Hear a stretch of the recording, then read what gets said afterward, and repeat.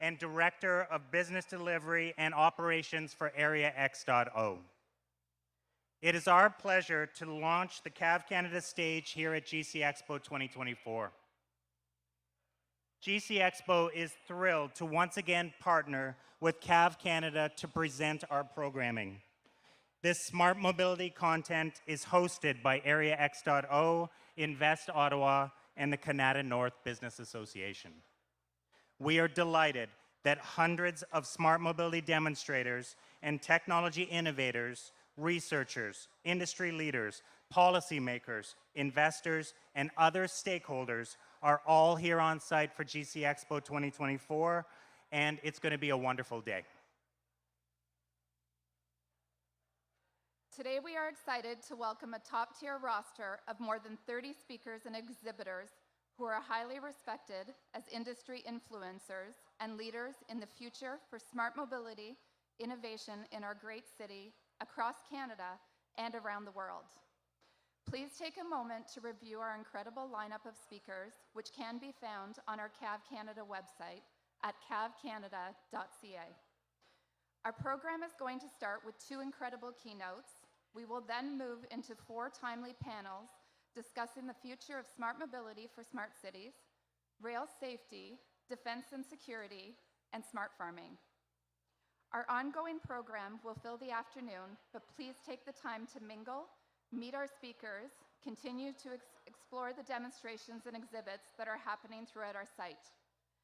Before we begin, we want to start by acknowledging that the land on which we gather is the traditional unceded territory of the Algonquin and Anishinaabe people. We are grateful to have the opportunity to be present in this territory and come together as a national community. Further, I want to respect and affirm the inherent and treaty rights of all Indigenous peoples across this land. We recognize the contributions of the Métis, Inuit, and all Indigenous peoples have and continue to make, both in shaping and strengthening this community and our country as a whole. We are incredibly proud to partner with KNBA and Hub 350. Area X.O's public innovation facility and public test track, anchored in the heart of the Kanata North Tech Park, have huge innovations and have taken great strides. On behalf of Invest Ottawa, I would also like to extend a sincere thanks to our founding partners of Area X.O, Accenture, BlackBerry QNX, Ericsson, Juniper Networks, Microsoft, Nokia, as well as Ottawa's post-secondary institutions, many of whom are with us here today. As we prepare for an exciting day ahead, I'd like to share a few housekeeping items. Our panelists and speakers look forward to taking your questions during the final 5 minutes of each session. If you're joining us in person here at Area X.O, please raise your hand and we will have one of our roving mics come to you. If you are joining us online, please use the chat box. We have a team monitoring this stream and we will get to as many questions as we can. For those on site at Area X.O, you'll find the food trucks, coffee, and washrooms located just outside the doors of our tent. We thank you in advance for placing your phone on silent, and we aim to create the best experience possible for everyone here today. A big thank you to Rogers. Everyone is able to connect to the Wi-Fi. If you haven't already done so, please select GCXpo visitors. Please don't forget to answer our survey through the QR codes to help us improve our experience for you. Be sure to share your experience on social media using the hashtag GCXpo and help us create some buzz about today's amazing event. We will also be taking some snapshots and video footage here at Area X.O, so please be sure to smile for the camera. We look forward to sharing today's event content widely to maximize its impact throughout our community. We are just about to launch the program. Before we do so, we want to extend sincere thanks to the GCXpo 2024 sponsors, our federal government partners, Agriculture and Agri-Foods Canada, the Department of National Defence through the IDEAS program, Innovation, Science, and Economic Development, ISED, and Transport Canada. Without these government partners and without our corporate sponsors, this event would not take place. It is solely funded through their participation. We'd like to thank our Area X.O sponsors, École Catholique, FCC, and Rogers, Area X.O funding parties, the City of Ottawa, the Province of Ontario through the OVA Network, and our corporate sponsors for GCXpo 2024, ANSYS, Calian, Hydro Ottawa, BlackBerry QNX, Compass Rose, Neutron Controls, Bradley Kelly, Indro Robotics, OC Transpo, and OSE, who is providing our AV here today. It is now my great pleasure to introduce Sonia Shorey, President and CEO for Invest Ottawa, to bring some opening remarks.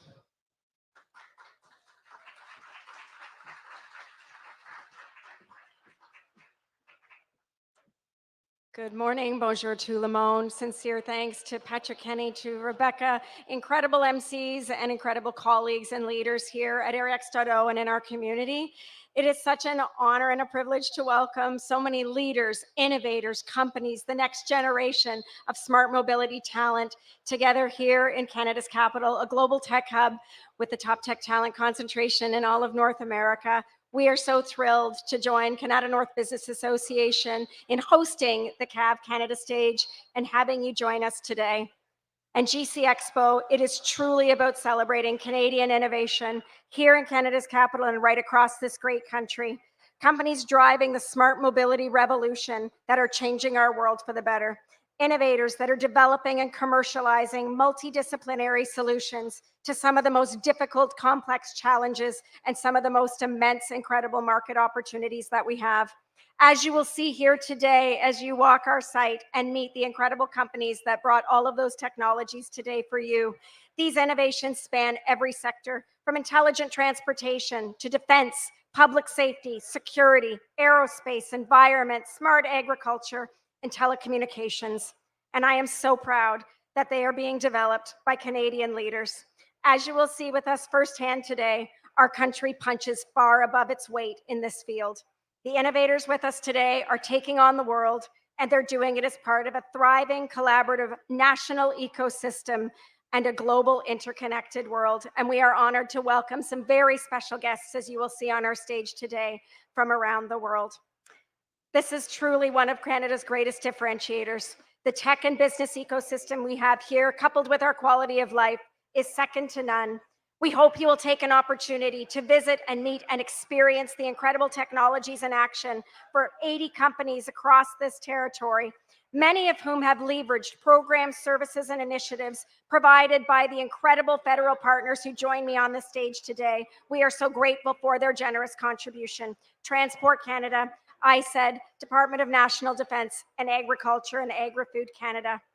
Without further ado, I truly want to welcome and extend deep thanks to the leaders that are sitting to my left. They truly made today possible, together with the founding partners of Area X.O, our generous event sponsors, and our Area X.O sponsors. So with that, I am going to open the floor. They're going to remain in their seats to create some of the fireside chat opportunity.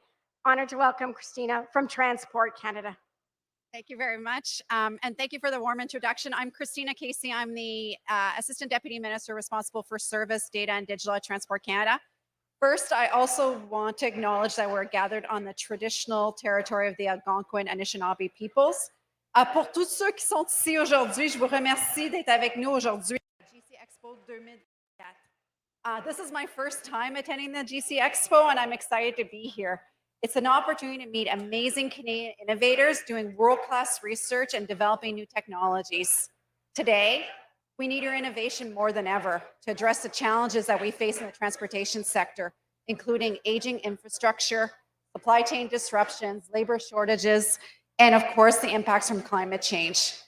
At Transport Canada, we're looking to employ new technologies in our role as transportation regulators to help enhance the safety and efficiency of environmental performance of the transportation system. For example, we're using new data sources and platforms to forecast and optimally plan for the flight and vessel arrivals. detect and predict endangered whale migrations, and forecast future demands across the supply chain. We're using remotely piloted aircraft systems or drones to enhance rail and infrastructure inspections, supporting the use of digital twinning technology by ports to enhance their operation safety. We're investing in new facilities like our commercial vehicle lab at the Motor Vehicle Test Center in Blainville, where we can test large vehicles like electric trucks and buses, connected and automated vehicles. Ces nouvelles technologies et outils que nous essayons et que nous mettons en œuvre, ce ne serait pas possible sans des événements comme ceux-ci. These events make innovation possible by bringing people together to see technology in action. These events encourage creativity and innovation. But this event is special. The cross-cutting nature of this event is unique. Where else can we see technology aimed at smart cities, smart farming, and smart technology all in one space? And smart transportation. Many technology can apply across transportation modes and across sectors. Drones can be used to inspect bridges or for precision agriculture. Remote inspection can be used to monitor for landslide and wildfires that pose a threat to rail lines and highways, and to monitor coastlines and ship movements. For example, my colleague from agriculture can wander over to smart cities or smart transportation section and see something that helps address an important issue facing Canadian farmers. And that's the unique part of this expo. It's seeing that technologies can help make transportation safer, cleaner, more secure, and more equitable, and can spark creativity and solutions for another sector. I'm happy to see how this event has transitioned from CCXpo to GCXpo, and it shows that what can happen when you have a good idea that comes to fruition and can be made even better. Donc, je suis très excitée d'être ici and see what comes from the combination of ideas, energy, and perspective that takes place today. Donc, merci beaucoup. Thank you so much, Christina. I can't emphasize enough how important it is for us to collaborate closely with the Government of Canada, including our chief regulator in this country, Transport Canada. Area X.O is all about helping innovators and companies get their technologies to market faster, safely, faster to market, faster to customer, and to revenue, so they can create jobs and have the impact on the world that they strive to achieve. And that is done in collaboration with the leaders and the departments and the Government of Canada more broadly. So thank you so much for your anchor leadership.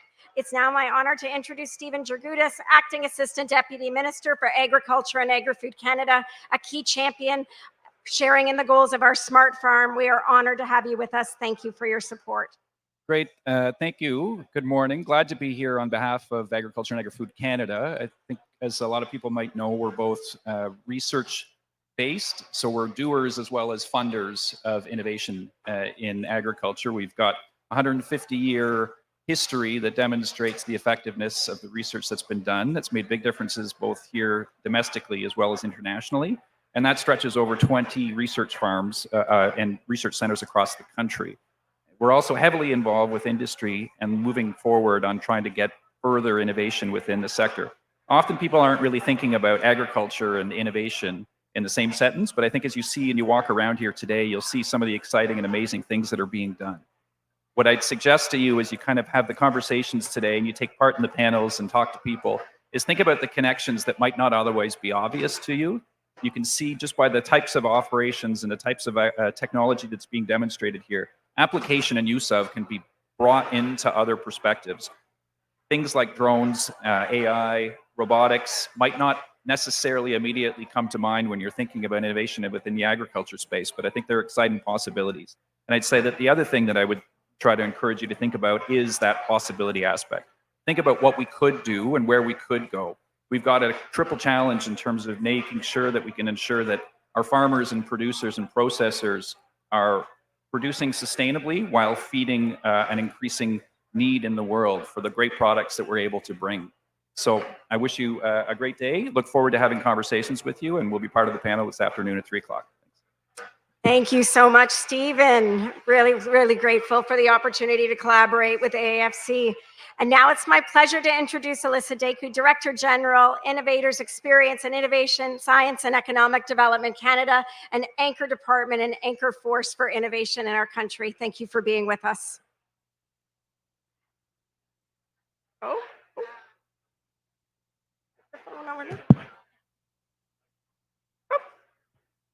Okay. Thank you so much. Yeah, I'm really excited to be here today as well. Similarly to you, I'm very fortunate that the majority of my job actually involves working with innovative companies and entrepreneurs to help them connect with the programs and services that they need to grow and scale and innovate and thrive here in Canada. So, seeing the companies this morning, I was excited to be part of a tour this morning and actually walk around early and get to meet some of these companies, to see their innovations, to hear about their growth journeys. And it was just thrilling to me. So, my role at Innovation Canada and the team that I'm so fortunate to work with is to support innovators and entrepreneurs in being able to connect with all the incredible programs and services that governments have to offer, as well as to help them connect with other information around compliance and navigating the ecosystem. So we have a couple of digital platforms for entrepreneurs. So one being the Business Benefits Finder that is available. It has over 1,600 programs and services at provincial and federal levels that are available and accessible for businesses today. We have another platform called BizPal that's there that helps Canadian businesses and entrepreneurs understand and connect with the permitting, licensing, and permitting, licensing, and registration requirements for the areas of the country that they live in. So it is a national view. We also have innovation advisors that help work with companies in Canada that are scaling and innovating to help them develop growth strategies and really maximize and leverage the opportunities that the Government of Canada brings as a partner to these companies. And I am fortunate, Sonia, that I actually brought some of them here today. Amazing. So we actually have a few of them that are in the tent over here behind me. They're going to be out on the floor networking with companies as well and connecting with all of them.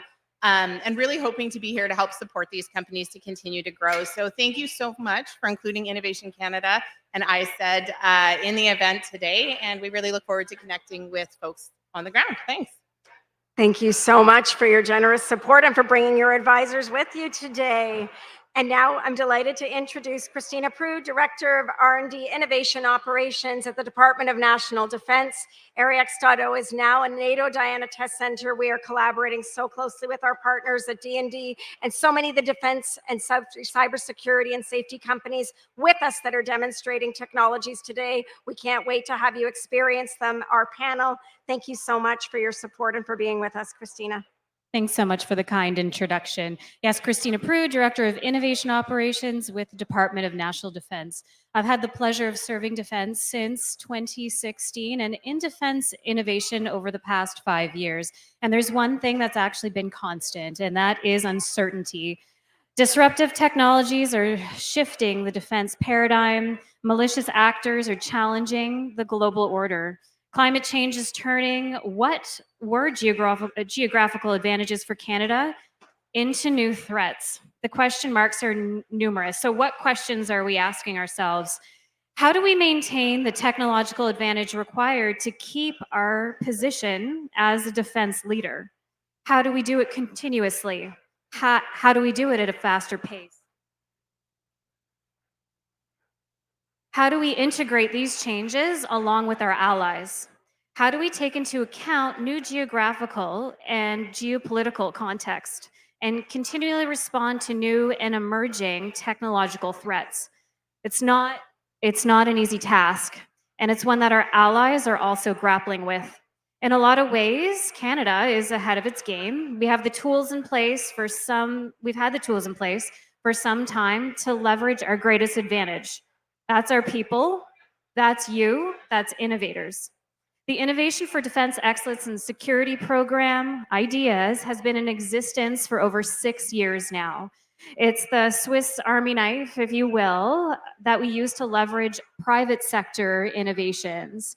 It was designed to be agile with a multitude of potential tools that can be used to design, build, test, exploit, and research the solutions required for the defense challenges that we face. Its sole purpose is to tap into the infinite ingenuity and talent required for a constantly shifting defense environment. It has allowed us to develop a stable of 20 potential solutions that will be tested by our forces for use in the real world. And our allies are taking note. NATO recently created the Diana Defense Accelerator using a similar innovation formula on an alliance-wide scale.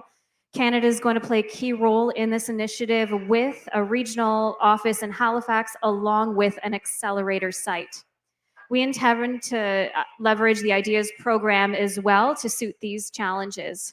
And there's other programs like Innovative Solutions Canada, as well as the Canadian Safety and Security Program that help to fill the gaps in the innovation space. So the challenges are numerous, but like everything, we must have the right mindset, as you've heard from our panelists this morning or this afternoon. And we change, we take risks, we fail, we start all over again. And in the process, the outcome and the culture, and we wrap it all up all at the same time. In an uncertain world, it's the only way to move forward. I encourage you to visit the IDEAS booth that's located just behind me to have further conversations to make sure that you're tapped into new challenges that are launched to industry so that we can evolve some of the defense solutions that are essential to our forces. Thanks for the opportunity and enjoy the expo. Thank you so much to all of our federal partners for helping to make today possible, for supporting the innovators and companies that are at the heart of everything we do: safety, testing, validation, demonstration, and implementation of those technologies to get them to market faster, safely. Thank you so much to all of my colleagues. I'm now going to bring back Patrick Kenny to introduce our first keynote speaker. Thank you, Sonia. And thank you to all of our government partners. It's been a pleasure to work with you and all of your teams in the lead up to GCXpo 2024. All right, we're now ready to kick off our first keynote. Area X.O promotes working daily with new innovators that will help shape our sector and the world. Staying ahead of trends can differentiate ourselves from the competition. Today, we welcome an individual known for regularly speaking to some of the world's most innovative organizations about the future of cities, climate, work, AI, and the future of the future itself.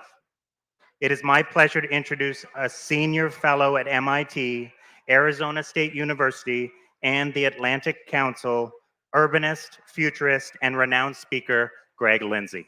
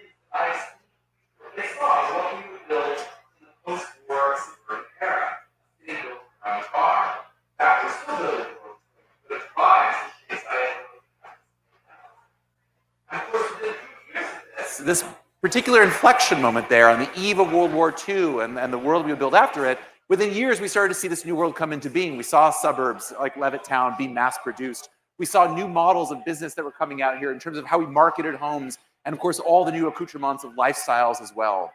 And the reason I'm here today is that the people you are here to see are building this new future. We're at a similar inflection point in time where the future can go different ways. Tesla, previously the world's most valuable automotive company, now labels itself an AI and robotics company. Here you see its Optimus humanoid robot, one of many competing in the sector here, as Tesla tries to basically build this future of robotics to take over manufacturing and others. Its competitor Apple, in a way, we see here, bet on the Apple Vision Pro. I'll come back to this. We can see this is sort of Apple's era, big bet from the pandemic era here, a world in which we would sit on our couches in perfect bliss, live an interior world where basically we exist inside the computer here.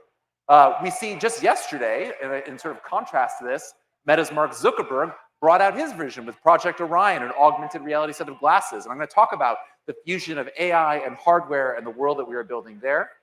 And a fourth competing vision, this one I can tell you, I can promise is not real. This is in fact part of an April Fool's Day prank footage. But this does reflect real patents that Amazon has for creating drone airships that would then dispatch aerial drones to its final destination. And you can imagine that if you couple this with another real Amazon patent for predictive ordering, you could walk outside onto your stoop or your backyard one day and find toilet paper that you hadn't thought to order yet, delivered by drone. So, these are all examples of what the Canadian science fiction author, William Gibson, founder of Cyberpunk, once said. The future is already here. It's just not evenly distributed. There are bits and pieces of the future all around. In fact, you're here at a very concentrated chunk of potential futures out there. But are these the kind of futures that we want? And that's what I want to lay out today as my opening talk here, in the sense of that we have to imbue this with a sense of responsibility and ethics as well, and think about what are the externalities of the technologies we are building and how do we use them responsibly. So for an example of like a piece of future lying around on the ground, the autonomous vehicle has been a conceptual idea for what, 50, 60, 70 years almost. The most shocking thing about this image today is not that the driver is not had his hands on the wheel, it's the fact that the family is playing board games together and not staring at their phones. That's the most alien piece of this. But amazingly, this is exactly the image. This is a year ago. Cruise, owned by General Motors, portrayed this image of its level 5 would-be autonomous car that it was appealing to the United States National Highway Traffic Safety Administration to let them build until, of course, they had their fatal incident, which a pedestrian was killed. And I think about this often because I had the opportunity several years ago to write Ford Motors' actual AV guidelines for NHTSA. I didn't devise them. I was dragged into a room in Dearborn and listened to 15 different engineering teams try to explain what they were doing. And in this case, I gave me the minimal expertise to realize that what you're recognizing in this case is not autonomous cars that are failing, they're failing safely. They have exceeded their operational domain design, and that they are programmed here to shut themselves down in the middle of the street.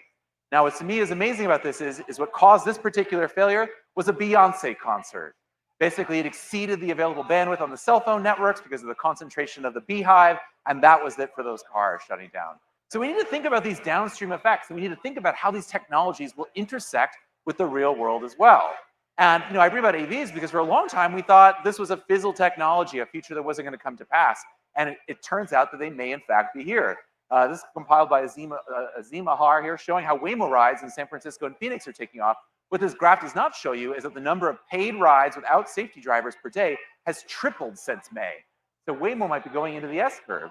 And we've seen, again, the downstream potential effects of this. So think about how do we become contextually aware of this? Because in China, Baidu, the so-called Google of China, has launched in Wuhan its own competing autonomous vehicle service, one that launched in July with over 500 vehicles, that because of the incredible subsidies, being able to basically drive across the city for 60 cents equivalent, has already led drivers to fear for mass unemployment and how this would affect their livelihood. I bring this up because Uber has partnered with the same company to launch their own autonomous ride-hailing service in Abu Dhabi, so that's coming there. But then also think about, again, the cultural impacts of this and how these technologies are perceived. This footage is a couple days old. It's basically a bunch of kids graffitiing a Waymo in San Francisco. I love this because unlike other incidents of setting them on fire, no one was harmed, but I do love the look on the rider's face there, the frown with while he's holding his dog. How do we ensure there's not technological rejection? How do we ensure that these technologies are actually received because they're contextually appropriate, not just plowing through? And I thought about this work. I had the privilege of working several years ago with my friend Philippe Chiambaretta on redesigning the Champs-Élysées. This was ahead of the Olympics and will persist over the next decade.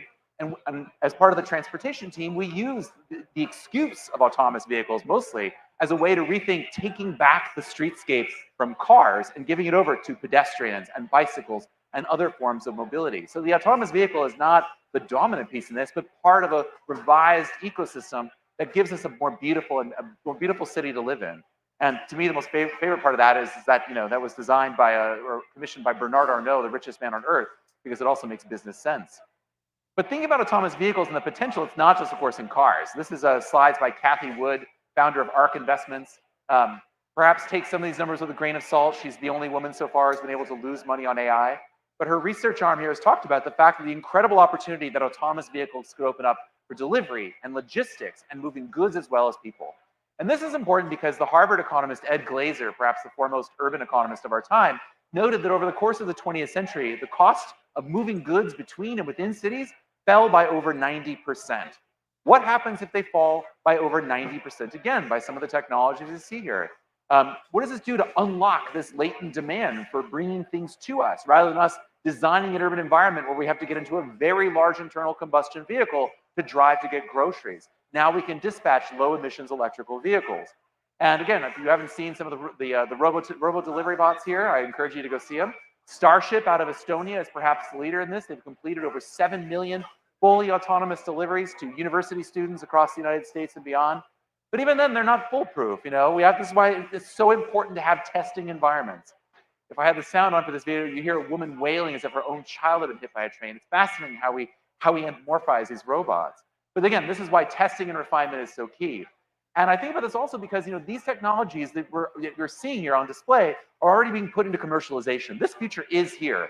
And a lot of it is actually in Dallas-Fort Worth in Texas, which because of its galactic sprawl and because of the regulation-light environment that's in Texas, you're seeing companies like Wing and Zipline and others partner with Walmart to do deliveries. So here in this case, you can see this is basically doing a delivery out of a suburban Walmart parking lot. I find this interesting partly because of how low-tech it is, but also partly because that we're choosing to deploy this technology on behalf of doing orders from Walmart or delivering meals on behalf of the equivalent of Uber Eats.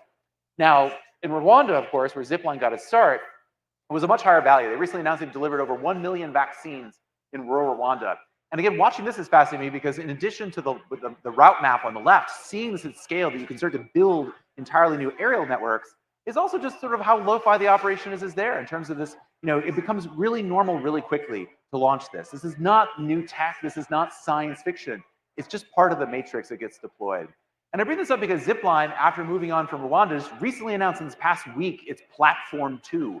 The fact that it's going to start building out entire areas of drones that'll deliver this mini droid, as they call it here, with its own propulsion that will maneuver around on the ground to make your final delivery. And the CEO of Zipline was arguing, in an echo of Glaeser, what happens if we can expand the market for delivery by 100x? What happens to our technologies then?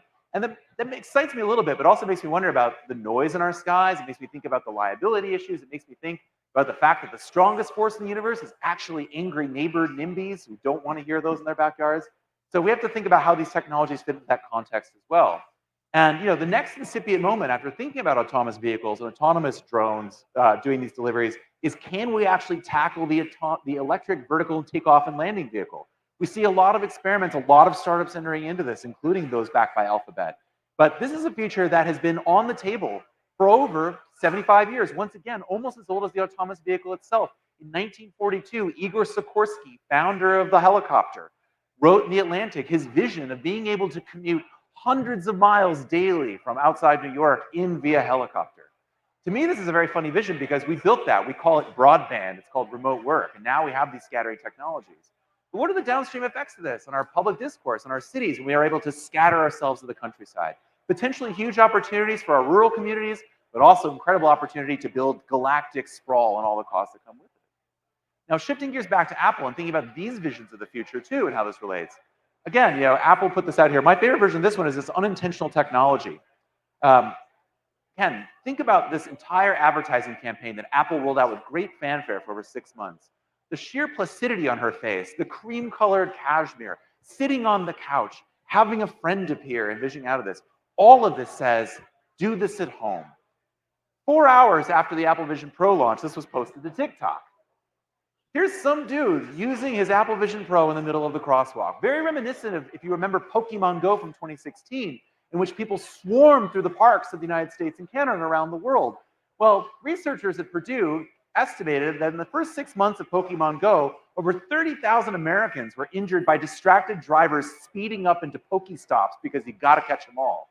We have to think about these unintended consequences. And in fact, 6 hours after the Apple Vision Pro launched, someone captured this video again, faked because the Apple Vision Pro doesn't work in motion, of someone ostensibly using it with their Tesla autopilot. No less than the American Secretary of Transportation, Pete Buttigieg, posted a tweet basically saying, keep both hands on the wheel while you're driving in the metaverse. So what happens when you unleash these new technologies out of these environments? Rather than the Apple Vision Pro, I'm more interested in what Meta is up to. Before the yesterday's announcement, you can go out and for $500 buy the latest version of their Ray-Ban Meta Wayfarers. Over 700,000 copies have shipped that now come with an onboard multimodal model of Meta's Llama 3, in which case you could ask it, what am I looking at?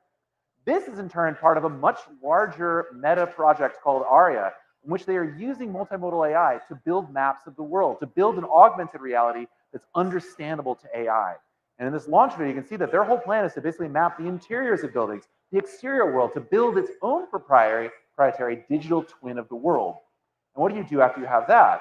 Well, I'll quickly mention here that Meta is not alone. This is Google from their I/O conference here, showing off their own multimodal AI, in which case it can recognize where viewers are, having built that already map. And I'll skip over, but again, the demo person puts on their own glasses and is able to actually start understanding the world.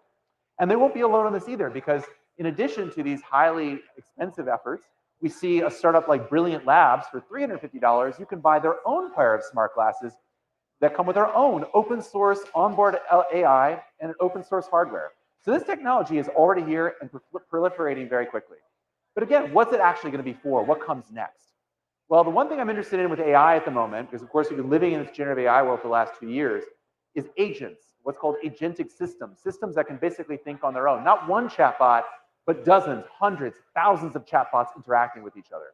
This is what OpenAI is doing with their new O1 model they've talked about. This is what Salesforce is doing with talking about agents. This is what NVIDIA's Jensen Huang is talking about here, about building NVIDIA intelligent machines, entire teams able to do this. Lots of implications for the future of work. But I just want to put this aside, because what happens when we let these agents go out into the real world? This is a presentation I saw yesterday by NYU researcher Zhajing Ji. This is called Virtual in Real Life. It uses agents to go into Google Street View and other GIS map data and have agents understand the world. You can have an agent go out and count every single person here if you had a capture of the Street View. And so it puts this impetus here to create these faster, more real-time maps. And now we have the technology with this AI to go out and build the operating system of a smart city. You can now actually ask AI agents to go out into the world and tell us what they find there. And then the next step after that is that we're starting to build the personas, the operating system, to actually interact with them and talk to them. The most fascinating technology demo I've seen in the last 2 years was actually at Augmented World Expo last year, where my friend Keiichi Matsuda built an augmented reality, artificially intelligent owl named Wool. Wool flies out of a redwood forest and will talk to you about life in the forest. But you can talk to Wool about anything. It's not scripted. I asked him, what do you like to do there? Who are your friends? He's like, oh, I have a lot of friends, but I like to hang out with Benny the Bat. We sing karaoke at night while the other animals are asleep. I'm like, that's amazing, Wool. What do you like to sing? He's like, I like the Eagles. They're a hoot. So we've now created AI that can tell dad jokes, and we've now created AI that will be able to actually, perhaps potentially drive the machines you see here, interact with them, capture footage off them, bring them to our attention. And this is a world that's starting to emerge here. This is Keiichi's short film. This is fictional here, called Agents. But imagine a world where we're able to wear the kinds of devices that Meta and others have here to basically make sense of this world of mixed robotics and AI that we're actually building. And again, I find this very exciting and only mildly terrifying. And many others have as well, because Keiichi is best known for his own dystopia. This is his film Hyperreality from 2016, which actually encouraged the founder and CEO of Niantic, which made Pokemon Go, to bring Keiichi into the company, because he has explicitly said, this is not the future we want to build. This is a world of massive gamification, a world of all sorts of e-commerce and predatory things. So again, how do we build the world we want? How do we become better and more informed technologists?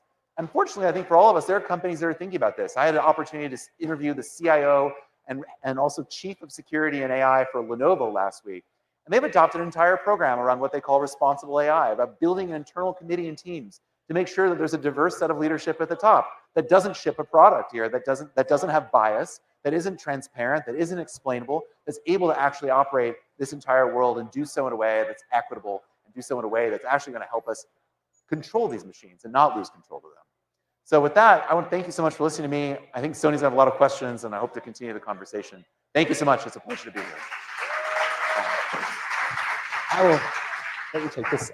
Amazing. Thank you very much, Greg. We'd now like to welcome Sonia Shorey to come forward and help moderate the fireside chat, and then we'll take questions from the audience. All right. Well, what a fascinating presentation. Thank you so much for joining us. I mean, certainly, given the rapid pace of technological advancement that you've just showcased in so many ways, what do you personally, as a futurist, believe are the most exciting and impactful emerging technologies that you think are going to really have the greatest impact on our society 10 to 20 years from now? Oh, wow. 20 years. So let's put this in 2044. I think, honestly, the most impactful technologies are the ones that I didn't cover here, which is given what we're already seeing already, of course, with climate change and the effects it will have, the most impactful technologies will be the ones, and it will include AI and robotics, the technologies here, but it will be the ones that will help us adapt to a massively warming, changing, weirding world. And so that's going to include AI for resilience. I'm hosting a panel on that at Cornell Tech at our Urban Tech Summit in November, where we're going to talk about how we can use generative AI to basically do that kind of real-time sensing, understanding, and identify opportunities for resilience, but also just the construction projects that will entail in terms of rebuilding our housing, rebuilding our infrastructure, and doing so in a way that's decarbonized and much more resilient than we have. So that world in 2044 is going to be one where we're either going to rebuild it to be fit for purpose, or we're going to suffer the consequences, honestly. So I love your vision, and certainly triple bottom line impact is something that we're very passionate about at this site and in this community, both locally and nationally. What type of role do you believe multidisciplinary and multi-sectoral technology integration will play in creating some of those solutions that will lead us to the future you just described? Yeah, absolutely. I mean, this is keep this on with sticky tape. Yes, I mean, as I mentioned, it has to be multidisciplinary here. It's this classic thing where technologists on their own, the ethos of moving fast and breaking things. This is what I was talking about with Lenovo. I mean, it has to give way to an ethos of moving slowly, moving carefully, and fixing things. And that's the question of how do we use all the technologies we're developing here for that purpose? How do we make sure that we have the ethics in place and understand that we have to bring everyone along with us? That an ethos that that if we just build for the 1% and it will trickle down is not one that's going to help us really tackle these challenges of climate change, inequality, and everything else that we're coming down the pike in the next 5 years, next 5 minutes. If you look at the hurricane that is barreling down on Florida and will make landfall at any moment. So, I think about these things, and that requires, technology firms to bring in ethicists and whatnot, but it also requires a higher level of technical literacy on behalf of those humanists as well, too. And so, again, that's what we do at Cornell Tech. We're trying to build, urban technologists. What does that mean to both understand technology and understand the urban context in which it happens? So you've mentioned some very important words and certainly themes that underpinned your presentation: privacy, safety, security, AI all around us, unprecedented pace. I did my research. When you interview a futurist, you ensure that you are well prepared. So I researched what Google, Microsoft, OpenAI, and of course, Geoffrey Hinton, the godfather of AI, are saying with respect to some of the most important steps that we need to take to ensure that we have the right guardrails while achieving that impact. Balanced and sector-specific AI regulations, responsible AI development and accountability, global cooperation on AI risks, and then exploration of AI's long-term risks and workforce impact. How can we start to navigate these important uncharted waters the most impactfully, not deterring innovation or the pace of innovation, but ensuring that we're implementing it responsibly?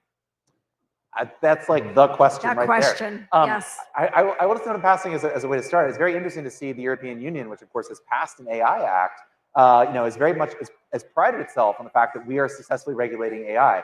They also published a report by the former head of the central bank being like, why don't we have any trillion-dollar AI companies? So there's that constant tension there between the opportunity space and the safety space. There's a couple things. I mean, when it comes to AI, I'm not an AI doomer. I do not worry that AI is going to kill us all. And if you follow the whole drama around OpenAI, you can see that obsesses a lot of the people there. I'm actually much more concerned about the harms that AI can do in the present. I'm much more concerned about the harms that we see by baking in the biases that plague our society into this one and encoding that potentially forever. I've done work with Arizona State with the Threat Casting Lab. We did a project for NATO 2 years ago, right after Russia had invaded Ukraine. And to us, one of the findings in talking to all these multidisciplinary experts and simulating and synthesizing their findings is that the scariest thing for us is that people would over-rely on AI, that you would trust it too much, that you would be afraid you would not be able to keep up. And I think that to me is one of the scariest things, is that we would, in a dire moment, will hand over too much responsibility. I'm reminded, I was thinking about this, there's a slide from an IBM training manual from 1979. It says in all caps, the only words on the page, a computer can never be accountable. Therefore, one must never leave a management decision to a computer. And I think you can see that for all kinds of decisions. But like, we must always maintain that accountability, so humans in the loop. So that's what I think from an organizational standpoint. And then from a law standpoint, I guess we're going to find an interesting answer, because right now in California, SB 1047 is sitting on Governor Newsom's desk. It would be the first and major state law in the United States, California often leads the way, that would require things like kill switches in models and auditing in models. And with all respect to Sam Altman of OpenAI, this idea that we need like an atomic energy commission for AI globally, I think that's a good idea. But I also believe in the proposal that we need, forgive me for my lack of the federal Canadian government, but in the US, it'd be the FDA, the Food and Drug Administration. I helped build a nutrition label for architecture and engineering firms on how to understand which tools to use. We need to have ways of informing and auditing these tools to understand what are the risks for end users as well, and who it affects downstream. So yeah, I think we need some regulation in place, but I think a lot of it is starting by informing people and then having the ability to audit these models and understand that. And I think that's probably a vote for the open source community, because those are models you're able to take apart and not just build black boxes. And AI certainly underpins many of the solutions that we will experience here today at Area X.O at GCXpo. There are also, of course, many public sector decision makers together with industry leaders that are joining us. What considerations should all of our leaders be thinking about when developing or proposing or making recommendations around AI regulations that balance that innovation and control, particularly in terms of privacy and national security? Yeah, well, big questions. I love these.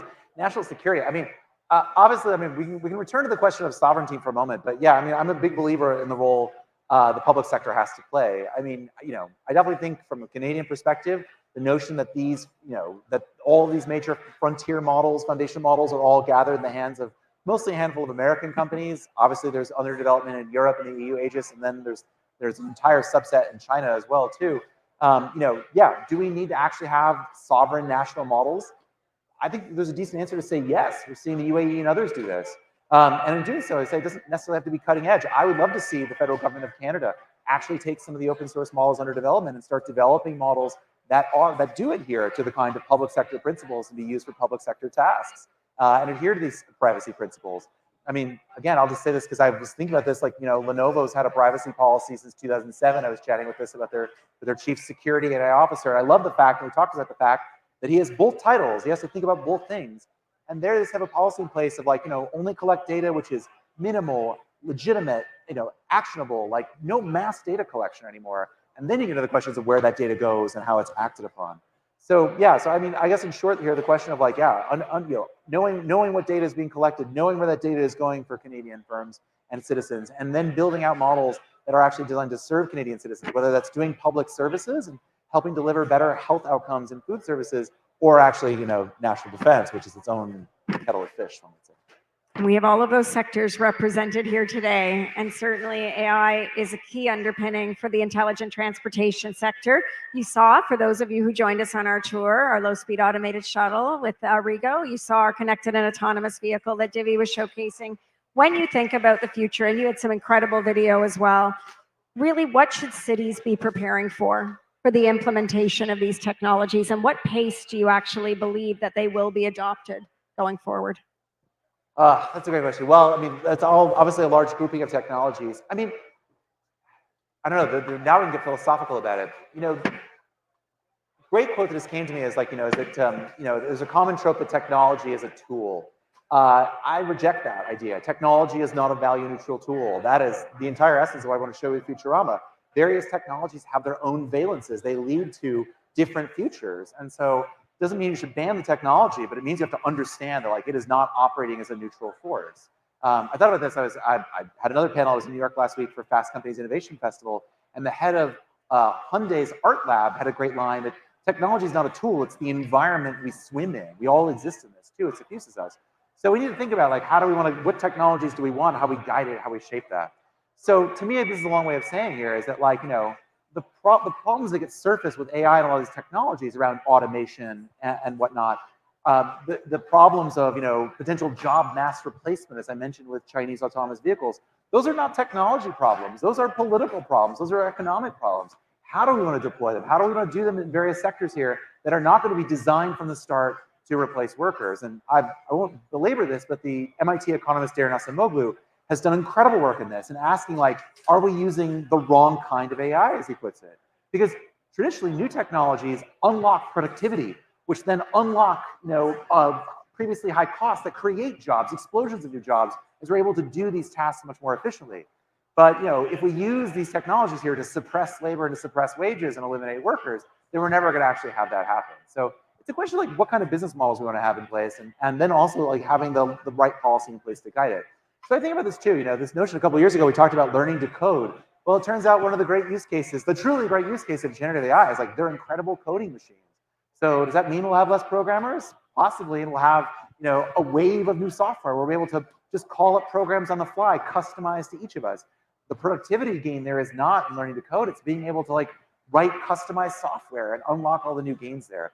So I think we need to be preparing. I think about like what are the second and third order effects, and preparing for those as well. So that's a long way of saying it, but it's chess. It's four-dimensional chess.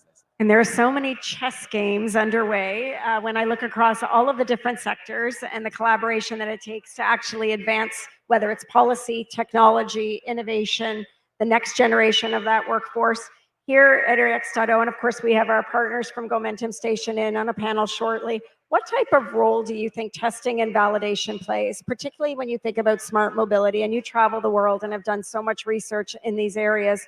How fundamental is that testing and validation in terms of being able to advance not just the technology, but the adoption, the policy, business models that enable monetization so that consumers can actually take advantage of these innovations?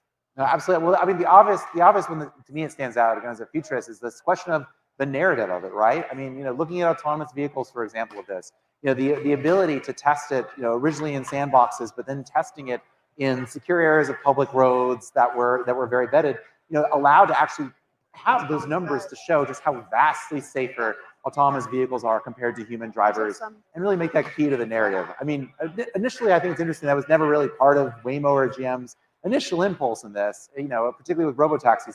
But they realized like that is the central message. That is what gets people to trust it. And you need to have those environments in which you can really adequately sandbox that to do it. And so I think that part is key, is that question of trust in the narrative, of being able to demonstrate it in live fire exercises, so to speak, and carry that forth. And then, yeah, it's also just a question of like being able to have that sandbox, because also as an urbanist, I subscribe to the idea that a city is not a lab. Like people don't get to consent to your experimentation on them when they're living there. And we can't just build cities from scratch. So you need to have these incredibly refined testing environments that can get as close as possible to the complexity of urban challenges to make sure they're ready to go out into that urban wild, because you can't just drop it on them. So yeah, areas like centers like this, like Area X.O, are so critical in this, about being able to like really test that with as much verisimilitude to the real world challenges that face us, because otherwise you're not, either they'll fail, which creates its own feedback loop, or you see that kind of cultural rejection that we've seen with AVs until finally it starts to flip. Performance, safety, and social acceptance. The keys, several of the keys that we're focused on. I hope everyone here has had a chance to see some of the incredible drone demos and our advanced robotics testing and training and drone facility here as well. There are so many different applications. You and I have spoken about all of the different ways drones are exploding into many different sectors, and there are many challenges that they're helping to solve. When you think about the opportunity in both the commercial and the public sectors, what kind of opportunities and challenges do you think we face in terms of scaling their use and having them become almost mainstream in some of these critical sectors, whether they're helping with wildfires, supporting emergency management and first responders? There's so many that excite us here. I'd love to know your perspective on that. Again, great question. I'll take one little piece of it, because this was not my project, but again, in addition to my current titles, I was an urban tech fellow at Cornell Tech in 22-23. And one of my colleagues there worked on this great project called Pilot NYC. It was this idea as part of the COVID comeback plan to make New York the center of urban innovation. And the piece of that was really interesting, goes right to this about scaling, is that this happens, of course, in defense circles and both D&D here and beyond. The so-called Valley of Death, which refers to the valley into which startups trying to work with the procurement arms of government agencies and the military fall into, where you can get that initial pilot in place, but then incredibly bureaucratic procurement kicks in, and they basically just simply cannot get from that early pilot up to the next level, and they fall into the valley and stay trapped there.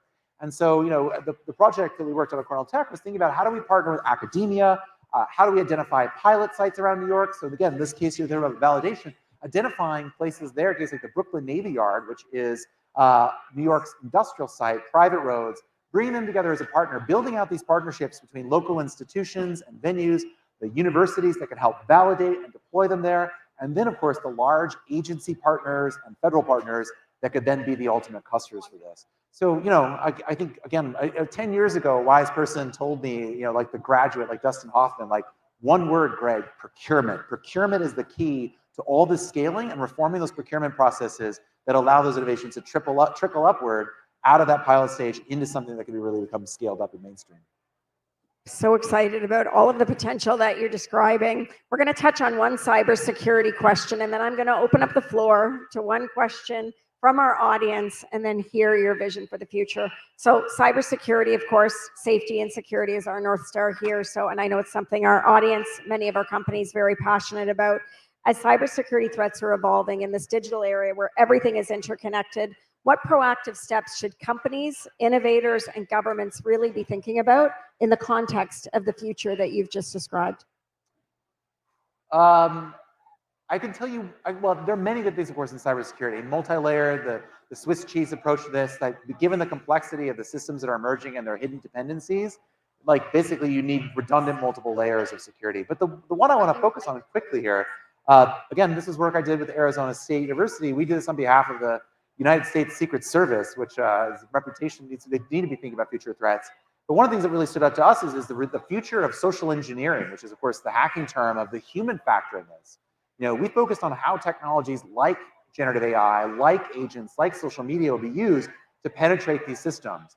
In the sense of, we see, for example, this. After our report came out, we saw that Arup, one of the world's largest engineering firms, had a deepfake scammer steal $25 million from the company by creating a completely realistic, real-time deepfake that joined a Zoom call and convinced a legitimate employee to make the transfer by pretending it was the CFO. We're about to enter into a world in which basically we're not sure what is real or is illusion. We have to fall back on our cybersecurity countermeasures to help us verify. If you've seen the film Inception, it's going to be a bit like that. You're going to have a totem, a form of cybersecurity that you trust that will help you do that. And so the one thing I think we need to think about is we also need to build out, and this is one of the crux of our reports is that organizations are going to have to build in the facilities to help their employees recover from these kind of cyber attacks, the psychological damage of being lied to, of being scammed, of this world we live in where we're under this deluge of that all the time. And so I hope we think about this as well. And in addition to basically building out the raw technical capabilities, our finding is that we're going to have a recover and mitigation for the human factor as well, because it's going to be a real trip, the world that we're emerging here, of AI companions, of AI best friends, of AI scammers. Yeah, it's going to be something else to think about. It is a very complex and interconnected world with a lot of opportunity and also a lot of challenge. I'm going to open up the floor to one question before we invite our futurist to give us his vision for the future. To quote my patron saint, the Canadian philosopher Marshall McLuhan, you don't like my ideas, I have others. So if you have any questions or any other vectors. Excellent. Hello. Hey. Welcome. Hi, Greg. Kevin with Deloitte Digital. Nice to meet you. I feel like if we dialed back 5 years and we had this conversation, I feel like non-cryptocurrency applications of blockchain would have occupied more of the time than it does today. But your view on, is that actually part of the future of this domain, or is that a fad that maybe has run its course? All right, so if I just to repeat, I understood correctly, basically the valence of blockchain now after several years of really where Web3 and blockchain was pointing to and about where the potential of that is? Yeah, is that still in the future? Yeah, it's a good question. I mean, blockchain and Web3 are fascinating technologies. I've always found myself a bit of a skeptic in it because there were many interesting ideas of it, and I'll label two in a second. But so much energy went into creating fake money and monkey JPEGs that was really interesting about how this sort of scorched the earth. But two things really stand out for me about the potential where that goes. One has been the idea is that one of the reasons blockchain never took off is because no one really ever built the consumer-facing user interfaces for that. Perhaps cryptocurrencies and blockchain and building out these kinds of new form of currencies becomes the way that generative AI agents interact with each other. Perhaps cryptocurrency is not a currency for humans, silly humans. Crypto is for robots, something like this. And so we see it play out that way. The other one that I'm really interested in is decentralized autonomous organizations. The idea that you could simply get a group of really talented people together, create your own blockchain, stand up your own currency, and tell people, if you believe in us that we can create something special, well then back our currency and become an owner in it. And I think that points to, and I'll leave it here not to get too deep into it, but learning during the pandemic that we could work remotely and that we could basically separate ourselves physically from our employers and do different work styles was just the beginning. We can learn to collaborate with all sorts of people at all sorts of scales, temporally, locationally, and blockchain could be a really foundational technology in that, in terms of being able to simply stand up an organization very quickly that does not involve chartering a corporation and putting out all this sort of stuff. So I think there's still some incredible opportunities to be done there. And it'll be very interesting to see if we see AI starting their own companies. I'll give you one example. There's a startup called Payman, which is setting up here where basically to give AI bank accounts where they can access funds to hire humans. And so this is both a very exciting and scary idea where your AI employer hires you to do a job. And in fact, I'll leave it here. That is exactly the plot of William Gibson's Neuromancer from 1984, where he coined the word cyberspace. 40th anniversary, 40 years later, we're still seeing science fiction come to fruition. I just saw our jaw drop from our new VP of Finance. Incredible, the reactions. Great question. Thank you so much. As we wrap up, let's ask you, what do you think is the one big myth that you want to debunk on our stage? And then tell us your vision for the future. The biggest myth, I would say, when it comes to this, is the biggest myth is that government can't innovate. That is the biggest myth. I'm a big fan of Mariana Mazzucato, the economist, on this, that so many of the foundational technologies that are acquired by big tech and marketed to the world are actually done by the kind of innovative startups that are backed by government grants, that are backed by government institutions. That innovation is directly being done by government every day. And if there's one myth we could explode, it's that idea that government can't do that, and that we should be basically showcasing those innovations every single day. And they are here with us today, and they are fueling the innovation at this site with the companies, the startups, the scale-ups, the researchers, and the SMEs that we serve. So that's amazing. Now, in 30 seconds, give us your technological vision for the future and the kind of world you'd like to see.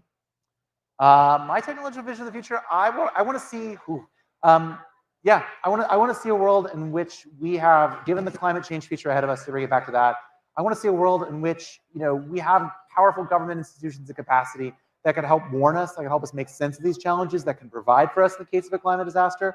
I think we need a renewed public sector that will help care for us in this world. So that's my hope, is that we see the institutional capacity backed by that technology. Amazing. Thank you so much, Greg, for taking the time to join us. He lives in Montreal, even though he is a senior fellow at MIT and Arizona State University Atlantic Council Director. We are honored to have had you with us today. Thank you so much. Thank you so much. Thank you so much. It's been a pleasure. Thank you both to Greg and Sonia. For our second keynote, we turn our attention to Nissan, a brand known not only for its reliable and stylish vehicles, but also for its commitment to innovation. Nissan continues to lead the way in developing cutting-edge technologies, particularly in autonomous driving and electric vehicles, shaping the future of mobility. Joining us today, we are thrilled to welcome Mr. Tanaka, Senior Manager, Advanced Materials and Processing Laboratory at Nissan Motors in Japan. Mr. Tanaka's research interests include AI technology, robot technology, and their implementation, which makes him a perfect guest for today at GCXpo. Please help us in welcoming Mr. Tanaka to the stage.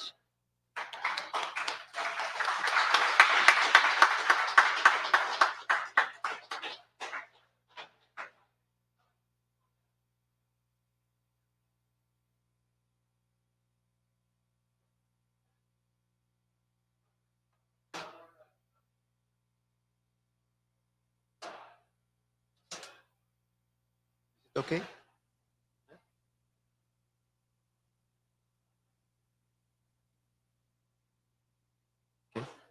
Hello, everyone. I'm Yasuhiro Tanaka, Senior Manager of Nissan Motor Company from Japan headquarters. And it's an honor to speak with you today.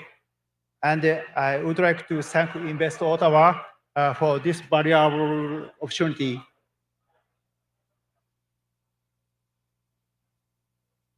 To start, let me briefly introduce myself. I am the senior manager at Nissan Advanced Material Laboratory and the division of production engineering. My current focus is on R&D in artificial intelligence and robotics for manufacturing.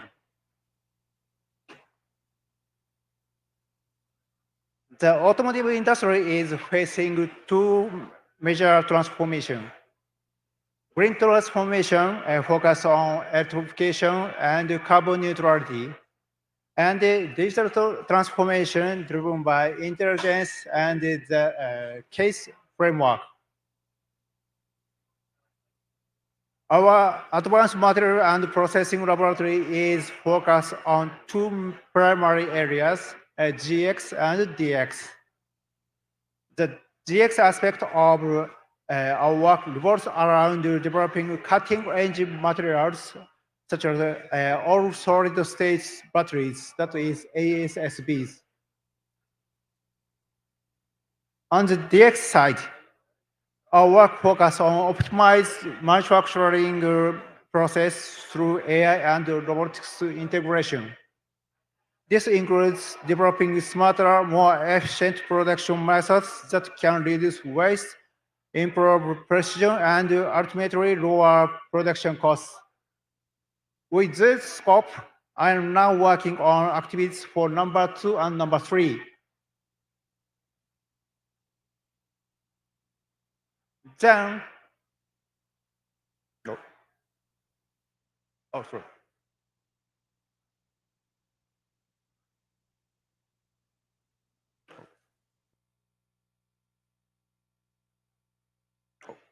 Just a moment. Okay. Then let's talk about our activity in manufacturing. Nissan Intelligent Factory Initiative is an ambitious project aimed at transforming the way which we manufacture vehicles. It's built on two key pillars.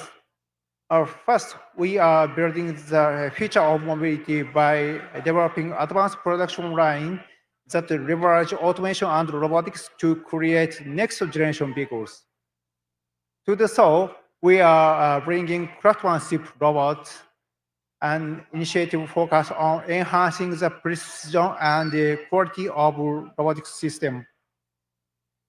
By incorporating the skill and techniques of master craftsmen or Takumi, which is craftsman's soul, into our robots, we are able to produce vehicles that meet the highest standard of quality and craftsmanship. The second pillar is creating a better workplace with robots. By integrating robotics into the production process, we are not only improving efficiency, but also creating a safer, more inclusive work environment.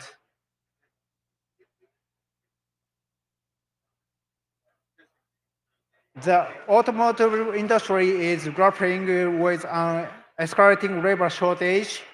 This is largely driven by demographic changes, including a declining birth rate and aging population. Additionally, there has been a noticeable decreasing in the number of younger individuals pursuing a career in the manufacturing sector. This shortage is skilled workers is not only current challenge, but one that is expected to intensify in the coming years as the labor force continues to shrink.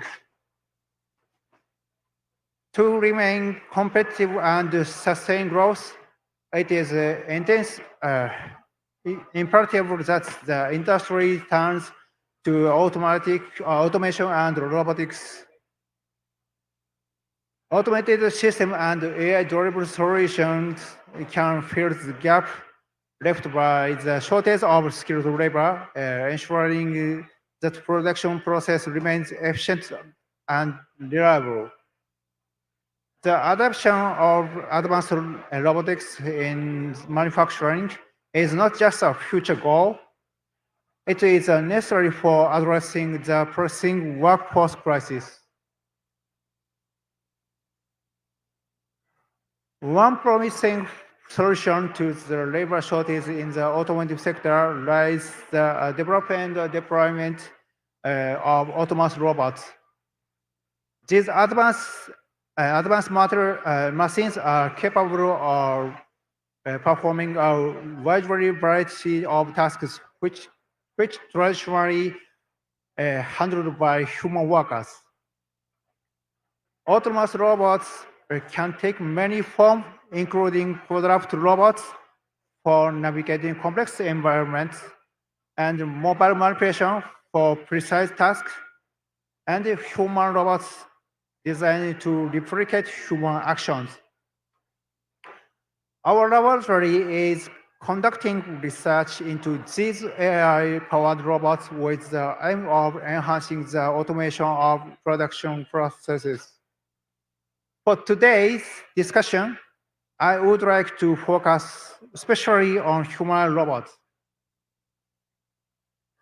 These robots represent a significant leap forward in automation, as they are designed not only to complete physical tasks, but to do so in environments originally built for human workers.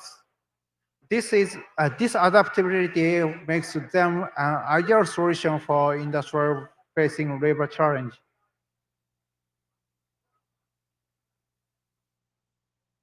Based on forecasts from Goldman Sachs, we can anticipate a significant shift in the economic viability of humanoid robots over the next decades. Currently, industry worldwide are experiencing a rising wage for factory workers due to the shortage of skilled labor. At the same time, the cost of human robots is gradually decreasing as advancement in robotics and AI technologies driven down production and operation costs. By 2030, it is projected that the cost of employing humanoid robots will fall below that of hiring human workers for similar tasks.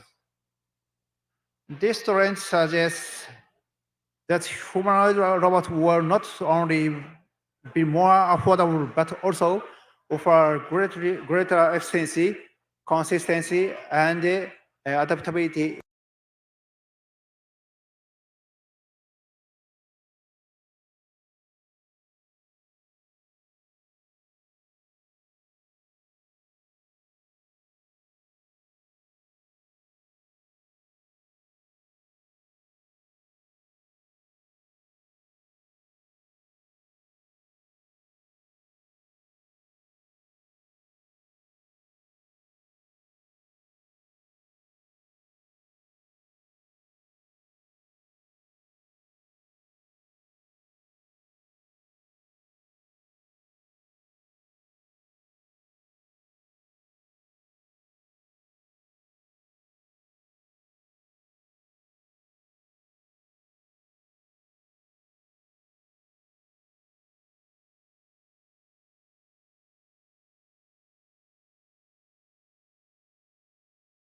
Their capabilities in automation and autonomous and humanoid robots.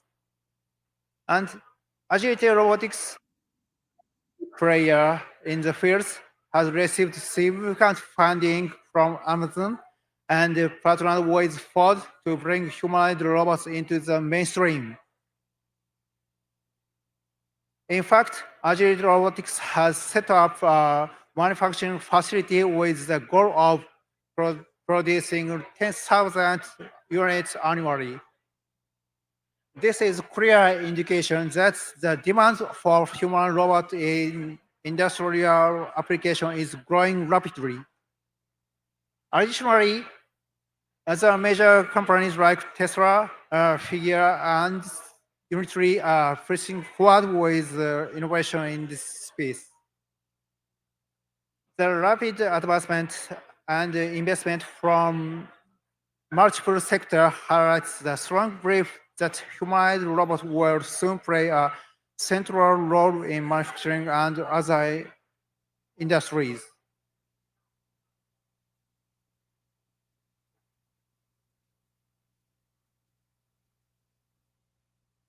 Okay, in the next, let's think about why human robot develops progress so rapidly.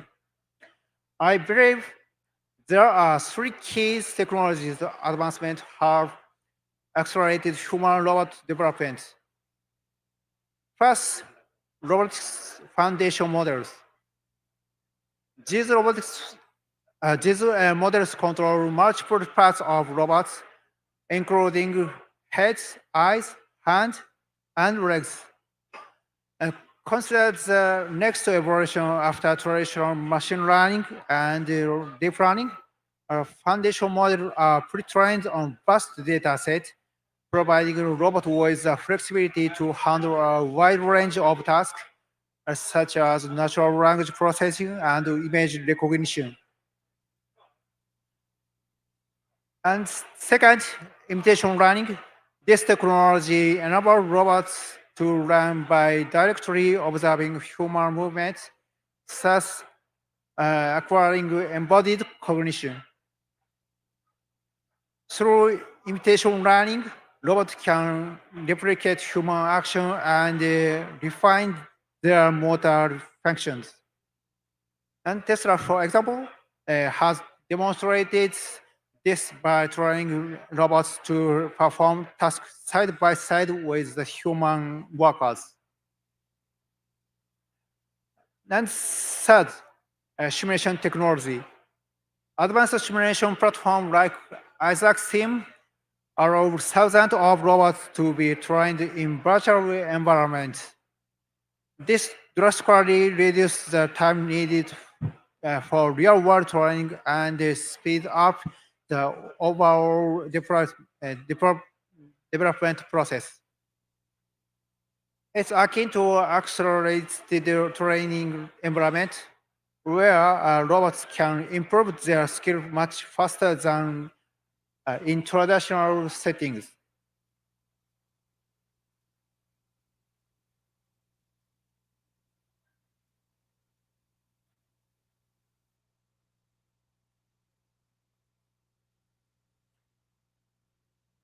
And as you might have heard, this is typical file process in the vehicle manufacturing, meaning that it includes pressing, body welding, painting, assembly, and inspection.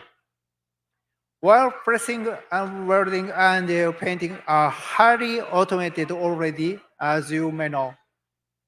In other words, assembly still rely on human skill due to its complexity. Automating the assembly process remains one of the biggest challenges in the manufacturing, where I'm interested in hearing from you the trend if you have.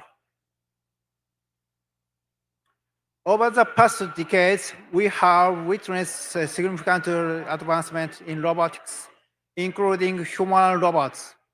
While we are now seeing robots that are increasingly practical for factory use, there are still hurdles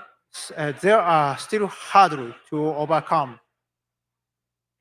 And we believe that quadruped robots, mobile manipulators, and humanized AI-powered robotics hold great improving production efficiency. We look forward to seeing how these technologies will continue to evolve and reshape the future of manufacturing, especially from Canada and Ottawa region. And thank you for your attention. I hope this can give you a bit sense of our expectation for innovative manufacturing.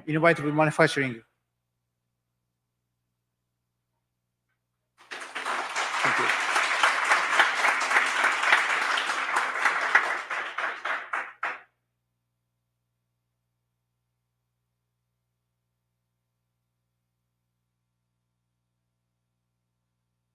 Okay. Sophie.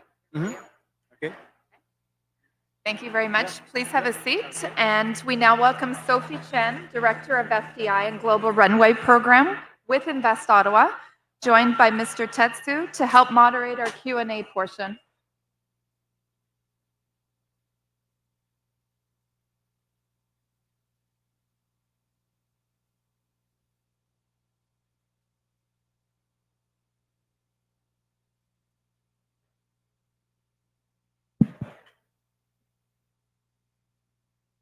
Here's the next.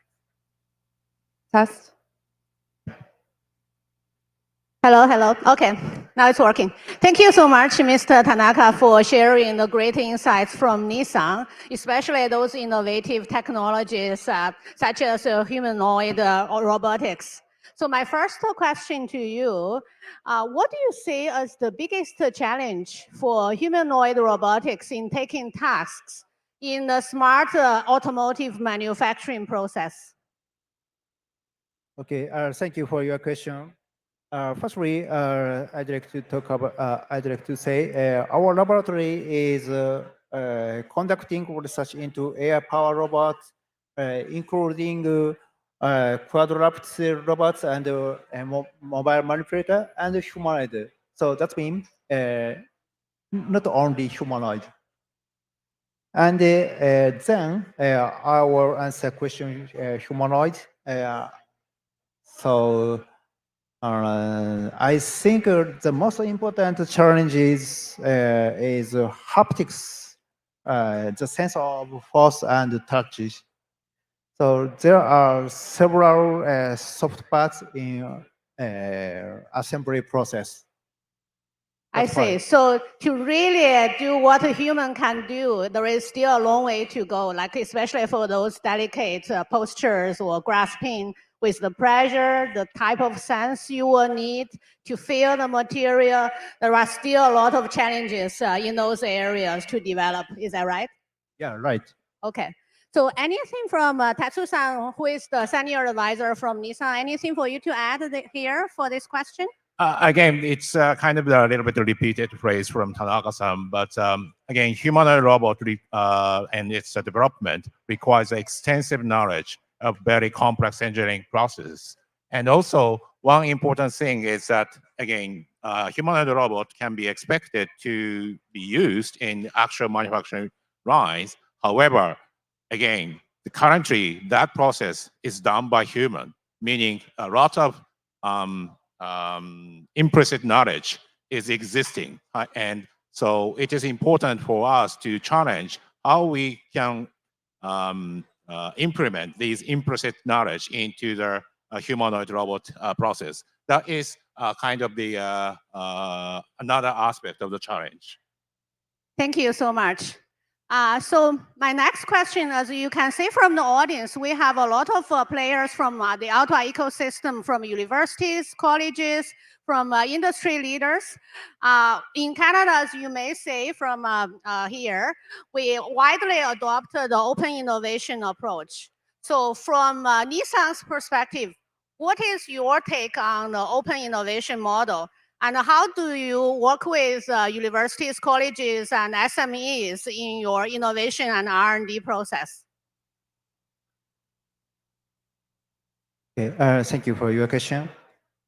So, firstly, I believe that an open innovation approach is so important, especially based on ecosystem.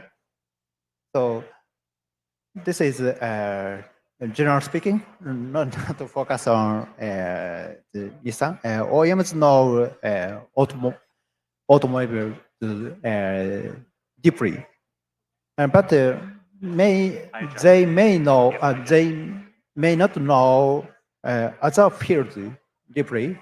So, in other words, OEMs need collaboration with these experts in each field. So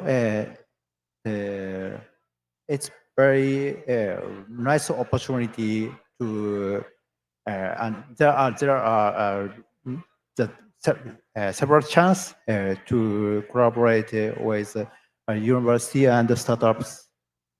I see. Thank you. So I hope that's helpful for our audience who are interested in working with Nissan, maybe for some innovation challenge projects from our universities, colleges, and also SMEs who are presenting here. So before I go to the last question, maybe I ask Tatsu-san, do you have anything to add to this question? Again, the humanoid robotics is a truly complex challenge. So we believe it is not possible by just one company. We believe it is important for us to make an innovation by group using with such a wonderful Area X.O environment. And this is a kind of our expectation for such a next generation of open innovation activities. Thank you so much for the insights. So given the time, we only have one last question, so I'm going to ask the final question. It's more related to the scenario today. As we know, deployment is always the most challenging thing when you bring innovation from the R&D lab to the real industrial scenarios to deploy them. So what do you say as the biggest challenge for Nissan in the deployment process? Especially given that today we can see Area X.O, we are offering a lot of players, ecosystem partners, the opportunity to use our platform as a testing and a validation process before they deploy the technology. So how do you see that? Would that be helpful for Nissan as well to deploy your innovation? Thank you for your question. It's so important point. I think there are two aspects, business aspect and the technology aspect. In the business aspects, when deploying air-powered robots in the OEM's factory, I think a major challenge will be how to structure the organization on the assembly process division. So in my experience, there were several hurdles to deploy these process division. And on the technology side, when introducing new technology, it is important to ensure robustness. So in that sense, they may be supported OEM's technology deployment. Okay, so you also say that's a very critical process because you need that accuracy, that reliability before you fully deploy it to a manufacturing process, which is very expensive process to run at the moment. So you want to make sure everything works before you really launch it. So yeah, well said. Thank you so much. And similar to that's our answer by Tanaka-san. We are actually truly impressed by such a close relationship, closely interconnected environment.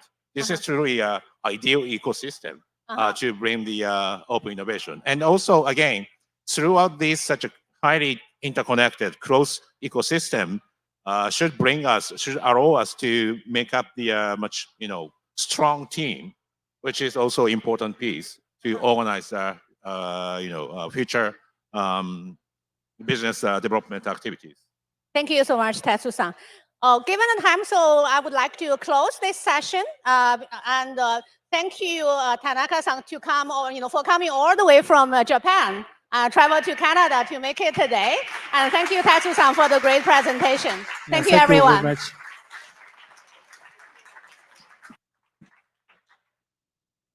Thank you, Mr. Tanaka, Mr. Tatsu, and Sophie for that insightful discussion. It's always exciting to hear about advancements for auto manufacturers, and Nissan is ahead of the curve.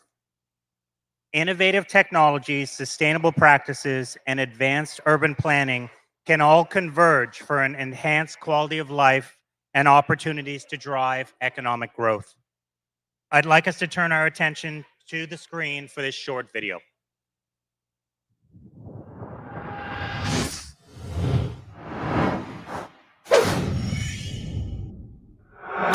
Flame on max. I'ma keep it going till there ain't none of that. Going till there ain't none. Keep the flame on max. I'ma keep it going till there ain't none of that. Going till there ain't none. Keep the flame on max. I'ma keep it going till there ain't none.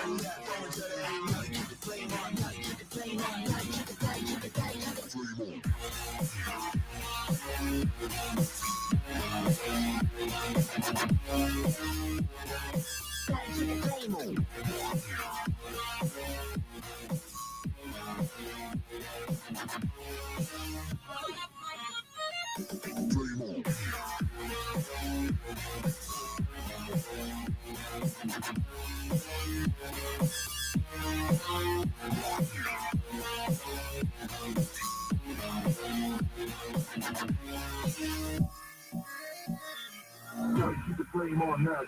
I'ma keep it going till there ain't none left. Going till there ain't gotta keep the flame on next. I'ma keep it going till there ain't none left. Going till there ain't gotta keep the flame on next. I'ma keep it going till there ain't none left. Going till there ain't gotta keep the flame on next. I'ma keep it going till there ain't none left. Going till there ain't gotta keep the flame on. Gotta keep the flame on. Gotta keep the flame on. Gotta keep the flame on. Gotta keep the flame on. Gotta keep the flame on. Gotta keep the flame on. Gotta keep the flame on.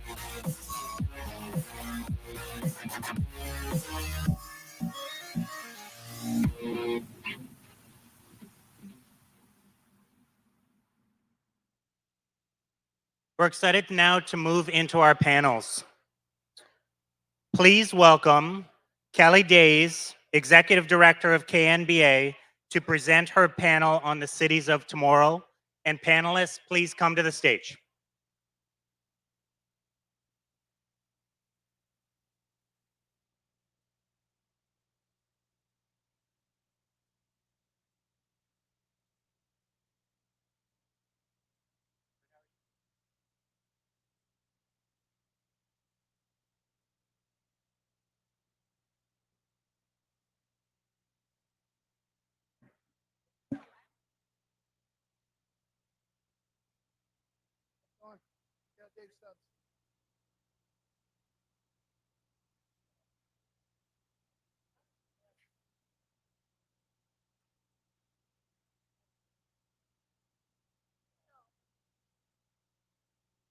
Kelly, how's it going?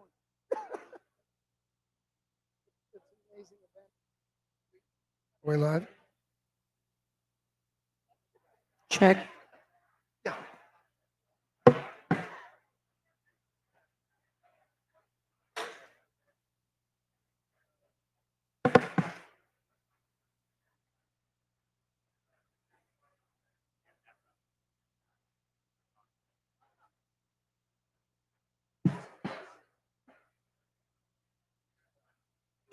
I think, Kelly, you're good.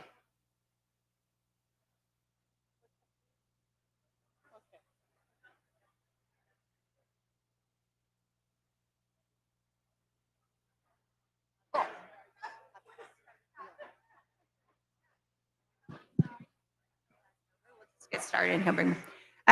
So good afternoon, everyone. I'm thrilled to be here today to talk a little bit about the cities of tomorrow. I'm going to change my microphone. So I'd like to start out, we have a stellar panel today. So I'd like to start out inviting each of them to maybe tell us who they are and give us a little bit of an overview on why you're here today talking about smart cities and the cities of tomorrow. Sure, I guess I'll start off. My name is DeAndre Whitehead. I'm the operations manager of Momentum Station, which is one of America's largest autonomous vehicle testing tracks. So we help companies test in a controlled environment before they get their products out on the road. Hey, folks. Dave Stubbs, CEO of Neutron Controls, an Ottawa and Toronto-based company that's doing battery management. We're doing battery management for cars, trucks, trains. We're doing battery testers now for factories, and we've started doing controllers for energy storage to really improve the green cities. Thank you. My name is Julie Lupinacci. I'm the Chief Customer Officer here with Hydro Ottawa, so representing the utility industry and talking a little bit about how we are changing, how we are energizing cities of the future and really thinking about what everybody is starting to do with electricity in their markets. And I'm Philip Rees. We're based right here, actually on Area X.O, although we do have offices in other areas as well. We're an engineering company that builds drones and robots and then puts them to work in doing critical infrastructure inspection at places like hydro facilities, and also out on the road as well, doing highway inspection, cycleway inspection. We've got some of our robots right here at the DART site, and here's one walking out right now. And I'm Khaled Tawfiq. I'm the Chief Information. Now I have to compete with the dog. Khaled Tawfiq, I'm the Chief Information Officer from the city of San Jose, the capital of Silicon Valley, and also the founding city for the Gov AI Coalition. All right. So we thought today in our pre-discussions before this panel that I'd start off, I'm going to ask each of the panelists a question, and then we do a little bit more of a free form and have a bit of a conversation. And yes, Philip, that robot is distracting. Oh, there. Okay. There you go. It's gone to sleep. Fido. He's always a showstopper. Khalid, so we're so thrilled to have you here today. Having San Jose represented on our panel is amazing. You may have known we were known as Silicon Valley North, so coined after Silicon Valley South, of course. But my first thought when I saw and when we talked before the panel was, given the ecosystem of San Jose, you must receive an enormous amount of requests from startups, from companies looking to, potentially have feedback on, their solution or to trial or to do a test case with the city. And this could be really critical for some of these startup companies. I'm wondering how, in your position with city and how with your city, you kind of have formed policy or how you kind of, work with the companies at that first stage of probably hundreds of requests that you might get. Thank you. It's a great opportunity and a challenging opportunity at the same time, being in the capital of the Silicon Valley and the hub for a lot of innovation, including AI. If you think about government in general, we're the regulators, we are the enablers, we are the biggest customer. Because government as an entity, largest consumer of technology and innovation in any country, usually. The challenge is if we are the enablers, then we can really promote that technology and advancement. But if we are the regulators only, then we can decipher the growth. The challenging is when you have a startup company who's trying to get into selling to government or engaging with government, they don't have the means, they don't have the experience and the staffing to be able to engage. And also, when you say, I'm going to be selling to government, you're selling to hundreds, maybe thousands of agencies, which even makes it more challenging for that. I feel like I'm the man behind the curtain here. So it's what we have tried to establish in San Jose, and especially with AI, we realize that there's advanced movement in the technology. And as a regulator, it's hard for us to keep up with the technology as one city, as large as the city of San Jose. So we established what we call the Gov AI Coalition to get as many agencies to be united with one voice. And within the first 9 months, we have about 350 government agencies and over 1,000 practitioners that join to make it a little bit easier for the startup and the innovators to understand where we're going, what kind of regulations they need to expect, and to minimize the surprises for the development. I'm kind of always reminded with the hearing with TikTok in Congress, when the question that they asked him was clearly defining that, number one, they didn't understand the technology. Two, we failed as the regulators 20 years ago to govern how social media should be used and what kind of data and privacy. So, and the vendors or the technologists pay the price at the end because we surprised them that, hey, privacy, we expected you to adhere to certain privacy guidelines that we never established. And the coalition is really meant to drive that conversation and to predict what kind of risk, what kind of issues we're going to have in the future to make it easier for them. As far as innovation and enablement, we're also trying to help startups and especially small to medium companies that if they want to deal with one government entity, that they get access to the rest of the coalitions. It doesn't make sense for each one of us to do our own evaluation, our own procurement, and it's very expensive and time consuming. But if one of us can complete that in concert of other agencies, then the rest of the coalition can have access to that knowledge and that evaluation, and hopefully lower the cost for the startup companies to get into government, and hopefully advances the adoption of AI in government. Great, thank you. That was, yeah, just trying to balance innovation as a city like San Jose and safety and security of citizens. It's a delicate balance, and one I've had the privilege of working with our city quite a bit on as well. So thanks for that. I'd like to ask DeAndrea from Gomentum. So when we first started Area X.O here, one of our first reach outs was, of course, to Gomentum in California. Given the difference in our weather, we saw it as just a perfect partnership. So we're so glad to have you here today. Thank you. Early on, when we were kind of thinking about the weather differences and Gomentum, our early focus was on telecommunications, V2X, some of that stuff. Given your background coming from Waymo, I noticed that you didn't mention that in your introduction, but very stellar. I'd love to just hear from you, maybe a little bit more on what are some of the key factors that you see in your previous position, in your position at Gomentum, looking at innovation in public spaces versus private spaces, and maybe what are some best practices you could share with us on how cities work with private test facilities, OEMs, and other folks on innovation? Okay, sure. Let me think about that for a second. So one thing that I think is really important when it comes from private companies interacting with municipalities is making sure they have a relationship with those government officials. There are a bunch of different companies doing the exact same thing, but there is no level ground on what the definition of done looks like. So a huge thing to that companies need to make sure they do is have a relationship with the local government, because in the event that there's an emergency, especially with a lot more electric vehicles coming out, if there's no one in the driver's seat, how do you go about, rescuing someone in the vehicle or stopping it? Let's say there's traffic violation. So there needs to be a conversation had with those government officials there. A few companies have figured it out. They have telecommunication lines where they can roll down a window and speak to an officer. There are numbers that you can call to get directly into their customer service.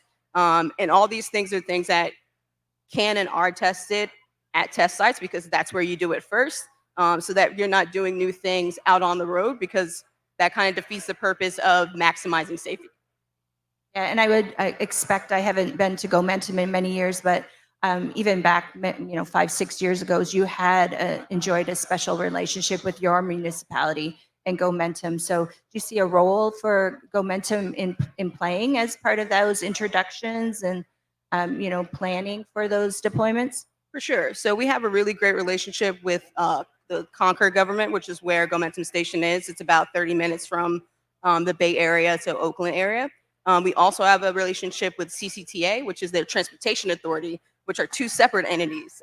So having a relationship with not just your police, your firefighters, but also having a relationship with that city's transportation authority will be the best way for companies to move forward to make sure they get their products safely to the road. Great. Thank you so much for that. So I'm going to go next to Dave Stubbs.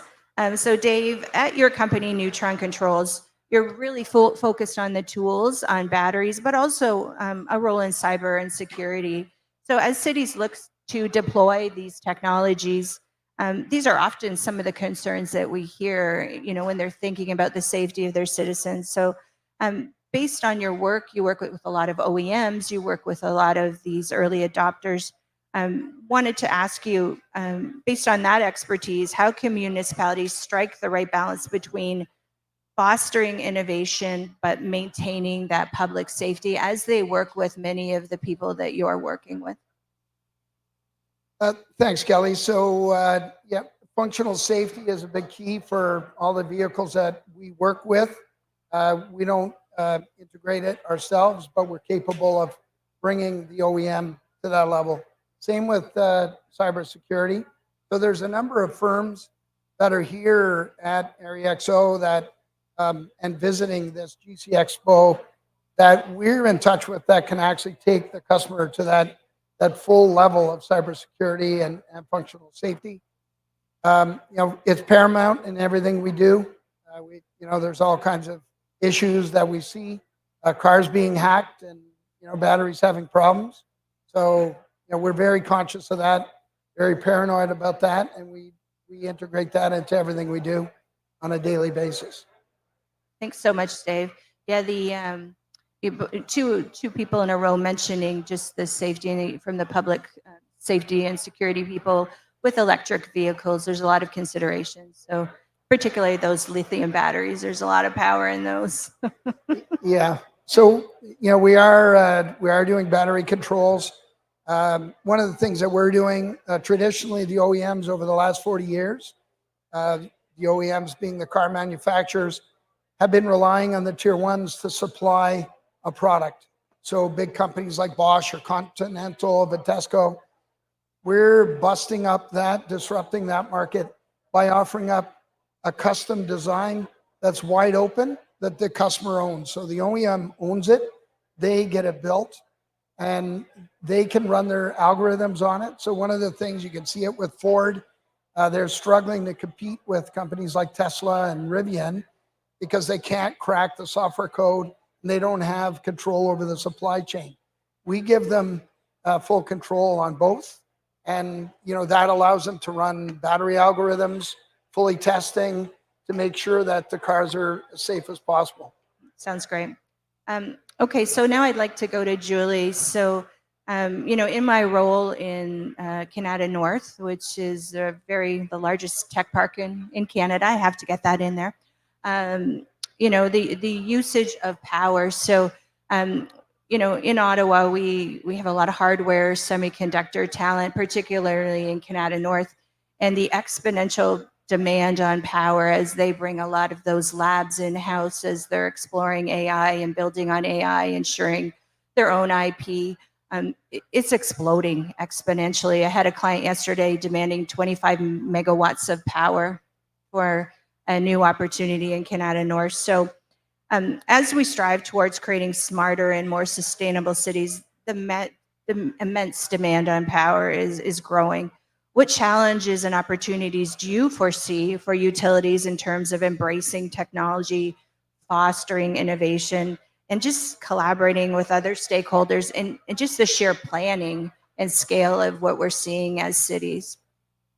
Yeah, thanks for the question, and it's been coming for a long time, right? So when we talk about customers and their energy needs, I think about AI, I think about the chips that are coming in, I think about autonomous vehicles, all of the different things, and it really requires a very different mindset at the utility. So at Hydro Ottawa, we're really thinking and have been thinking about this for quite some time. So just the sheer requirements that customers are coming to, like you're talking about one customer, we get a lot of those requests, and like where in the city do you have that type of capacity? So we don't have the capacity for half a substation for one particular customer today.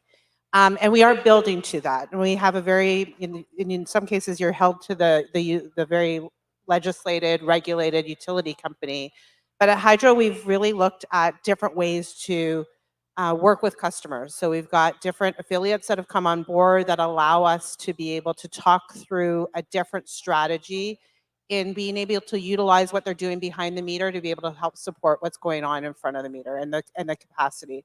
So we've got a number of different projects, and I can talk a little bit about communities. So we've got a community downtown, right? If you're not familiar with the Ottawa area, right on the Ottawa River is Shujere Falls, and in there is the Zibi Community Utility.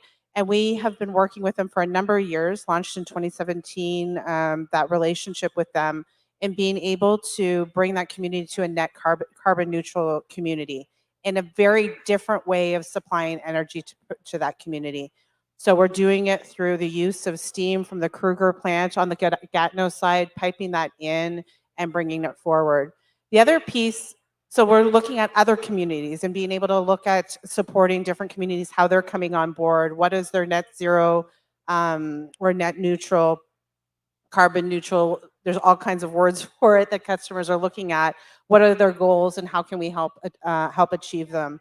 So the other thing that we're working on right now, and Zibi was the first set of that, which is this district energy system for the Ottawa area.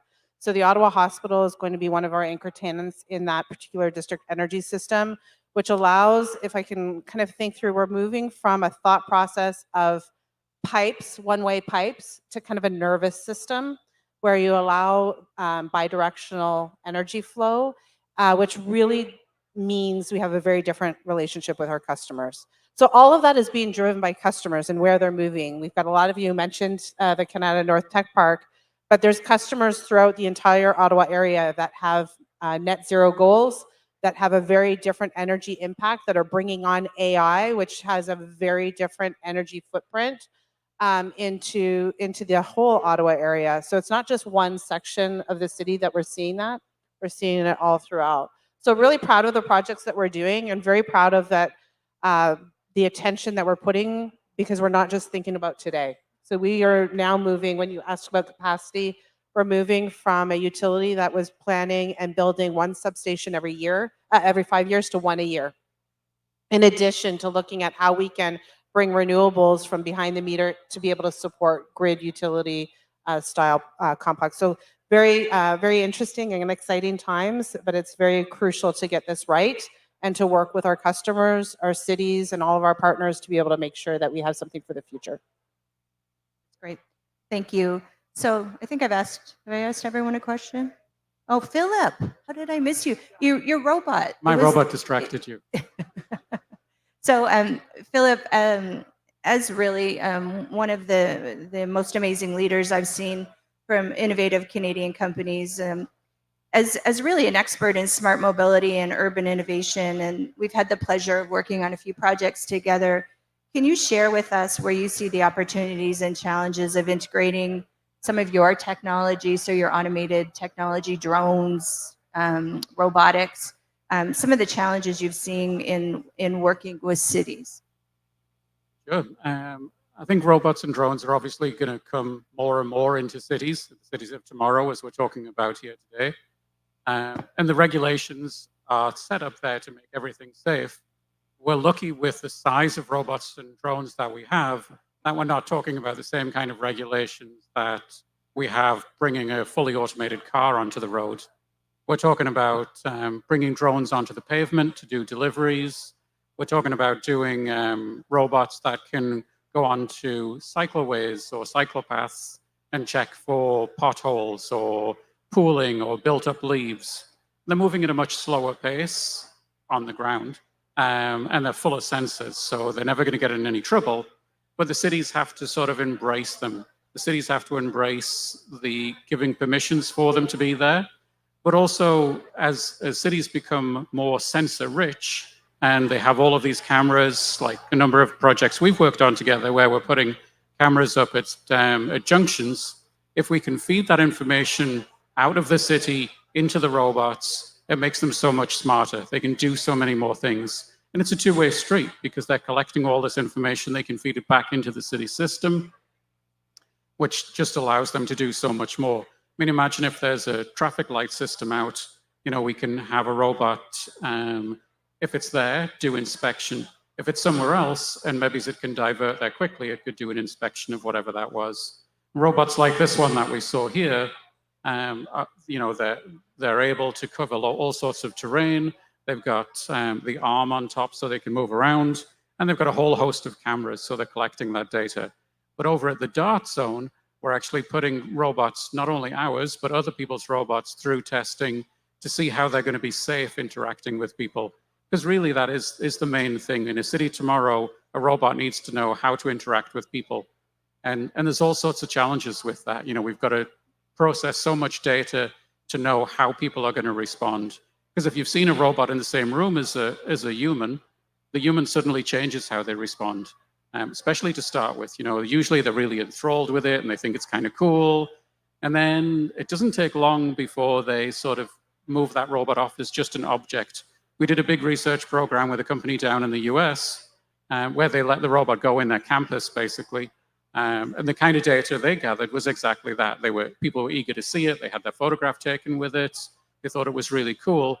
But within 3 weeks, they didn't want to get in the elevator with them because it filled up space and just wasn't, it was just a thing, you know. So we have to embrace that, take that on, take how it behaves differently with people, feed that information back to the regulator, because maybe the regulator only wants these robots on the pavement in between 6 and 8 a.m. Or whatever it is. And that's really something that's going to come out of a lot of the work that you do, I think. Where can robots be used to the best? So whilst there are challenges, I think Ottawa is a great place to have them because the municipalities, the city are engaged in solving some of those problems. They're forward-looking. We've got everything we need here to do it. So here's the place to overcome those challenges. And San Jose, of course. Well, yes, and we have, so again, can't speak highly enough about the city of Ottawa and their, you know, attempts to embrace innovation and to deploy innovation. But I think I've heard the word regulation a few times from everyone. So in Kanata North, the city has designated us as a special economic zone. So that happened last year. And now the policy is being written around that. And the underlying theme from the city council was innovation. How do we enable innovation with, you know, 35,000 engineers in one place? And so that's really, you know, why I was so excited about leading some of that work in Kanata North and developing that policy. But a lot of it is around trying to avoid some of the regulation that may stimulate that innovation, right? Things like trying to deploy things on a light, a city light, LED light, street light, enabling things on a traffic pole. And again, that comes from regulation. So maybe just to kick off sort of the open conversation, I would throw that out as a potential kickoff topic. And how do we work with the regulators on, I'm looking at Julie because, you know, some of that utility hydro regulation is 40, 50 years old, literally. You know, how do we work with, you know, the different areas of government to really enable innovation and to ensure safety, but work around the regulation? Yeah, so regulation is definitely one of those words that everybody throws out there, and it seems to stop progress. And I think one of the things that we need to do and continue to press on is have a bias towards action and towards solving problems. So I think being able to look and cut through different industries, cut through to what we're trying to get to is really important, and painting that vision on why we need to get there and where we're going and how to go about getting there. So it's a little bit of on both, right? And being able to actually articulate the vision of what we're trying to do and the problem we're trying to solve, and not just do things because it's fun. So innovation had that at the beginning. We're just trying everything out. Everything is a pilot project. We're just trying to have fun. It's really cool and it's cutting edge. All of those words don't help change policy, doesn't help change regulation, but solving problems do. Right? So if you can really articulate what the problem is, and in the energy sector, we've been on this for quite some time, the energy requirements coming because everybody's trying to go green and they see electrification as the key way of making that bridge happen. That's wonderful, but it doesn't take, you can't just pop up a substation overnight. So there's different mechanisms that are going to be required. So looking at non-traditional ways of solving the problem is an absolute must. So it's really talking through, and that's been our way of getting through regulation. Some of it's going to be pilot projects that are starting. Sometimes it's starting a joint venture in order to get something moving forward. Sometimes it's having conversations with customers that are willing to do it and move that forward and showcase how we're solving some of those problems so that it can become a bigger element. So it's not an overnight piece, but we do have to change our wording around innovation and not just do it because it's cool and cutting edge and it's just a really fun thing to do, but that it is solving problems and really articulate what that problem is we're trying to solve. I will say that innovation is really a culture more than a project or initiative. And just coming from Silicon Valley, although I'm new to the Valley, we think about California as one entity, but really the Bay Area is unique from the aspect of innovation is really embedded in the culture of every company, every student, every worker. even Southern California, where I lived most of my life, there is innovation, but it's not really embedded in the culture. The second part is you cannot innovate what you fear. And whenever there is a concern about new regulations, interruption, or anything from government or whatever, that really hinders the ability to be innovative and to be creative. So one of the things government can do, and is to be as transparent as possible and to be as risk averse, as less risk averse as possible, because we fear what we don't know. And a lot of times, because we deal with taxpayers' money and we deal with life and death situations, we tend to be more on the safe side, and that delays the regulations for years. And by the time we come up with new regulation to help something, the train has already passed to the next station, and now we start from square one. So I think from our perspective, from government perspective, there is a gap between what regulators are trying to develop and the resources available to the lawmakers to understand what we're dealing with.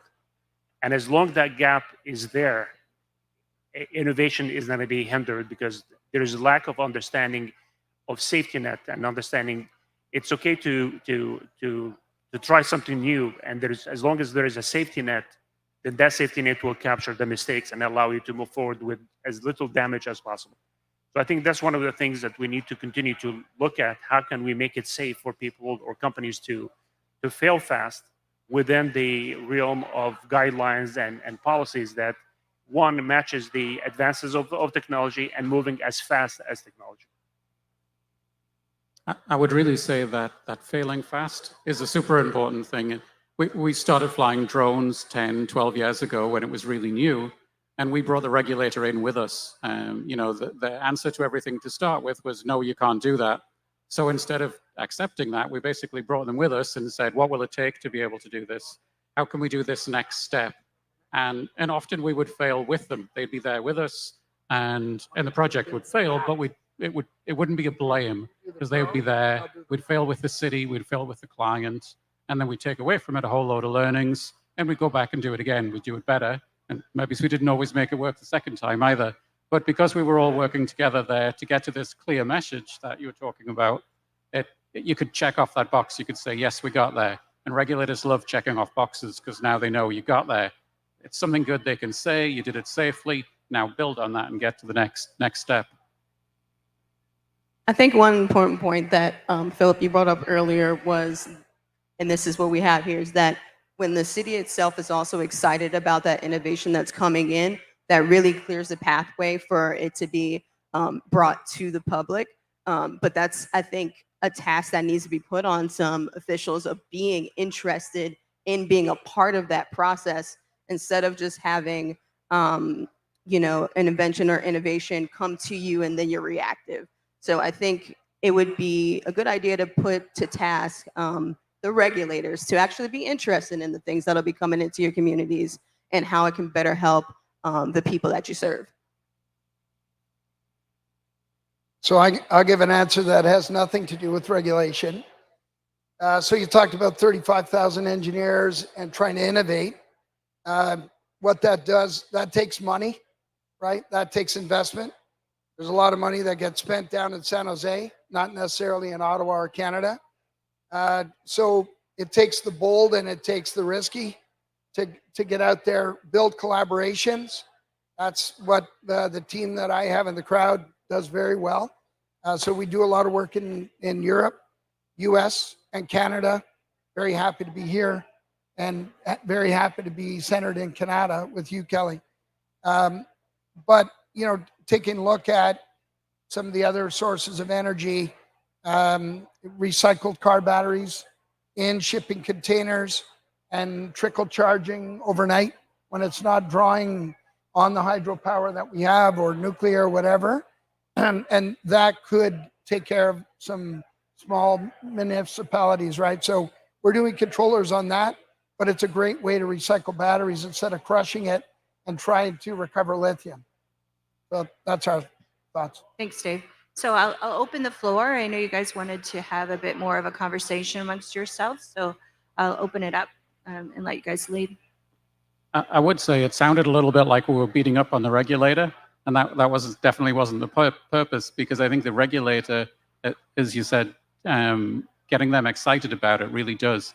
And it's terrible to sort of point the finger and say you're holding back innovation. I think it's much better to invite them in. Let's spur the innovation forward. Let's move it quickly. And with places like Kanata North that you're doing there, where they've sort of been embraced as a test center, as an area where we can do new things and not be frightened to fail and get access to sort of the back end of what's going on. And I think that's basically what you're doing. Your program as well in San Jose allows a lot of that infrastructure to be brought to bear, does it? The infrastructure that in San Jose, you know, I mean, if you're opening that up to developers to be able to bring in their cool tech. So one of the things I mentioned before, we established the GAV AI coalition. And one of the things we started with is building the safety net and regulations to help understand the risk of AI and what we can do to fail fast and fail in a safe way when something happens. The second part is really to take what we established as a policy and implement this in a true life experience, where we're doing pilots with several vendors to demonstrate how we can apply the policies and how we're willing to take some risk. And some of the things that we did created a lot of backlash, especially when we dealt with sensitive issues like homeless, lived in vehicles. I mean, the media was not really very kind to us when we started to use technology to tackle some of the hardest problems that we have in California and Bay Area for specifically. So I think it's the lesson we learned from that number one, as long as we're transparent and as long as we define what we're trying to do and work with the private sectors in a cohesive way, there is a chance that we can explain and regroup and learn from our mistakes, and we continue to advance it. And this is really one of the most exciting things for me, that this is the first time that I feel that governments see the needs and see the gap that we need to work together with the private sector. And two, for us to come together to kind of drive the regulations and the guidelines to make it easier to people to understand where we're going, where's government going, and then what kind of things they need to develop in advance to protect themselves against new regulations and new standards coming in the horizon.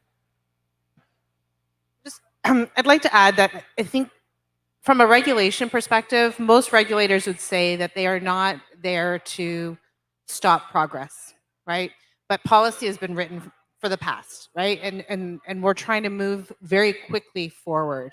So the one thing that I think is really driving innovation forward, and particularly in the energy space, is where customers are driving things. So companies need to be able to help see where they're going and help move that thing forward. And I think it really comes to bear on being able to articulate the value proposition that the technology solution, that whatever you're bringing to bear that might not be traditionally accepted by any regulation or by the city, or really understanding where those things are going. It's imperative for the customer, it's imperative for the technology, the solution to be really articulate what it is that you're trying to do and get everybody on board, right? You think the policy person is not going to understand everybody's industry. They don't speak engineer, they don't speak technologists, they speak people and they speak problem solving. So I think we really need to take a different attack on some of those things. And that's what a lot of customers in the Ottawa area are doing.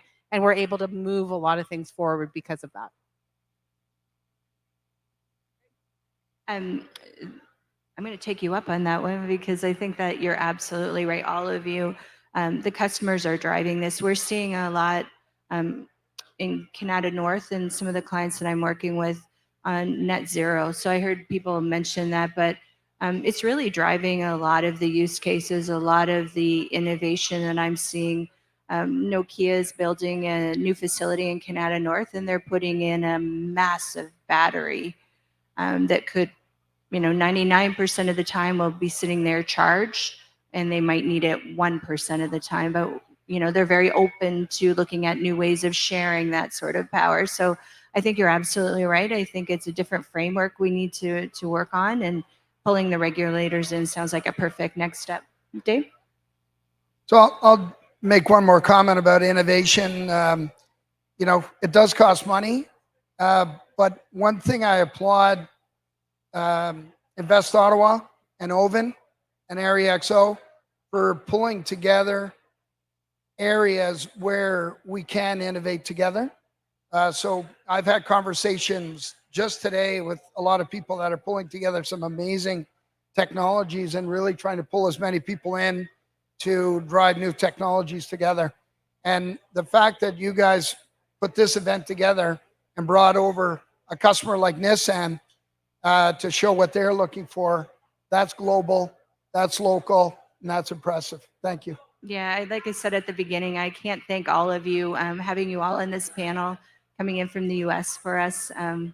That's can't thank you enough. It's fantastic. So I think we have, if there is any pressing questions from anyone in the crowd. No? Everyone's so quiet today. They had their French fries and they're in their carb hub. Okay. All right. So I'm getting the hook to wrap it up. So again, I'd just like to thank all of you being our guests on this panel and look forward to continuing the conversation with you all. Thank you so much. Thank you, folks. Thanks for coming out.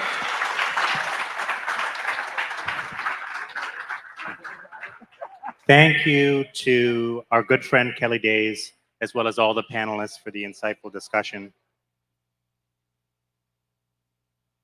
We're now staying with the smart city theme, but moving to rail. Safe, smart rail intersections are crucial because they prevent accidents, enhance safety, reduce human error, improve traffic flow, and support emergency response.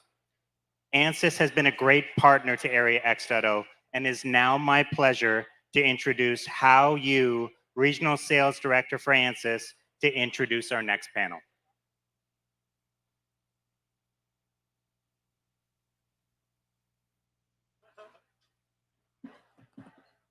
There you go. Thank you. You can take that too if you want. Sure. Which one's better?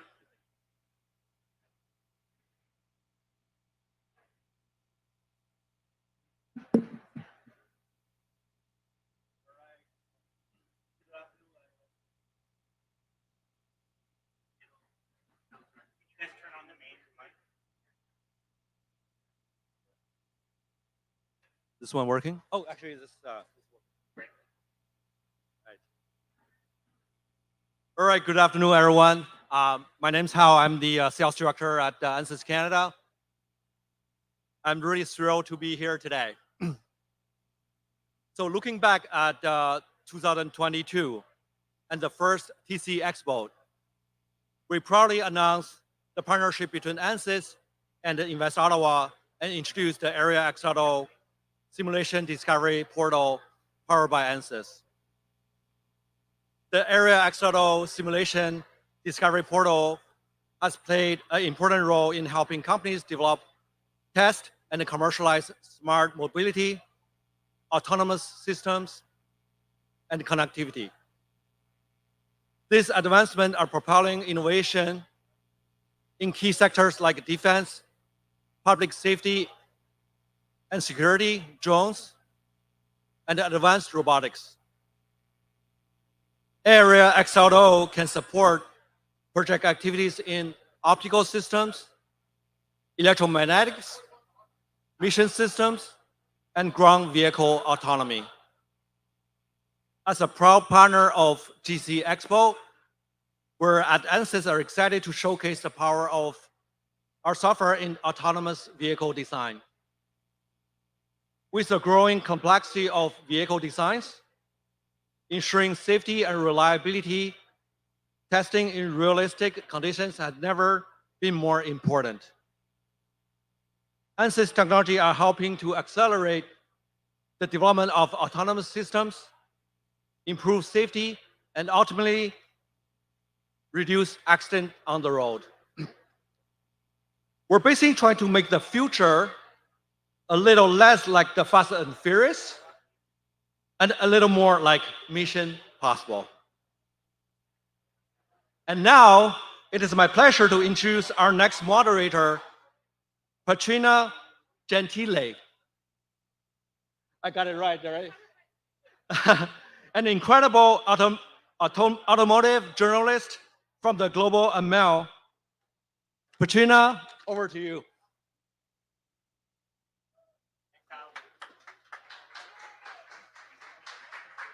Thank you, Hal. I am so excited to moderate our next panel discussion. It's on the secure and multimodal implementation of AI and V2X technologies for rail and road safety. This is a critical topic of concern, given that from 2012 to 2022, the Transportation Safety Board of Canada recorded nearly 11,500 rail accidents across Canada. This really highlights the need to prioritize and improve rail crossing safety. Now, before we begin, I would like to play a short video showcasing the rail project at Area X.O. This is the first of its kind in Canada. Have a look.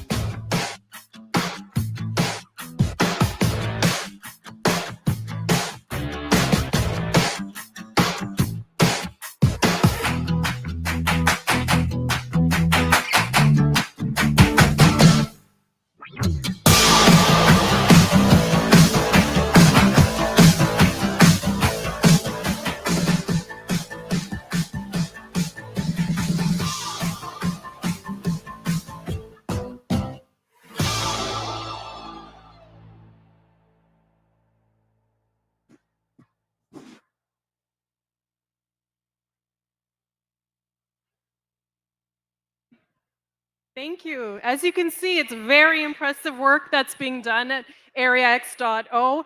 And all of the panelists here today have a special role in this project. So let me start by introducing them. Beside me, we have Omar Chaudhry. He is the Senior Intelligent Transportation Specialist with the City of Ottawa. Beside him, we have Chris Hamilton. He's the Senior Systems Architect at Siemens Canada. Beside him, we have Dimi Kamjov. Divi is the Director of Technology at Area X.O. We also have Adhikar Raman, Intelligent Transportation Systems Researcher with the National Research Council Canada. And last but not least, we have Jeremy James at the end. He is the President and CTO of 4D Robotics.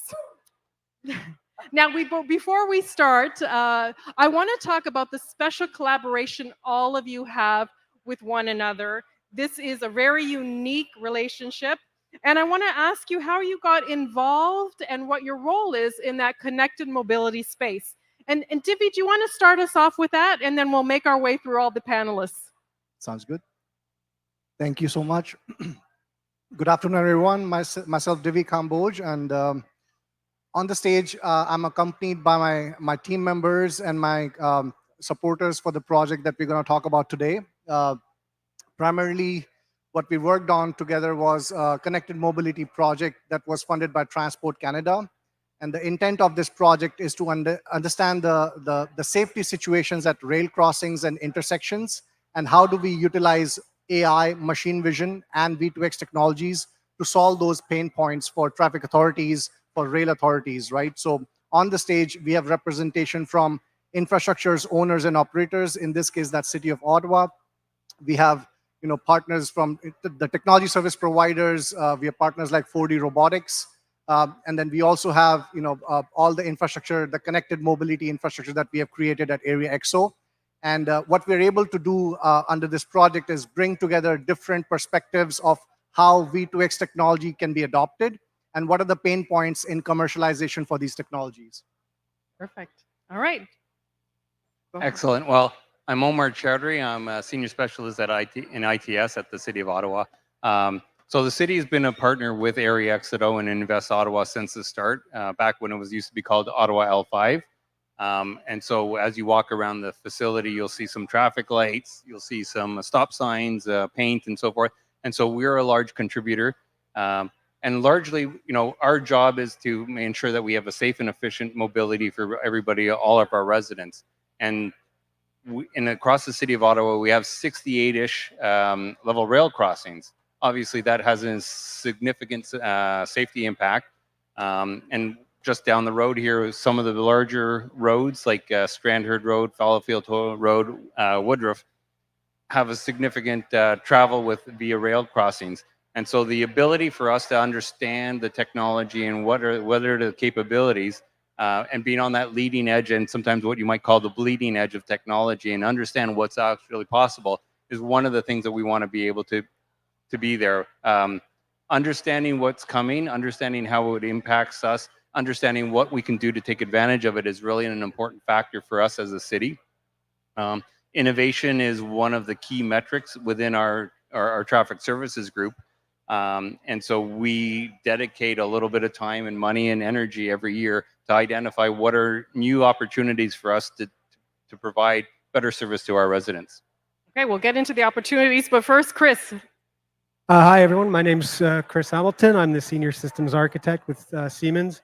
My role specifically in this project was to design and implement the integration between the rail crossing controller and the V2X communications platform.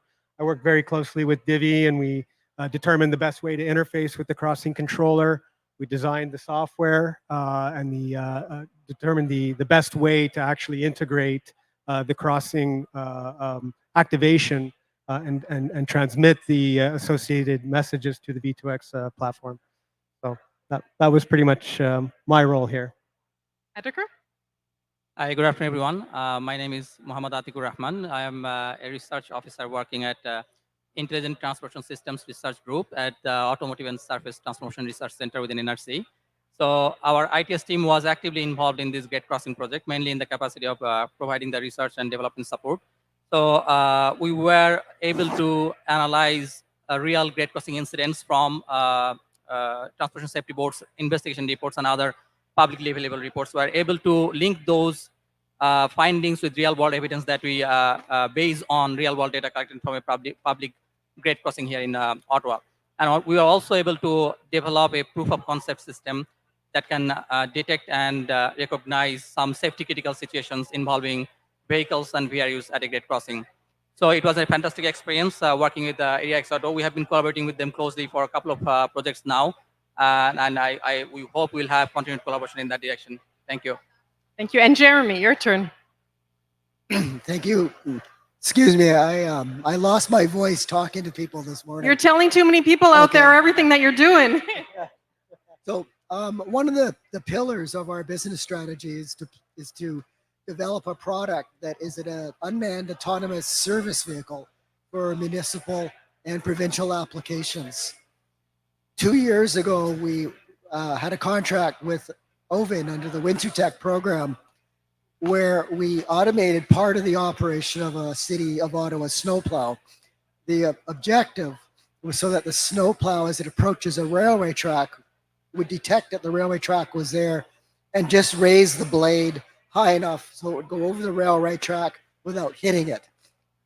You can imagine if the blade hits the railway track, it can damage the blade.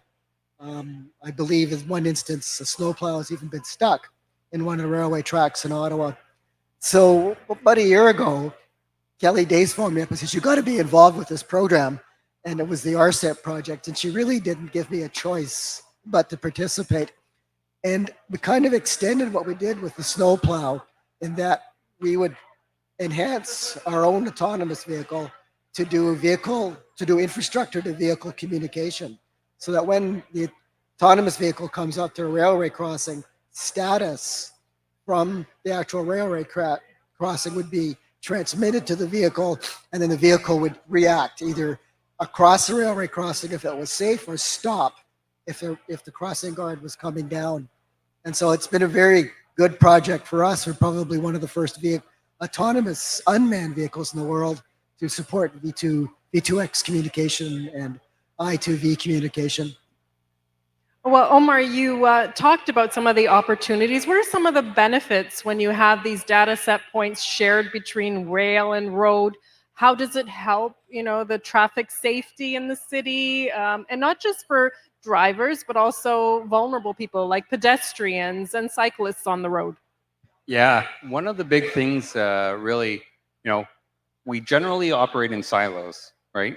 The traffic departments operate on the traffic. The rail department is the rail, and/or in this case it'd be via rail or CN. Um, and the big challenge and the big opportunity with these kind of projects is we're actually crossing those silos. We're bridging the gaps, where we can look at how the technology is evolving. We can take a look at being able to get the train information to the vehicle in advance of the vehicle getting to the crossing. So that way someone doesn't have to suddenly hit the brakes very hard, even though from standards perspective, the lights start flashing before the gate's coming down. But when you look at some of our crossings, for example, out on March Road, there's 1 or 2 trains a week. Most people don't see a train come across that crossing. And so just by habitual actions, they stop on the tracks. And if it happened to be that was the Wednesday when the train was going to come through, now they start to panic. The train is coming, the gates are coming down, and they don't know what to do. And so if we can prevent that kind of those habits from forming, because we can get the future automated vehicles to stop properly, or if in the connected world, being able to get that information to the driver, get it to a pedestrian so that the pedestrian or the cyclist knows that the train is coming, don't run across the tracks. And I'm sure you can look at YouTube and there's lots of videos of people who just barely got hit by a LRT or any sort of other vehicle or train. The opportunity is just that we all are in our own little world when we're walking around or driving around, and being able to integrate the information and alert people in advance is really where the opportunity lies for safety purposes. And Divi, how does the technology that you're testing here, how does it actually work in real time? And how does it work when you have bad weather? Ottawa is known for its, horrible winters, lots of snow and rain. That's an important question. I think one of the challenges with the AI or machine vision technologies is the trust and acceptance in these technologies once they're deployed in a real world, and identifying where they're failing, right? So in an environment like what we have in Ottawa, where it's not the same weather outside 12 months out of a year. So having a complete 365-day operation for technology like this, how do we best understand where they would fail, and how can we improve upon that, based on sort of a recursive learning, what you're learning in the field, you're improving based on the data that you're collecting, and your systems are over time getting more robust, more capable of detecting those incidents, right? So one of the challenges that we faced, which we are still looking to further resolve, is how do we understand the data standardization and the harmonization? This becomes a multimodal challenge because you have traffic authorities as well as rail authorities. How do we all talk the same language so that if there's a specific incident that has transpired, everybody has the same interpretation for that incident, right? And also in terms of the trust and acceptance for these technologies, how confident do we need to be in that technology for that detection? If there's an incident that has transpired at a rail crossing, do we need a probability of 85%? Is that sufficient? Do we need more? And is that also changing based on the external weather conditions? If you have a bad weather day when the visibility is low, what is the acceptable threshold for that, right? So I think these are all the questions, and given the stakeholders involved, each of them are bringing some unique component into the overall solution, which actually feeds into the performance of that final use case. So right now, I think with the stakeholders that we have as part of this project, and also at Area X.O, our hope is that we can bring together the right type of skill sets where the intersection of these technologies is happening, and identify how do we best advance the readiness levels for further commercial adoption. And Chris, what about like the human factors, the sightline restrictions? How does AI take that into account in terms of improving the safety on roads? Well, so when we talk about AI and machine learning and these technologies, I think it's really important to incorporate as much data as possible, as much relevant data as possible.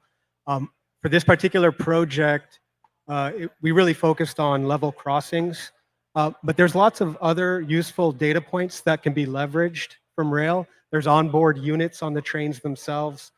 There's wayside equipment such as the signaling systems, the switch controllers, the track circuits. All of these data points can be incorporated to further improve safety. A really great use case I can think of is being able to predict when a train is going to be at a crossing at a specific time.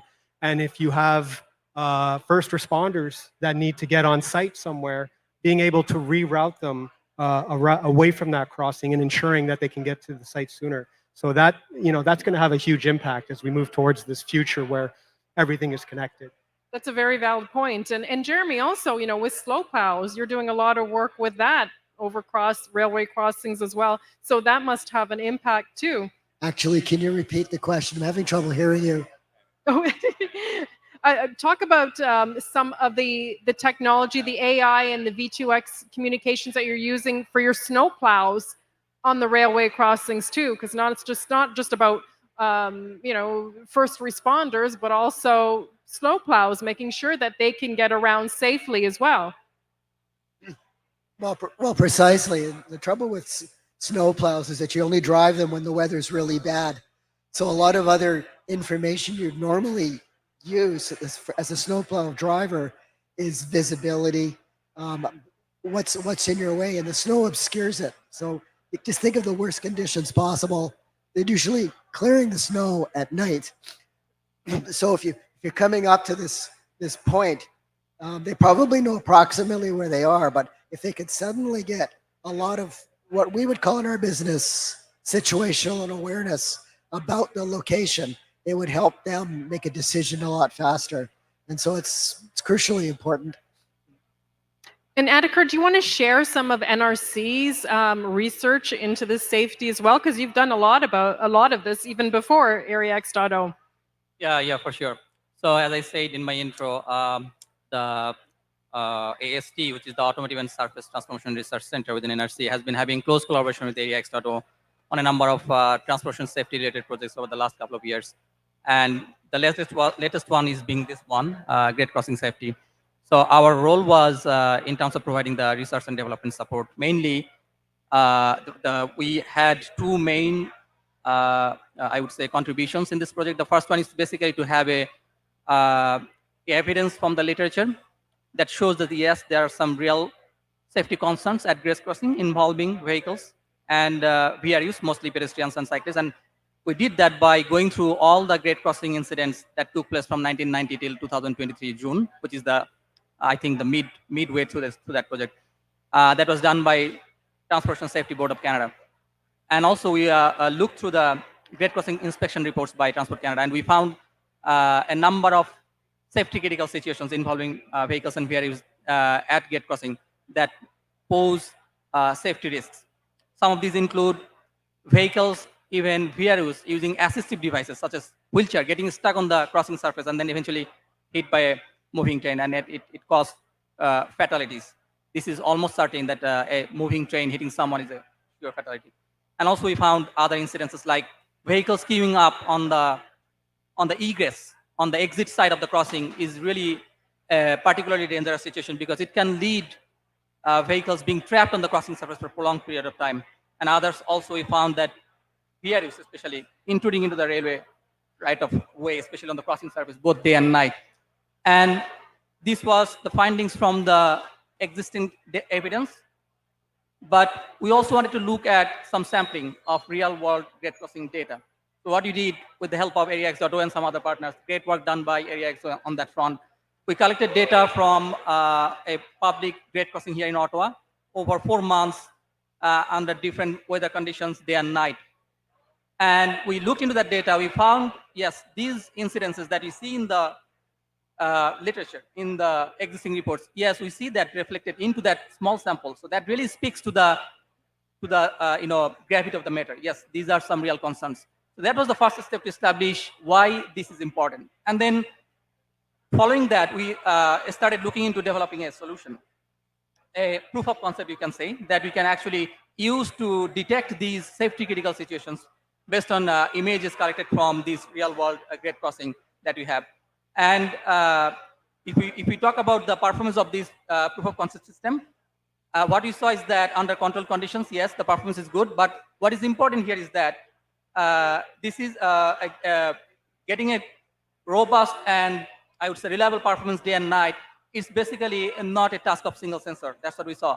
We found that using both RGB and thermal sensors helps a lot, giving you reliable and robust performance during daytime and nighttime, because RGB cameras basically performance would degrade during nighttime because street lights are not enough. And we saw VRU including instances during nighttime increasing much more than daytime, which is expected, I believe. And then thermal camera was performing much better in that. So that one of the key takeaways is that we basically need to look into multimodal sensor environment when we want to actually capture all trickling into the grade crossing. And the other important findings that you saw is that a successful deployment of these technologies, because these will be out in the wild, that will be exposed to different weather elements. So proper planning of sensor setup in terms of the distance from the crossing, in terms of camera viewing angle, because when you are having the camera in an angle where the sun can directly hit the camera lens, we found that the images are totally garbled. So that's an important consideration. Above all, we also saw that the camera configuration, like how fast you can provide inference, is also an important consideration. So that was all we found in terms of the safety critical situation and the detection of these systems. We are still working on that to basically have some improved version, and we hope we'll have more collaboration on that front. And Divi, what have you found in doing these tests in a real world environment, and what can cities learn from them? I think just building on everybody just said, we start to see the network benefits of these technologies. So the example that was shared just now, you could have a queue formation at a rail crossing. So we have a public rail crossing in Kanata on Marsh Road, and right before that rail crossing and after that rail crossing, we have a four-way traffic light, right? So if there's a queue buildup at a rail crossing and the train is arriving in the next 25 seconds, now is the opportunity to do infrastructure to infrastructure communication, whereby the rail crossing can basically invoke the four-way traffic intersection, and you can potentially add 10 more seconds to the green. That would allow the queue to clear up, thereby avoiding the safety incident altogether. So what we have in this particular project, we have one rail crossing that is able to detect what's happening in that local environment. Once we start understanding this in a corridor concept, the benefits become multifold, because you're able to share that information across the traffic infrastructure, and wherever the optimization opportunity resides, you can take advantage of that. So that's my 2 cents on that. We're very early in the stages of the V2X revolution.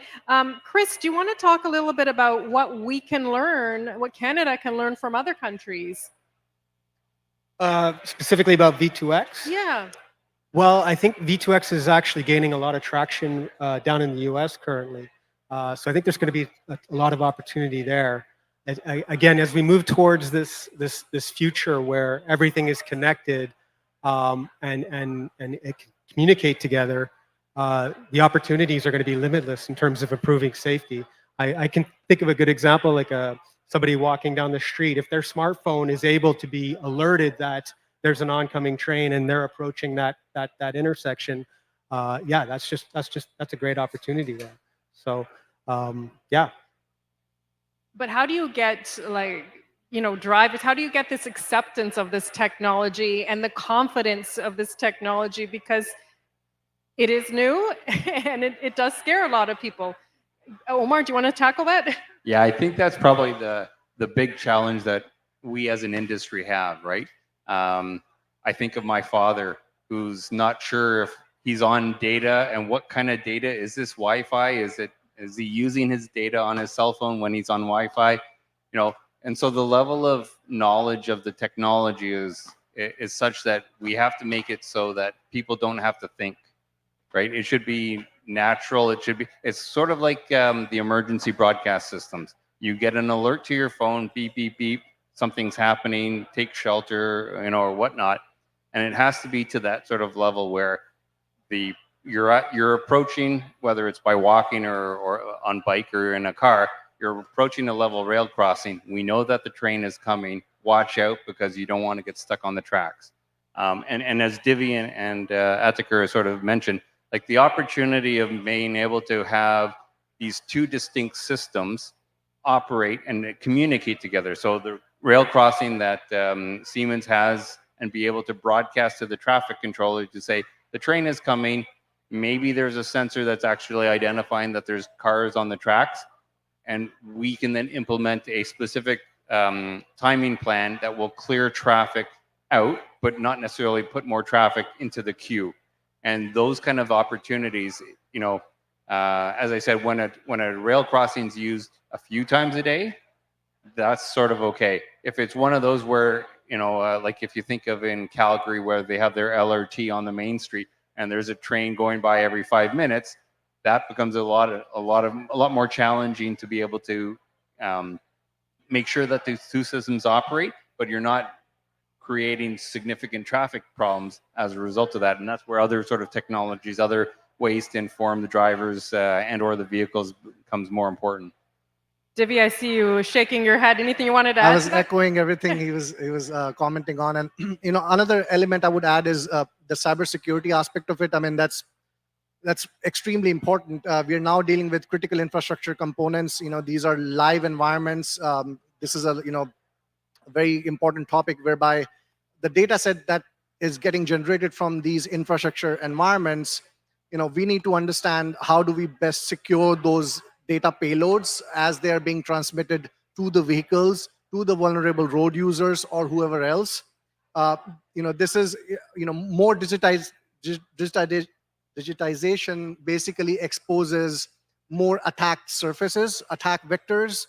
People would try to break in, right? So the robustness of your cybersecurity platform needs to be really tested and validated. And I'm proud to say, like, for this particular project, we collaborated with BlackBerry QNX for their security credential management system, and that allowed us to basically secure the end-to-end communication between the traffic infrastructure as well as the vehicles. I think that's a very important point, and all of that actually feeds into the need for the standardization and harmonization, even in terms of the protocols that we are using, adopting. Are there other industry standards that are already been adopted in the North American markets that we can get lessons from them and adopt the right pieces on our end? Yeah, I think this will be an evolving landscape. It's just that these technologies are becoming more prevalent. We are adding smarts to the things which were not smart before. So that would introduce other potential unintended consequences, and from cybersecurity perspective, we have to be mindful of that. I was just going to add, like, I think one of the real advantages that we have here in Ottawa is that we do have this facility here at Area X.O, right? Just around the corner, you can go to a level rail crossing. Divi from the traffic control center here, he can turn on and off and turn on and open the gates, right? So you're walking down and all the gates are coming down, but there is no train because the tracks only go from one end of the road to the other. But we can run through simulation after simulation. We can do live testing over and over and over again in a really well-protected environment until such time as we feel comfortable and confident that we can actually make it work consistently, and then be able to test out in Kanata where we have a facility. And as a city, we're looking at where other places that we can implement this. So it may not be for a rail technology, but it may be for cyclists and pedestrians, where we want to be able to identify that there's a cyclist coming through and make sure that they get alerted that there's a car that's going to be turning right and it might cut them off. And all of those kind of technologies allows us to be able to test here before we expand to the real world. Jeremy? Omar actually picked up with a point I wanted to raise is that what we have in Area X.O is really just a start, because it's just a road, it's just a railway track, but we do have to consider bicycle lanes. We have to consider other at-risk people, with people in wheelchairs, people pushing baby, I want to use the English word, perambulator. I can't think of the Canadian word right now. People who are blind, people who are deaf. How do we inform these people about the potential threat when they're coming up to the crossing. And that still requires experimentation.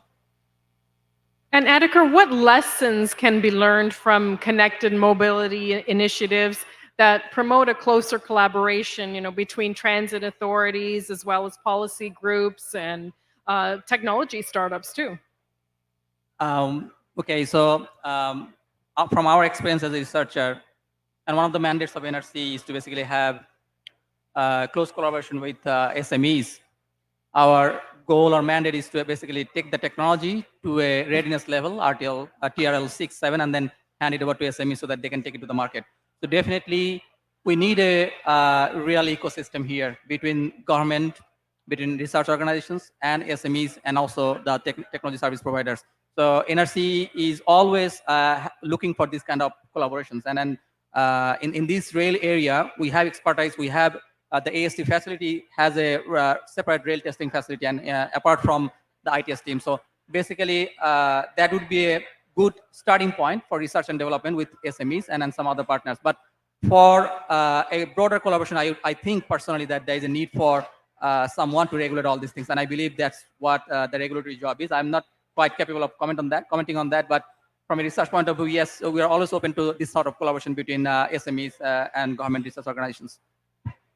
And Omar, what role does government agencies like Transport Canada have in increasing the smart mobility technology and getting this implemented on, rail crossings at nearly 25,000 of them across Canada? Yeah, I mean, obviously, the federal government has that authority and that responsibility to make sure that the infrastructure that we have is deployed. And they also have the funds that can help in investing in research and development, which is the type of project that we have. Like I said, this is a bleeding edge. This is the first in the world, I believe, if not first, at least first in North America, if not first in the world, type of project where we're really looking at how these things can be done.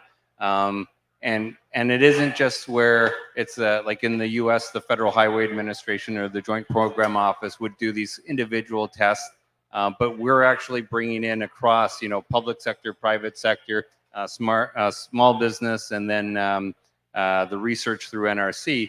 And funding those opportunities to move the dial forward is really where we have to go. In order for us to be able to properly understand how this technology can be implemented and used in an effective way. Divi talked about there's thermal cameras, LiDARs, RGB, all of them have their skills and capabilities, but can we as an agency afford to put in $150,000 of extra equipment at every one of our crossings? And this goes across the country in smaller rural areas and so forth, where there is still a potential of a collision. And so understanding what the capabilities are, what are the minimum requirements for the technology to be able to enhance safety, but not overwhelm the whole system, because all of these devices have to be maintained, calibrated, and verified that they're actually still working. Because if you start relying on them, you need to make sure that you can rely on them. And so the funding opportunities that Transport Canada has to invest in projects like ours really helps us, take it to the next level. Well, we are going to open up the floor to questions now. If you have a question, just raise your hand, and one of our ambassadors will bring you the microphone so everyone can hear it. I know it's really loud and busy back there, so hopefully you can still hear us. So if you have a question, please raise your hand. Oh, I think do we have one in the front? I can. Oh, no. Okay, well, I'm going to ask one more question. I mean, this is Ottawa, the nation's capital. You are leading in this space. And I'm not sure, maybe Divi, what can Ottawa do, Area X.O do to make sure that we stay the course as that top leader in this space? I think there are a lot of lessons that can be carried forward and continue this work. And I'm immensely grateful to all the collaborators on the stage and who are not on the stage as well, who have contributed to this project and the program. And the way I see, at least in the immediate future, we are working with City of Ottawa. So at a municipal level, we understand what are the pain points cities have. How do we look at the municipal level and then aggregate some of these challenges from municipal to provincial and then provincial to federal.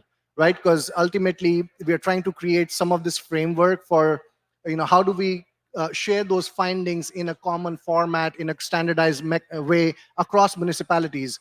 Thinking of a rail corridor, you will be going across a province, you will be running into different territories, different jurisdictions, right? So if we all are able to maybe adhere to a common standardized framework, this is an attempt to create just that.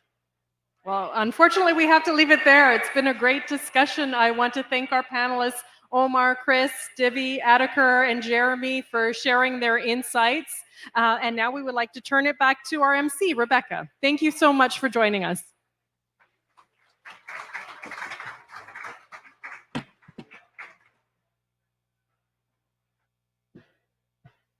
Thank you so much, Patrina, and thank you to all our panelists for the insightful discussion on integrating rail systems with multimodal transportation and the crucial safety measures at intersections. As we transition from rail safety, we are going to now head to our next area of focus. We will explore the vital themes of defense, public safety, and sustainability. These elements are foundational not only for national security, but also for fostering community well-being and ensuring long-term environmental and economic health. It is now my pleasure to introduce our colleague, Reba Malazzi, a defense strategist who will lead the next panel.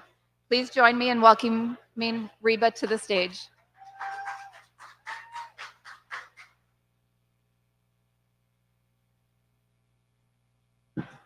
Oh my. Good afternoon. Oh my. Good afternoon, everyone. Super excited to be part of this panel on specifically the topic, accelerating dual-use technologies for defense, public safety, and sustainability. So just to give you a little bit of a background on the topic, we're looking at the development and validation of emerging dual-use technologies for both civilian and military applications, with the support of NATO, of course, and trying to understand how technologies move from labs to the field and how companies go through testing, evaluation, and validation of their technologies and value propositions. So basically, the objective of this panel is figuring out how to bridge the gap, connecting local, national, and global innovators with defense and security challenges through NATO Diana, figuring out how to encourage collaborations between startups, researchers, defense organizations that can help us to address critical needs. So without further ado, I'd like to invite our panelists onto the stage. Please do come through. All right. Yeah, you can have a seat anywhere. Oh, yeah? Yeah. Yeah, I'll be here. No.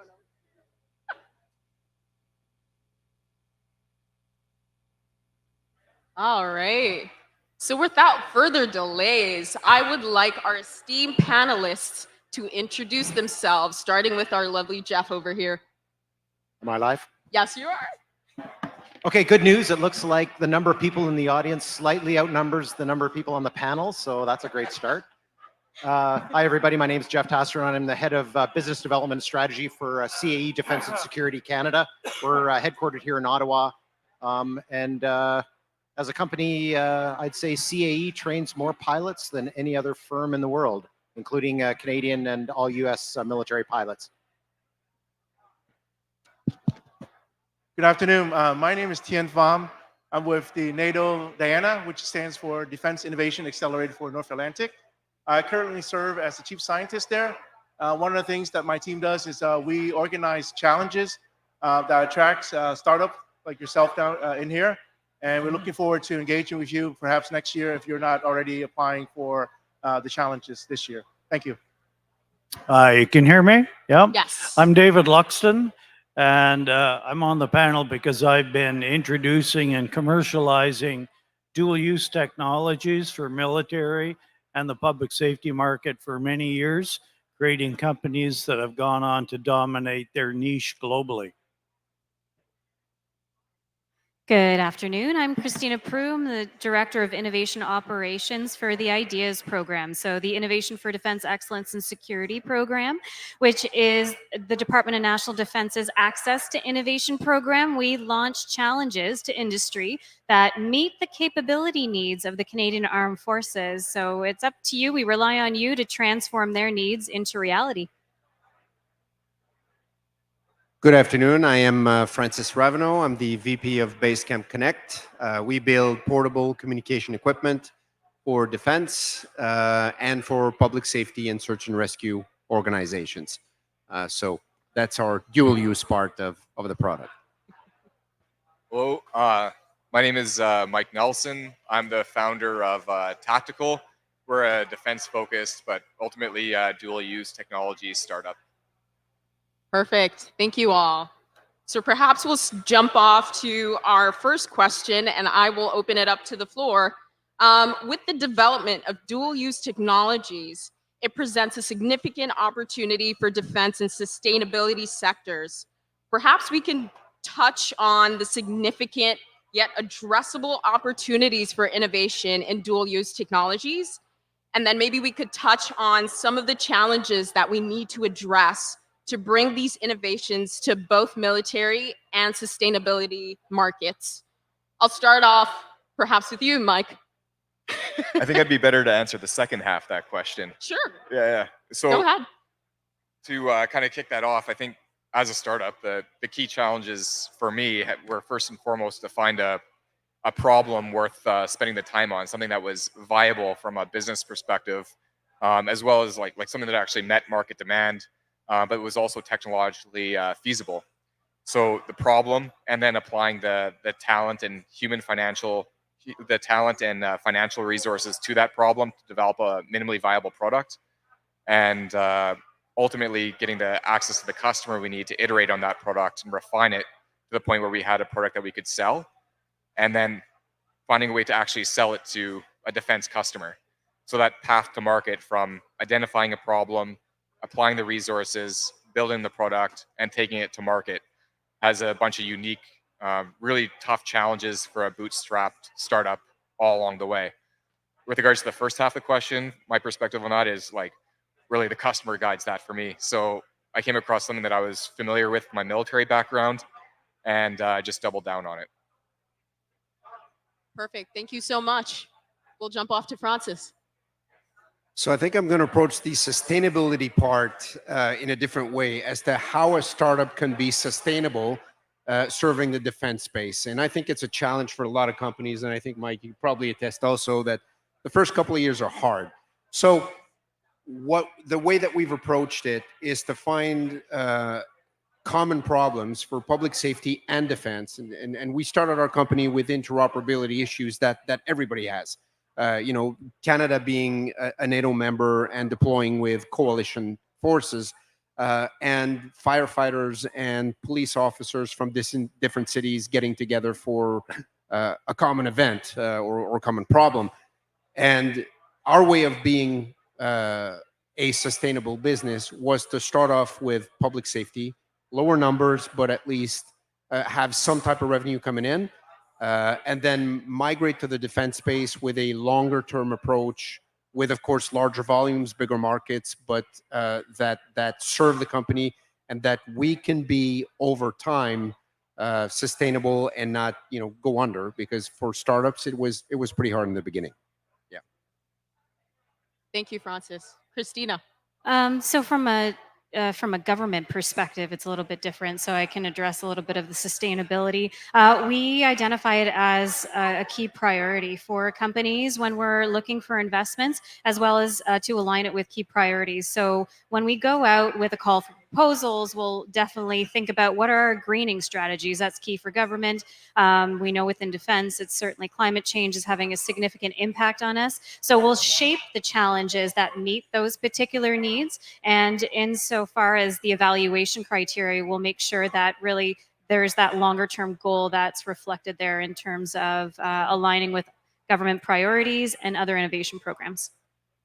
Thank you, Christina. David? So my background really comes from the perspective of looking for breakthrough technologies. that can have global application in the military and the public security market. And that has come with its own set of challenges. Those of you who may already be early stage companies in defense in particular have probably already learned the first lesson of this, and that is that's a tough market, right? That's a tough industry. This is not for the faint-hearted or the undercapitalized.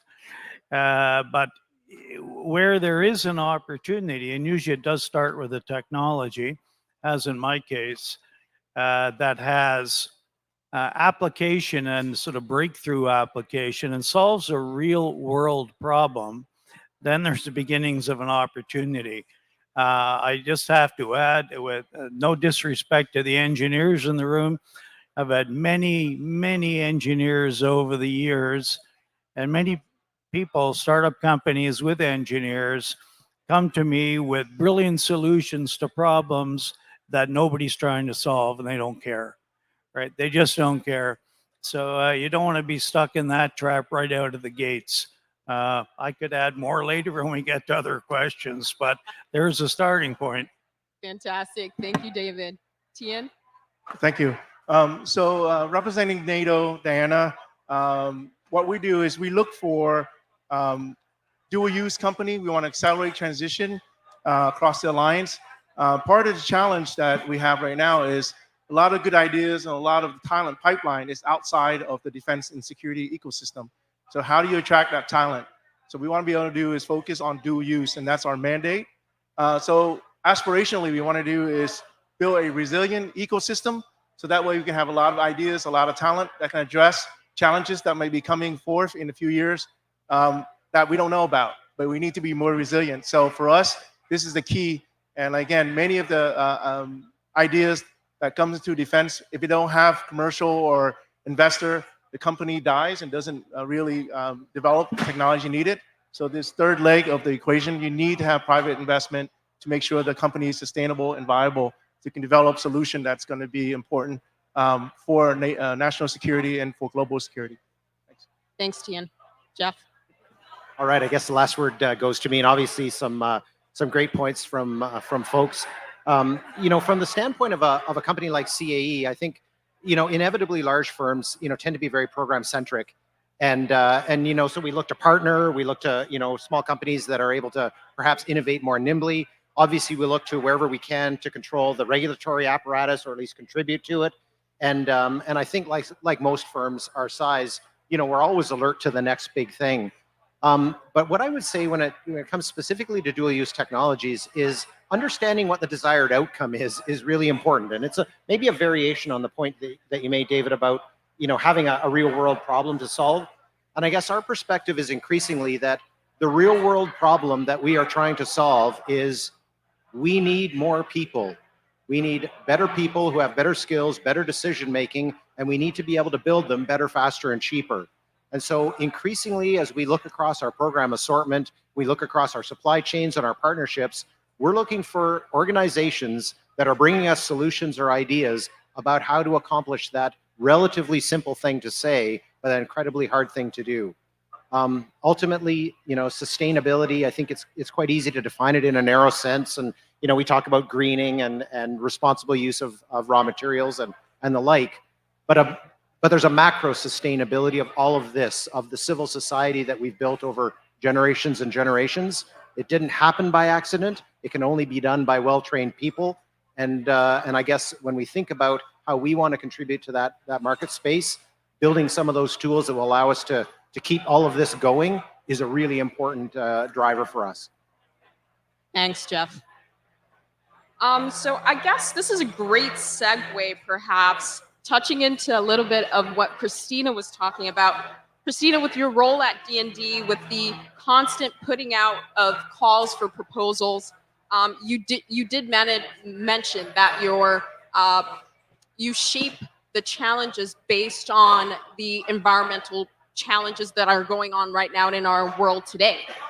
So, according to you, how does the defense sector ensure that sustainability remains a priority while developing new technologies? and perhaps we can chat a little bit about the key strategies and innovations that stand out for both security and environmental goals. Thank you. Great question. So I did mention climate change. That's significant for us. It identifies a significant threat to the north. We used to be so secure. That is no longer the case. So we're very tied into the Canadian Armed Forces and what they require at this point. We very much shape those challenges in that way. So I can give you a few examples of what we're doing that answers both those questions. So we've invested in ruggedized wind turbines that can sustain harsh northern conditions to be able to generate clean power for local communities as well as the forces as they're deployed up there, as opposed to relying on diesel fuel. Last year, we completed a multi-year contest that we called Pop-Up City, and this is where we married water, waste, and energy management systems for relocatable temporary camps. So fantastic for deployed troops, but we realized pretty early on that this had some significant applications for other groups. So for the Canadian Red Cross, when you're doing disaster relief, for northern Indigenous communities that don't have access to clean water, that don't necessarily have the energy and waste management systems. And then another challenge that we had was called green heat. So in defense, we have a lot of infrastructure, a lot of it's crumbling. So we just put out a challenge to retrofit old buildings with a new capability to be able to leverage green heat. So we're heating it in different ways. So this has significant applicability to the military and for obvious civilian purposes as well. Thank you so much for that. Does anyone have anything to add with that? Go ahead. Well, maybe just to put a kind of a real world sustainability example in perspective. I mean, if anybody is booking travel these days, often you'll see at the bottom of your travel booking, if you're flying somewhere, how many kilograms of CO2 you're expending. And so, when I think about CAE's role in the market space, it is fundamentally to offset some element of that out of the very expensive and high CO2 producing activities around military training specifically. I mean, an F-18 back in the day was $86,000, an hour to operate, and a big chunk of that was obviously the environmental footprint of the fuel burned and of the lubricants and oils and everything.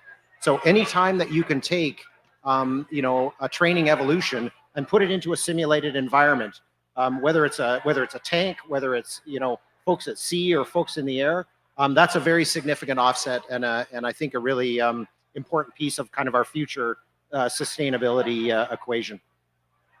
Thank you, Jeff. Does anyone? Yeah. I think that on a small company perspective, you're much more concerned about your survivability than sustainability, but there's ways to go around it. And we're looking at like plastic casings that we could use that are made out of recycled plastics, right? It's small moves like that.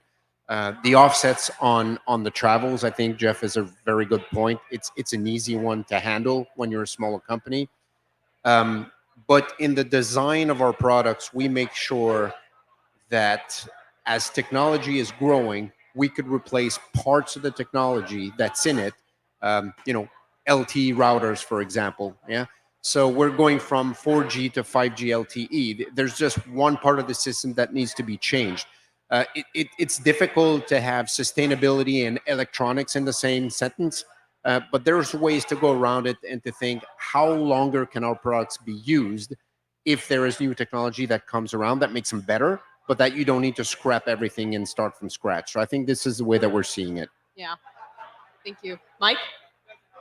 I can add a bit to that, actually. I think, like, for us, I've really struggled at times with thinking about, as a startup who's focused on survivability, how does sustainability play into our line of business? Because frankly, like, survivability is probably 80% plus of what I think about when it comes to running a small business.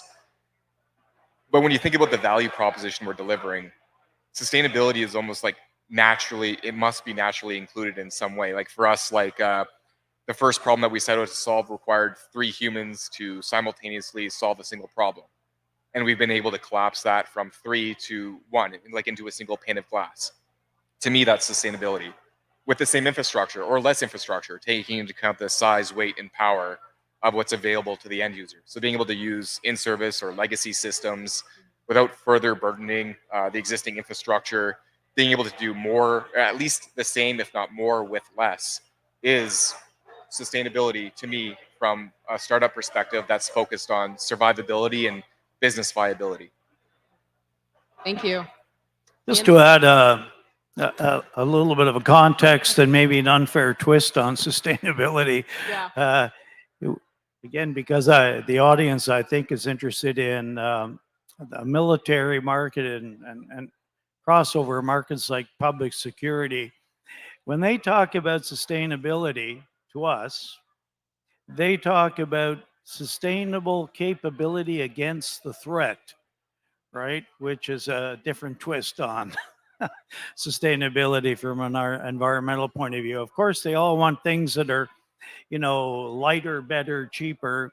But if you're in the military market or the public safety market, for those who are newly engaged in that, the military market is all about these days survivability and lethality.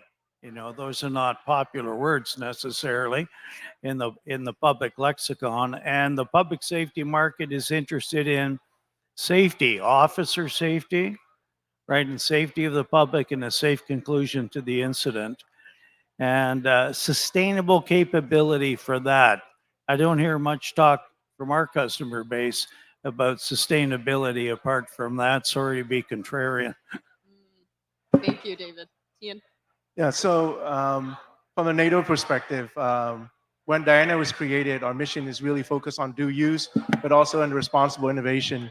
And sustainability is a key factor in that. For us to really, truly attract new companies, new ideas, the younger generation, sustainability is a really important issue. If you don't think about that for not only for civilian, but then also a military application, you're going to lose out on a lot of talent, a lot of great ideas. So we need to think about that inclusively as part of defense and security. And so when we put out a challenge, specifically we put out 5 challenges here, we have a cross-cutting theme that focus on sustainability. And that's a really important aspect, again, because we want to be assured that we don't, whatever we do, we want to protect our citizen, but we don't want to harm the environment and hurt our citizen in the long run.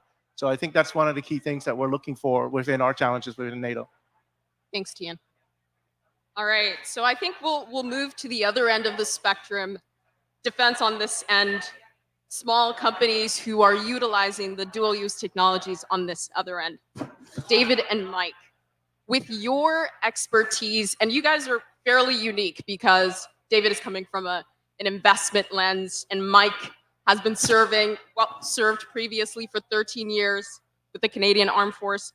I wonder, what are some challenges you faced in taking your technology from the lab to the field? And maybe you could share with us a couple lessons that you've learned while validating your dual use innovations for military and civilian contexts. We'll start off with David. Okay. Well, those challenges, just a few bullet points about that. This is a lot of scar tissue talking, to get sort of from the lab to a customer. First of all, God bless the engineers, but I'll tell you, it never, ever, ever works in the field, in the real world, right? The way it worked in the lab. So you have to do an awful lot of field testing of your own before you put that in front of a customer. Secondly, great technology alone for both the military and, my case, public safety market is never enough. That technology has to be operationalized so it will work within military, CONOPS, their concept of operations, policies and procedures in the case of the public safety market. And if you can't operationalize it so it will work in their world and the rules they live by, you will never sell it, right? On the other hand, the flip side of that coin is if you can operationalize it that way with the right kind of help to guide you through that, then they will buy it. That can make in fact, I've seen inferior technologies win out over better technologies because they knew how to operationalize it into the customer's con ops and rules and so on. So there's one quick one. I would say the other thing, and I'm not picking on engineers here. You know, I wouldn't have been able to do what I've done over the years without them. So I have them in my personal hall of fame. But you've got to make sure you're leading as well with what the benefits are to the customers. Engineers and bad salespeople like to talk about features. Customers are buying benefits. So what's the benefit? Which goes to, you know, the real world problem that you're solving. So the other thing is, to get this right, it's important to be close to the end user. There's endless kinds of intermediaries out there who do staff work around these things, who define requirements, who do procurement. But the person that's going to lead you down the right path is the end user. So it's very important to have access to them. And I think that's one of the things the Diana NATO program does that's very helpful. So let me stop there, though. That's the end of my scar tissue on that. Thank you, David. Mike? So David's response was actually really good, and I can build on that a little bit. So my tail end of my time with the Canadian Army is actually spending a lot of time with Defense Research and Development Canada out of Valcartier, working with a lot of small businesses, startups, also working with like a lot of great scientists and engineers at DRDC Valcartier. We were experimenting with emerging technologies like computer vision, etc., and had some exposure to the end users. And I was really challenged by the fact that we struggled, or these companies struggled, to actually get their technologies into the hands of the end users. And they had great ideas, great, like strings of code that helped solve problems, but they weren't actually to ultimately deliver that value to the customer. And what I found through over the last few years is that like research and development was ultimately like maybe 10 to 20% of the problem. Like, the real challenge for us has been like productizing that technology and taking it to market. So like R&D, the stuff that's a critical piece, that's where you get your footing. But the real challenge, I think, is in productizing a capability and being able to successfully get it to market. And that's where we had the biggest challenge, because productization, when I say it's like 80% of the work, that means you require a lot of talent. And it's different than like science talent. It requires a lot of money, like a lot of capital investment to build a product. I'd say it's probably cost us close to like $2.5 million to build our product, a minimally viable product. And as a bootstrap startup, that's a real grind. And then customer access, as David said, like it's been really important for us to have regular high quality touch points with the customer to better understand the problem and refine iteratively over time. And we're constantly learning, we're constantly evolving the product. So I'd say that like that productization piece is really, really tough, and you can't do that without the financial resources and the talent applied to the problem. Jeff, seems like you have something to say. Yeah. I was just, as you were talking about that, I was thinking that, you referred to DRDC, and one of the things that I've observed over the last, several years is that, I think the willingness or the ability of DRDC to kind of run exactly those kind of collaborative trials has I think diminished a little bit. And I think a bit about the ideas program as well. I think there's been a lot of, discussion about, operationalizing or taking, ideas funded concepts and actually bringing them into service. That's kind of one of the gaps that's existed.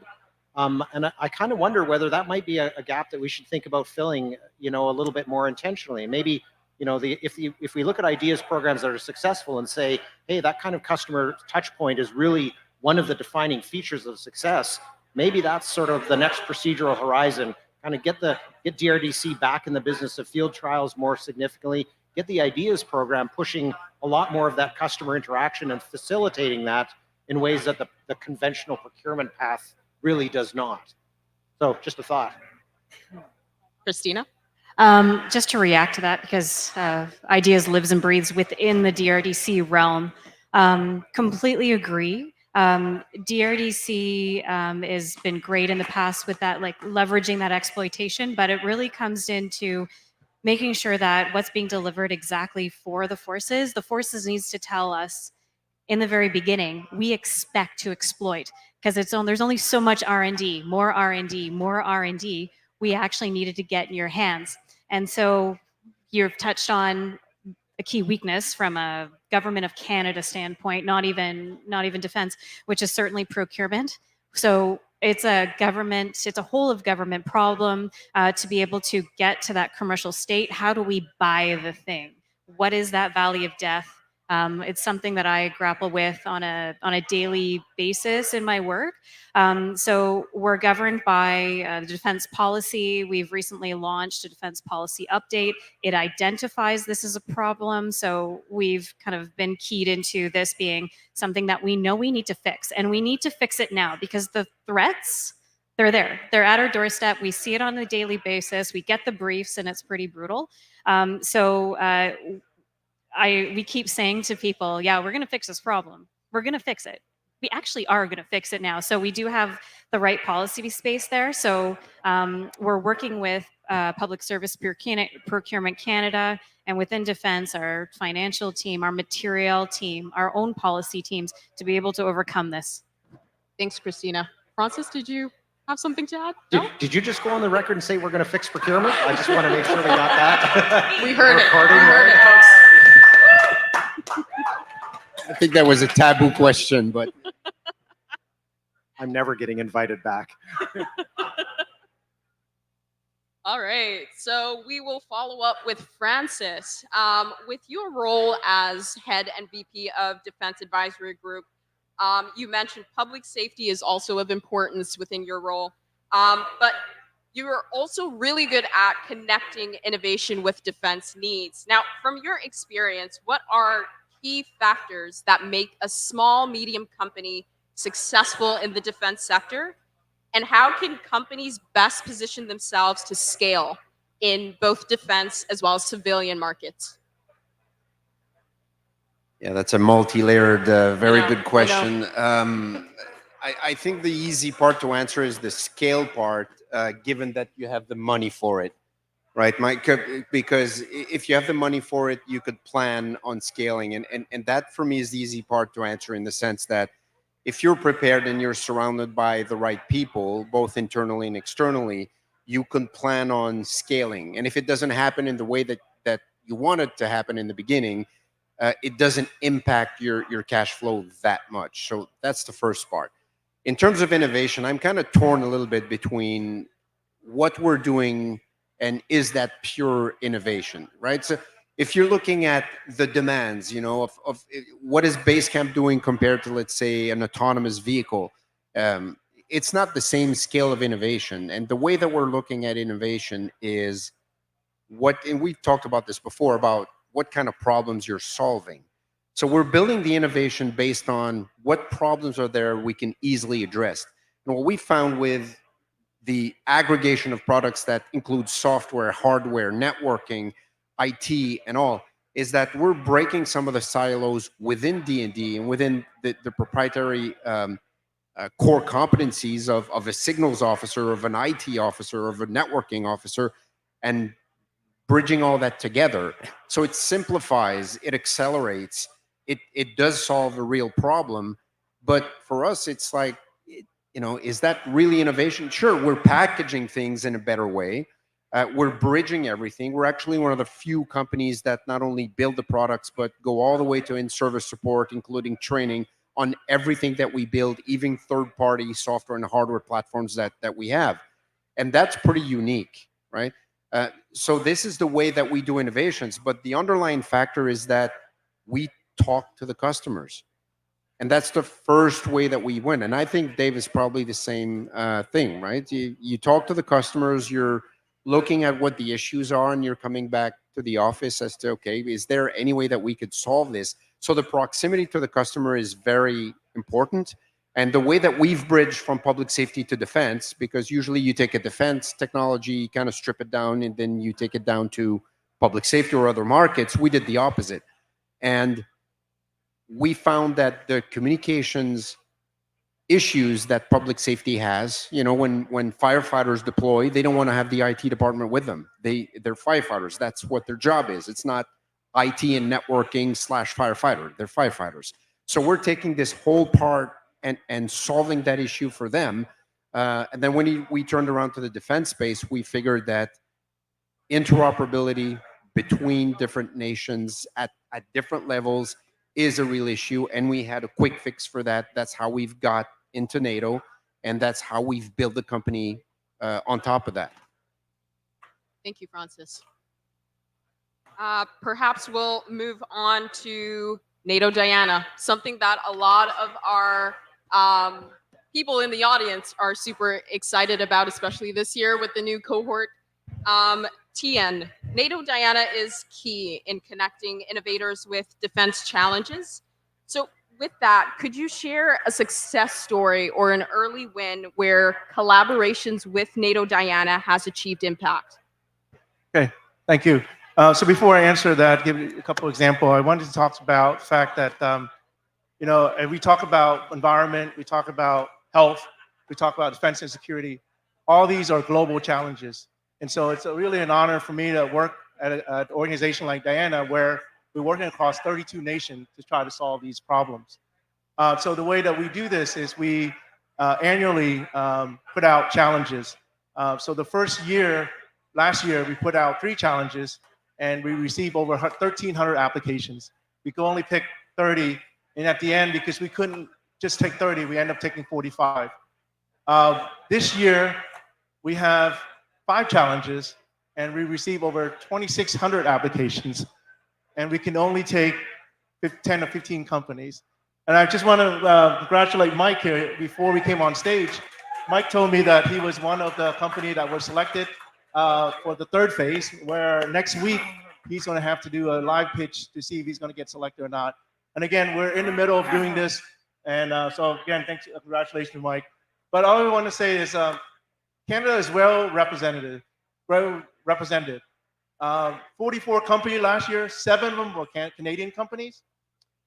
This year, the 3 highest total of application came from the US, UK, and Canada. So again, you guys are well represented. And I think as Sonia mentioned, you also have one of 13 accelerator, which is here. Area X.O is one of them. And next week, the managing director will be in Halifax to open up the regional office over there. So Diana's headquartered in London, where I'm based. We open an Estonia office in August, and then again, Halifax office next week. So again, you guys are well represented. So I just want to highlight one company that did really well. Again, a Canadian company. I can highlight many, but since you had many in the last cohort. So this is Phantom Photonics. It's actually a company that was a spin-off from University of Waterloo. The CEO, Alex Marin, is a young lady. I think she's just a grad student. She started a company with her advisor. And again, she's one of 10 companies selected to continue in the next phase. And so I want to just focus on impact on the company because of the fact that you get training, you get visibility, you get connection to a user across 32 nations, not just one. I think that kind of gives you that credibility. And because of that, she gets potentially gets some funding support from Shell and also from BA System. Again, this is the technology focusing on quantum LiDAR that can improve the range and accuracy for mine and sea floor mapping, but it can also used for defense, as you can imagine. So again, lots of opportunity, and I would encourage you guys to look out for the call next year. We'll have 10 challenges next year, and hopefully you'll all have an opportunity to apply. Thank you. Thanks, Tian. All right, Jeff. I know that previously you mentioned that when it comes to dual use technologies, the main point is to understand the outcomes of the product itself. Now, with CAE's involvement in defense and training, how can advanced training and simulation technologies contribute to both military and civil readiness? And how can we make sure that these dual use innovations are proven and valid before reaching the field, specifically in critical sectors? Yeah, Reba, that's, I think it's really the question of our times, as I alluded to earlier. And when I think about, training and simulation and the extent to which it shaped our world, it's already, astonishing to see what has occurred over the past decades. But I think as impressive as that is, I think we're really perched on the precipice of a massive leap forward in our ability to train people and to use advanced training and simulation techniques more efficiently. When we look at developments in artificial intelligence and large language models, those start to erase or at least address a lot of the real challenges with training people in a practical sense. How do you create a syllabus that is adaptive and dynamically changes based on individual learners? How do you actually generate course content in a cost-effective way? And fundamentally, how do you learn about all of these new technologies and how to integrate them into your battle space or into your public safety and security environment, if not through simulation? And so this is one of, I think, those rare situations where the problem is also its own solution, and it's super exciting because what we do really see, and CAE, of course, is no stranger to this. There's a massive democratization of a lot of the root technologies going on. Things in the simulation realm that would take hundreds of thousands or millions of dollars to do well in the past are actually really inexpensive to do nowadays. And I'm not just talking about VR and AR and some of those tools, but virtually all of the display technologies, all of the data exchange protocols, all of this stuff is now built and is easily accessible, or at least more easily accessible. And so now the great challenge of our time is, how do we bring it together to actually achieve what those training outcomes need to be? And that's why I guess I'm bullish on training and simulation as kind of one of the ultimate dual-use technologies, because I don't believe the military has a lock on what right looks like. I think there's still a lot to learn in this space, and I think we will learn as much from pushing these technologies into the public safety domain and perhaps into even more traditional educational domains as we will by developing it on the military side.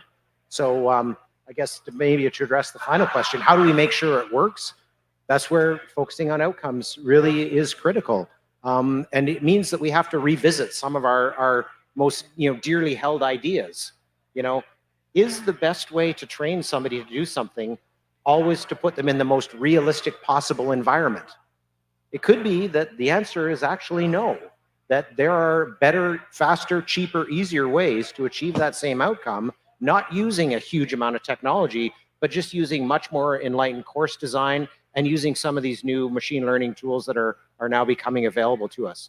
So in conclusion, I mean, a hugely exciting time for companies like CAE, and frankly, for any company that is bringing products to the market where humans are going to have to use it. Because at the end of all of these training journeys, as I say over and over again, there's a human. And if we can reach and exploit and understand their cognitive advantages and their frailties to get those outcomes more efficiently, then I think we're going to be better off as a society. Thank you, Jeff. All right, so with just 6 minutes left to our panel, I will ask one final question to the entire group. Looking ahead, how do you see the dual-use technology landscape evolving in response to new geopolitical pressures and the increasing focus on climate change? And what strategies can companies adopt to stay competitive in this shifting environment? I'll start off with you, Jeff. Nice. Maybe a bit echoing what David brought forward a few minutes ago. Sustainability in a military and a security context is kind of a bit different than I think kind of the standard global definition. But you look at the U.S. Quadrennial Defense Review, you look at their strategic stockpiling approach.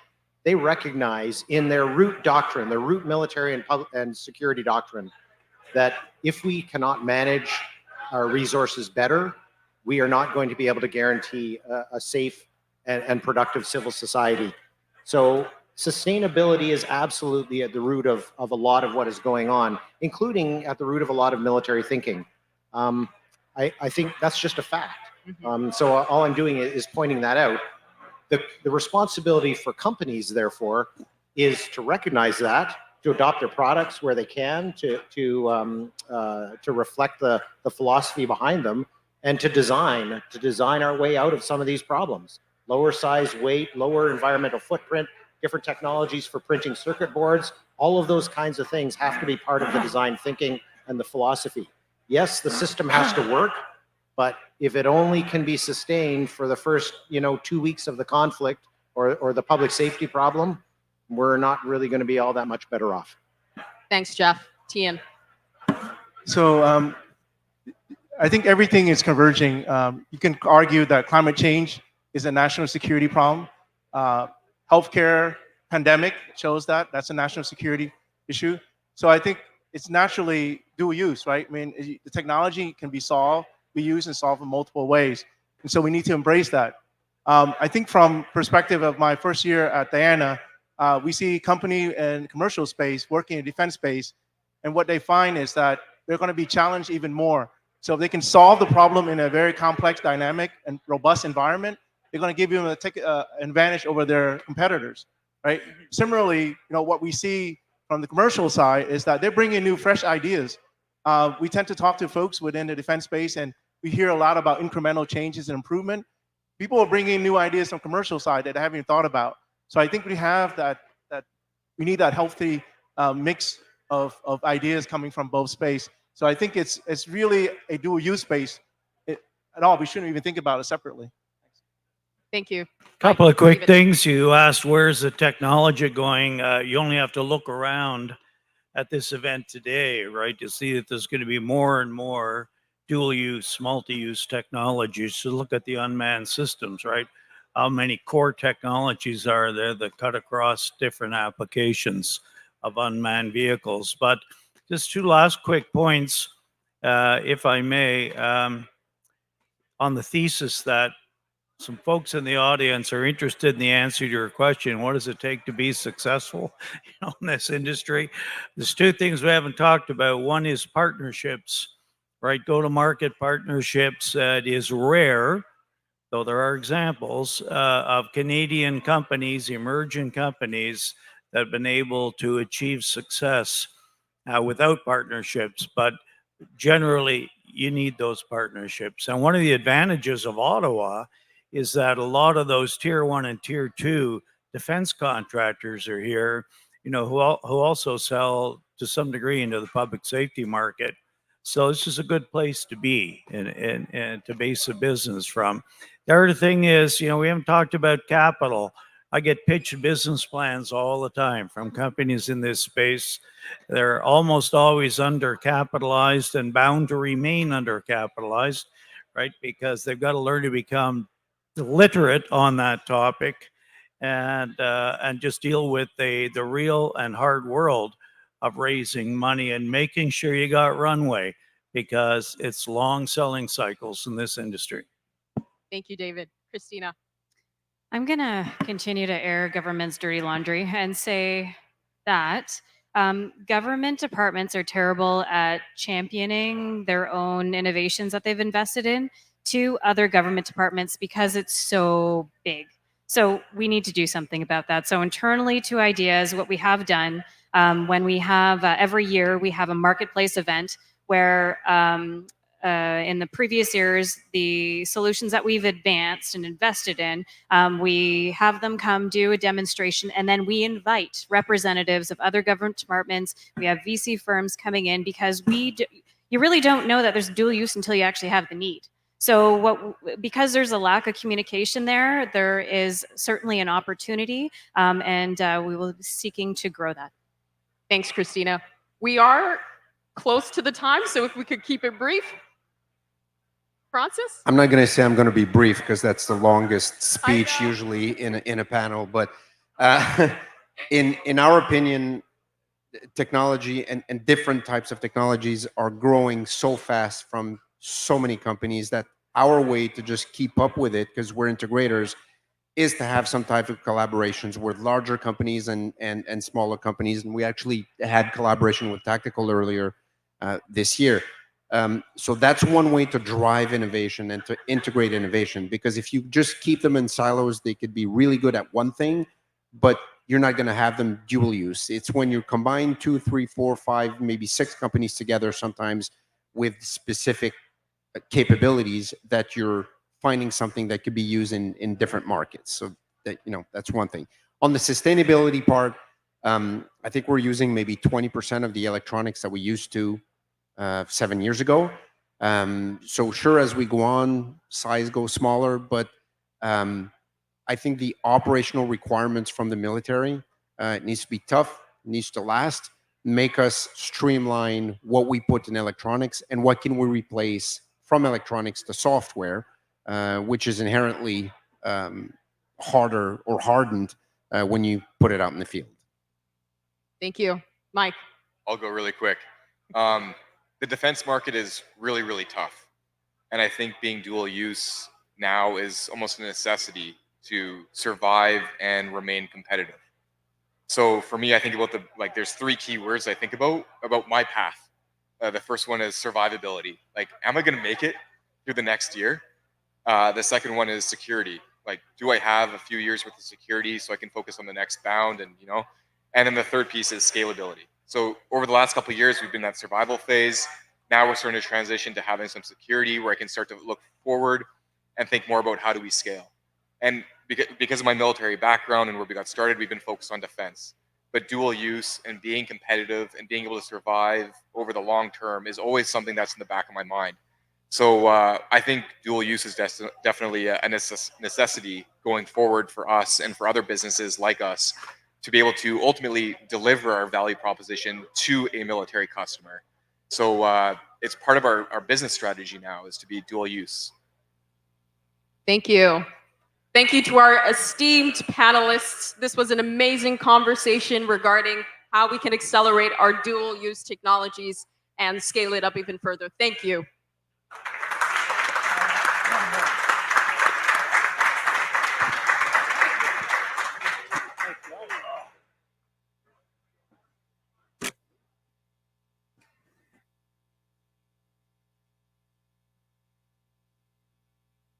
Thank you, Reba, and all panelists. Collaboration in this area is going to be critical as we drive increased opportunity for our region. So it was great to see that, an example of that today.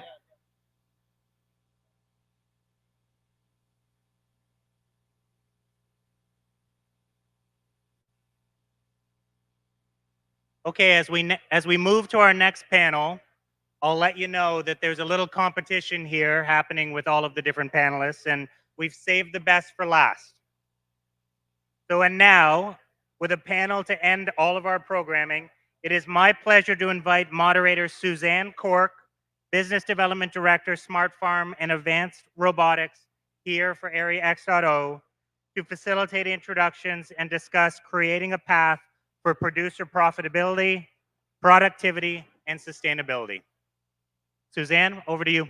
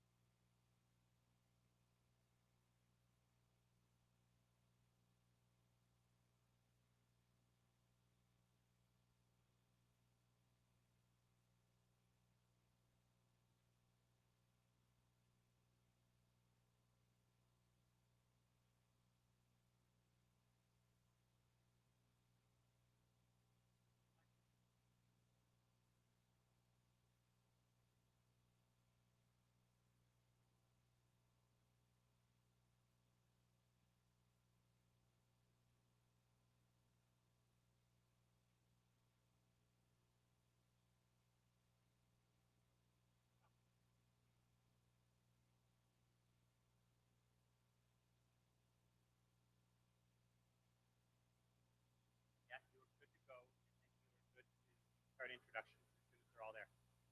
Do you all have your mics? They will turn them on as soon as it's ready.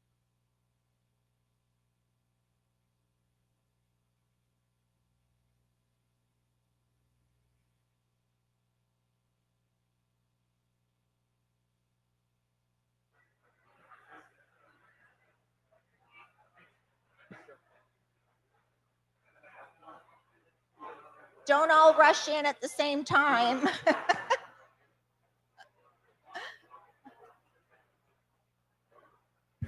Good afternoon, everyone. Thank you.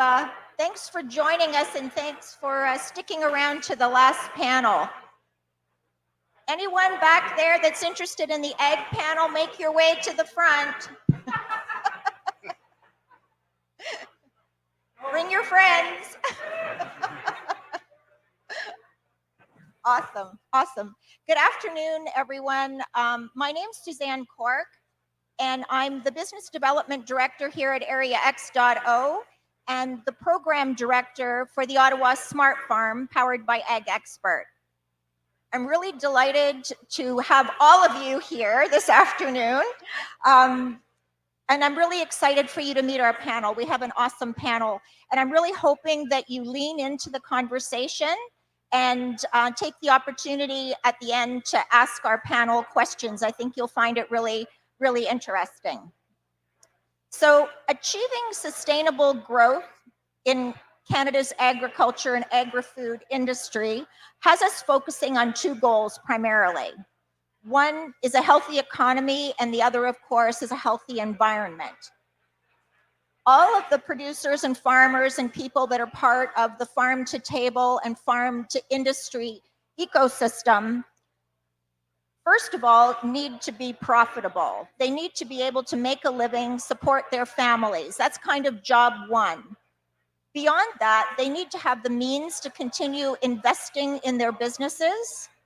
And then ag tech needs to also create a sustainable environment for future generations. And while those two things may seem opposing, they are deeply connected. They're deeply connected, but they do require that we all work very closely together. So that would involve the farmers, it involves industry, it involves researchers, it involves government at all levels, as well as the investment community and other players. So together, though, we have the opportunity to revolutionize agricultural practices, and we have ways to mitigate some of the stresses. It's not for the faint of heart to be in agriculture these days. You're dealing with rising costs for fuel, rising costs for fertilizer and other inputs. You're dealing with an environment that's going to dish out weather all different ways. You're dealing with a lot of different constraints and challenges. But with everyone working together, we can find a way to innovate and revolutionize farming practices and create innovation, profitability, as well as commercialization and adoption and knowledge transfer, which is really the goal. So I'll start today's panel by having each one of our panelists introduce themselves, tell us what they do and how they lean into innovation, and then we'll get into some interesting questions. So I'll turn it over to Harris to start. Hello, thanks, Suzanne.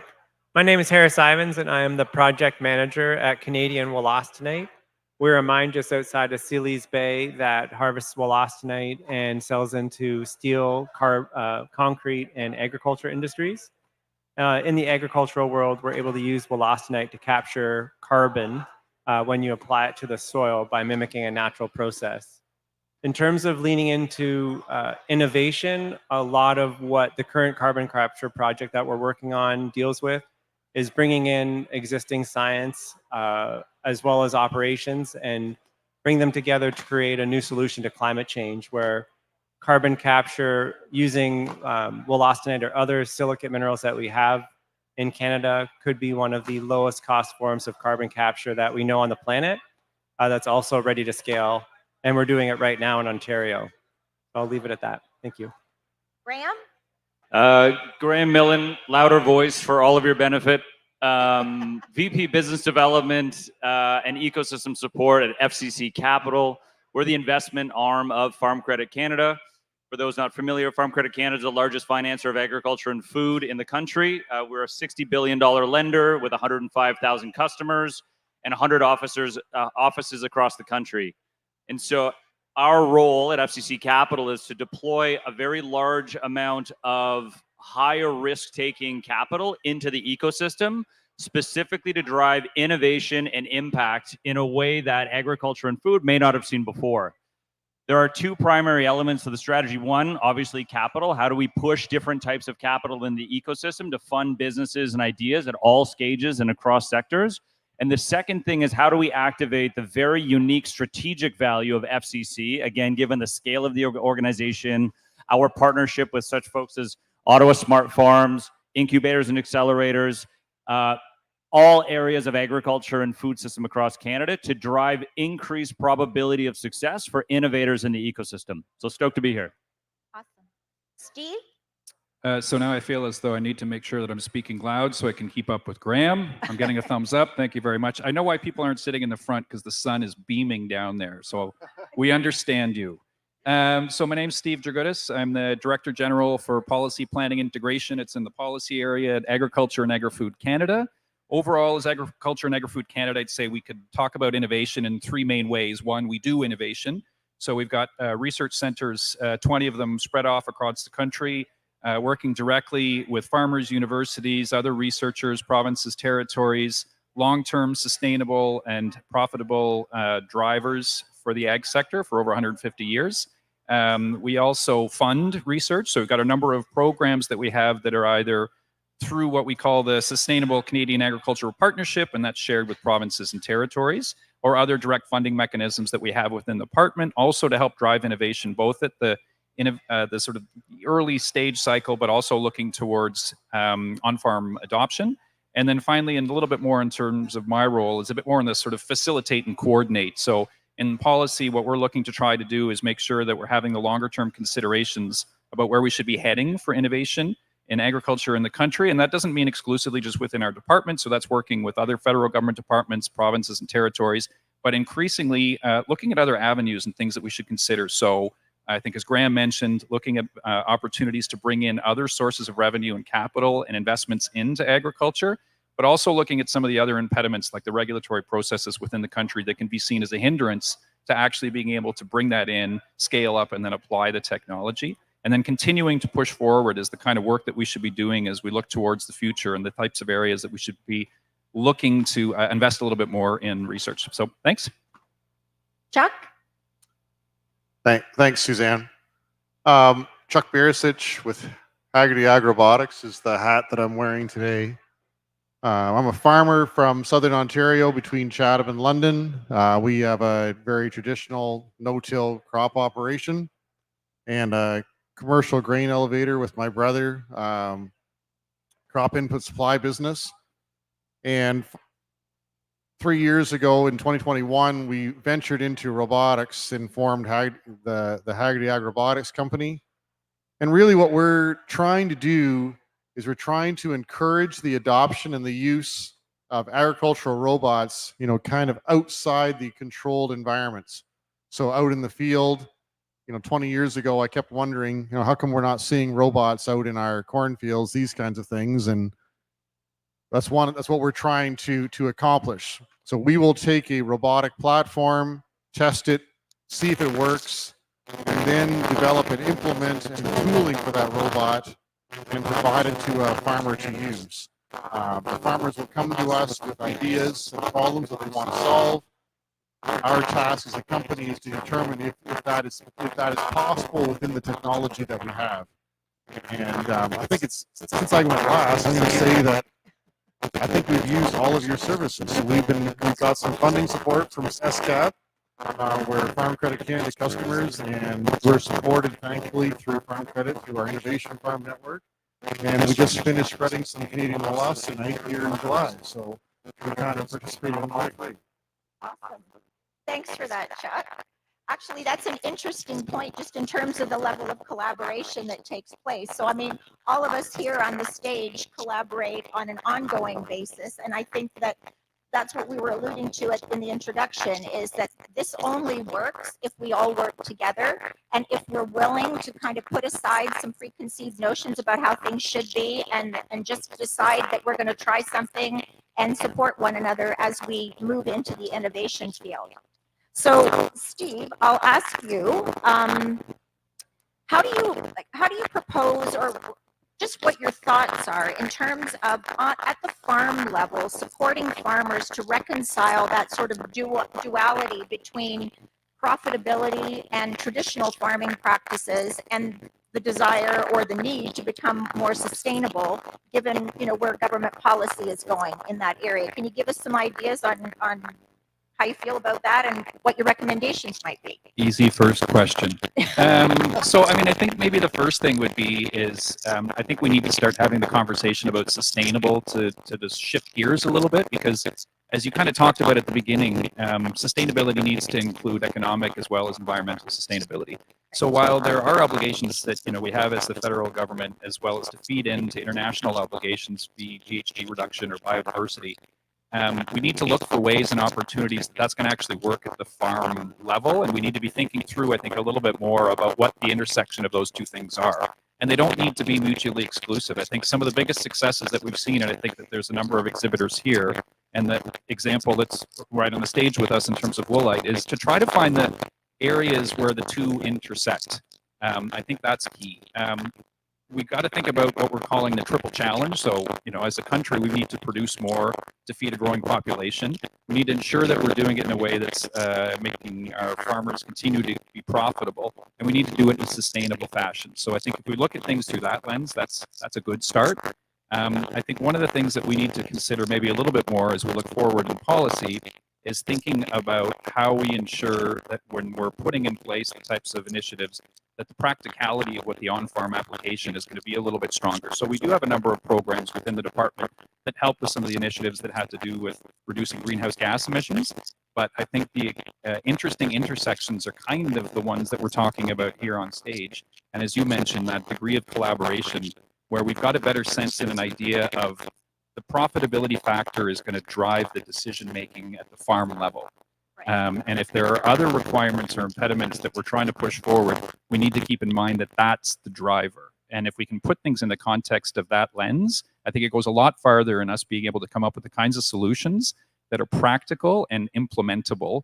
And that the next challenge then is to look at in what ways we need to be thinking about how some of those things both in the country can get scaled up for production, but then how we can make sure that that knowledge is transferred and there's adoption at the farm level as well. So I think that's another aspect that we want to consider. So I'd say in the context of sustainability, start to have the conversation about it being something that's not an either or in terms of environmental performance and profitability, but how we find the areas where we can find the two meeting. And that's the chart. I think that's the spot where we'd have the highest level of success. Thank you for that. And actually, it's kind of interesting. So I'll ask Graham the next question, and specifically in the context of the Smart Farm program. So both Chuck and I benefit from FCC leaning in and supporting the smart farms across the country. So we're part of a network of smart farms that basically go from Southern Ontario, from Chuck to the Ottawa Smart Farm here, Emily in Winnipeg, and then Olds College in Alberta. So thank you for the support that we get. And just based on sort of reconciling those two things, I mean, FCC sees the farmer at the farm level, but then also the innovator at the very forefront of cool new innovations. Where do you see the Smart Farm program in the context of those two things? Yes, I'll pump your tires, Suzanne. No problem. So I mean, one of the things that I'll call out and why Chuck is such an amazing partner is Chuck wears a lot of hats in the context of being an innovator, an ecosystem supporter in the context of the smart farm, but Chuck also operates a 3,000 acre farm. So like, it's pretty hard to bullshit Chuck, right? Like Chuck's going to call you and say, no, this is stupid. That doesn't work. It doesn't make any sense. We're not going to implement it. And so I think that I use as sort of an example of the power of a physical environment to showcase the usefulness of innovation. And so for context, the FCC Smart Farm Network, there's 4 partnerships who have 5 physical locations covering more than 13,000 acres across Canada. And we're just getting started. There's more to come. But I think one of the most important things is, I'll draw the paradigm. What we all are trying to drive is the adoption of impactful technology and innovation within the Canadian food system. And so if we want to do that, a pathway which is very challenging is relying on early stage founders to set up a booth at a farm show and wave at farmers as they walk by and say, please buy my thing. Because nobody's really ready for that interaction. By function of the companies pretty early on their journey to sort of fulfill on that commercial agreement. And a farmer may not have learned enough to really have a thoughtful commercial decision. The power of a smart farm is it's an opportunity to demonstrate technology over multiple growing seasons to showcase what it can do in a non-commercial environment. So if you're a grower, you're a farmer, or a participant in the food system, it's very powerful to show up at a farm system, walk a field, and say, I get to learn without somebody trying to sell me something. What that means is that when they're ready to buy, they're actually ready to buy. They know what they're getting into. They know how to implement. That drives higher probability of success for both parties. And ultimately, that gets a very powerful flywheel spinning when you think about adopting innovation, impactful innovation in Canadian agriculture. And so I think that becomes increasingly important when you talk about the narrative about sustainability, which is it has to be practically applicable. It has to drive sustainability across all elements, including economic. And foundationally, the moral imperative is not a business model, right? It's important to have very impactful outcomes, whether it be early innings ROI, long-term agronomic benefits, soil health, plant productivity, et cetera. And so again, showcasing that in a PowerPoint, a flyer, a couple of growing seasons at a smart farm where a local grower can walk the field and see it actually in action, that's how it's going to happen. And so I think this isn't just a nice to have, a cool research project. This is foundationally how we commercialize novel technology in Canada. Fantastic. I think that's awesome. And we're Like here you for just it. had your advertisement for Smart Farms, so it's a good thing it's filmed. Brought to you by Graham. We're here for it. Thanks so much. So Chuck, on that note, being the farmer and the agrobotics expert in your own right, I mean, Chuck, if you don't know, is a highly sought after speaker globally in agrobotics. So he really is formidable in this space. So I'm curious to know, when we take a look at adoption and we take a look at the cutting edge new technologies in robotics. And I'm hoping that all of you have seen Chuck's robots wandering around, one of them getting precariously close to me. Thank you very much. But at the same time, can you talk to us about the things that you're most excited about in terms of the cutting edge on the robotics side, but also close to something that a farmer's really interested in adopting? I think there's a lot of it's important to separate the wheat from the chaff, right? There's a lot of hype in the robotics technology space, and sometimes I don't get quite as excited about those things as others. What I think is probably the most interesting to me is the ability to add like crazy amounts of precision to old processes, to things that we've always done. You know, so some of the robots that we've been working with, you know, the ability to plant every seed at the exact right depth, at the exact right space, which kind of sounds like something that people have been trying to do since the 1970s. But we're talking like within millimeters of each other. And then the computer knows where every one of those plants are. And then we can manage every one of those plants individually. And really what that is if you think about a greenhouse grower manages their farm, the greenhouse, by the square meter. You know, me as a corn farmer, when we don't even talk by square 10 acres. We talk up, you know, on a field scale. So we're managing our corn and our soybeans on a field level. And unfortunately, that's the kind of results that we get is on a field level. And that's not going to cut it going forward. So this technology that excites me is the ability to take a generational level of knowledge on a 100-acre farm or a 150-acre farm or whatever it is, and being able to know that farm down to a square foot, what's going on in that field, and how to get the most out of every single plant on that field. We have that capacity now, and that's really, really exciting. And I think it's going to advance production, agricultural production, immensely in the next coming decade. Awesome. Thank you. And actually, we have an opportunity, Chuck and myself, tomorrow to meet with one of the largest local producers and present some of the robotic technologies and hopefully engage them in the opportunity to do some testing at the Smart Farm next year and then expand that to their operation, which is several thousand acres in our region. So we're really excited about that. And hopefully I'll be back here next year to tell you how well that went.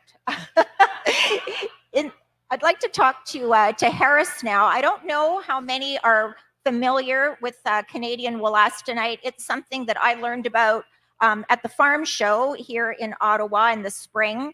And to say that I've been excited about it is probably an understatement. I've been walking around talking about wollastonite now for the past several months. But I think it's cool on a number of different levels.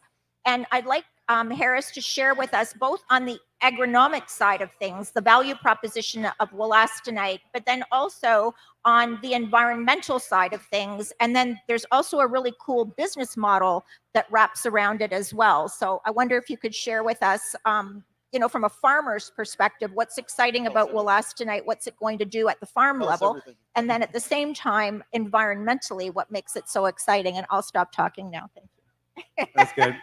Wollastonite is a calcium silicate. So it can be used as an alternative to limestone. And one of the advantages there is that instead of carbonate, it has silicate in it. And silicon is a nutrient that a lot of farms take for granted. There's a growing body of research to show that it's, as I like to call it, nature's crop insurance nutrient. So it's responsible for a lot of pest and disease protection already in soils everywhere that crops grow. And by using wollastonite, you're going to apply the calcium, the magnesium, but also the silicon in terms of maximizing the natural benefits to the plant in terms of pest disease and drought tolerance. So it's a really nice combination for a changing climate in terms of trying to find solutions to maintain or increase yields in our current kind of atmosphere. For farmers, the value proposition is there on the calcium side. There's the silicon benefits, but when we started out, we didn't understand that wollastonite would also be capturing carbon in the soil, and that's come to light over the past 7 years. We've been researching with the University of Guelph and have now commercialized this through a partnership with Undue Carbon in the UK, where farms in Eastern Ontario now can access wollastonite at no cost. And we also cover the cost of spreading. The farm pays the trucking is kind of the model at this point. The subsidies for the cost of the wollastonite and the spreading are paid for by the generation of carbon credits, which are sold on the voluntary market in the UK. And what's exciting, what's innovative here is we're just mimicking a natural process that's been happening forever. It's well documented, the ways that wollastonite captures carbon. What we haven't done is scale it to the point where we could cover millions of acres with rocks. We don't have enough wollastonite for that, but there's other rocks that are silicate, calcium, magnesium silicates, and we could be capturing carbon on a gigaton scale globally. The other really exciting thing about what wollastonite is doing is it is a great test mineral for this technology because it captures carbon so quickly, and it's going to pave the path to bring on different minerals that capture carbon more slowly but are abundant around the country. And what we're going to see is likely that wollastonite, or this kind of carbon capture, it's called enhanced rock weathering, is going to be one of the lowest cost forms of carbon capture globally.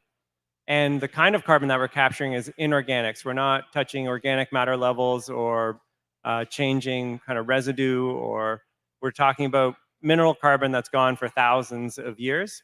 And that's going to make this kind of carbon very already positioning enhanced rock weathering as in high demand from a carbon credit perspective.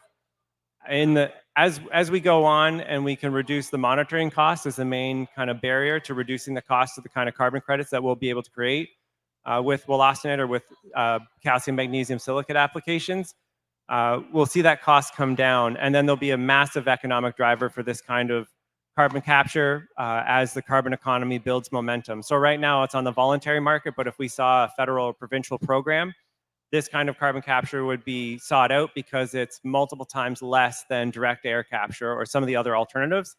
And it's also shovel ready. So nationally, in terms of the economic advantages, the proposition there for the farmer is that it's a source of calcium, magnesium.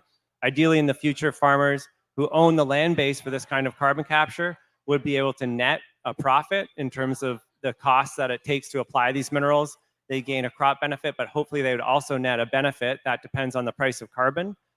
But nationally, we have a massive opportunity here in Canada because we have rocks everywhere that we can use for this application, and we have incredible amounts of farmland. So agriculture could really see enhanced rock weathering, and I think we'll see enhanced rock weathering playing a major role because it will be another income stream, while at the same time we're going to be providing calcium, magnesium, and silicon to our crops that are going to maintain the pH or enhance pH, but also maybe enhance the drought stress and pest tolerance of the crop. So there's a win-win. Finally, on a rural economic perspective, this kind of carbon capture is very decentralized, and we're using existing infrastructure. So we're using existing trucking companies, we're using existing agri-service providers like Chuck at Haggerty Creek, and we have crushers and we have quarries and we have identified rocks. So this is a shovel-ready solution. We've spread over 20,000 tons of wollastonite in the past year in Ontario. So over the next 3 years, we're going to capture over 10,000 tons of carbon with that application. And that's going to put us on the map globally, unfortunately, as a currently active carbon capture project. And we're looking to scale that up. Awesome. Hopefully you'll see why I was so excited about wollastonite. And Chuck, you've spread it on your farm, and maybe you can share with us how that's going. Well, essentially, it was one of our the customer. We talked about it. The customer, we spread it. It spread fine. But what's interesting about this is thinking outside the box a little bit for agriculture. That's really what this is about. And related to even why I'm involved in the robotics industry is that we don't need to wait 10 years to try to come up with a solution to something. Right. We can't always just keep doing the same things over and over and over again and looking for a different solution. And we have solutions right here in this country that we can work on, whether it's wollastonite, whether it's robotics, whether it's technology space. These are some of the opportunities that if we think creatively, engage different people that maybe aren't part of our normal circles, we come up with great ideas like this. Yep, absolutely. So I'd like to open the floor to questions from the audience. So if anyone's got a burning question that they would like to ask this expert panel, feel free to shout it out.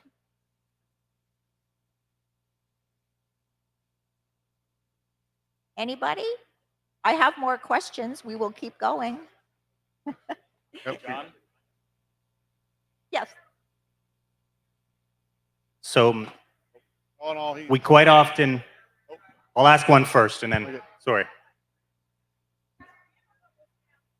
Pardon? Okay, go. You go first. Me? Okay. So quite often we start hearing continuous terms and continuous trending within different sectors. And I know smart farming is no different. What innovation is coming down the pipe that we should have our eye on that we do not now?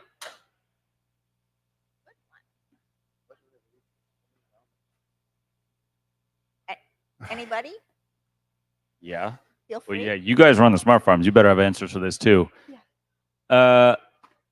Here's a super broad answer, and it's not like coming down the. I'll give a broad answer, maybe a more specific one is the general category of novel, sustainable inputs.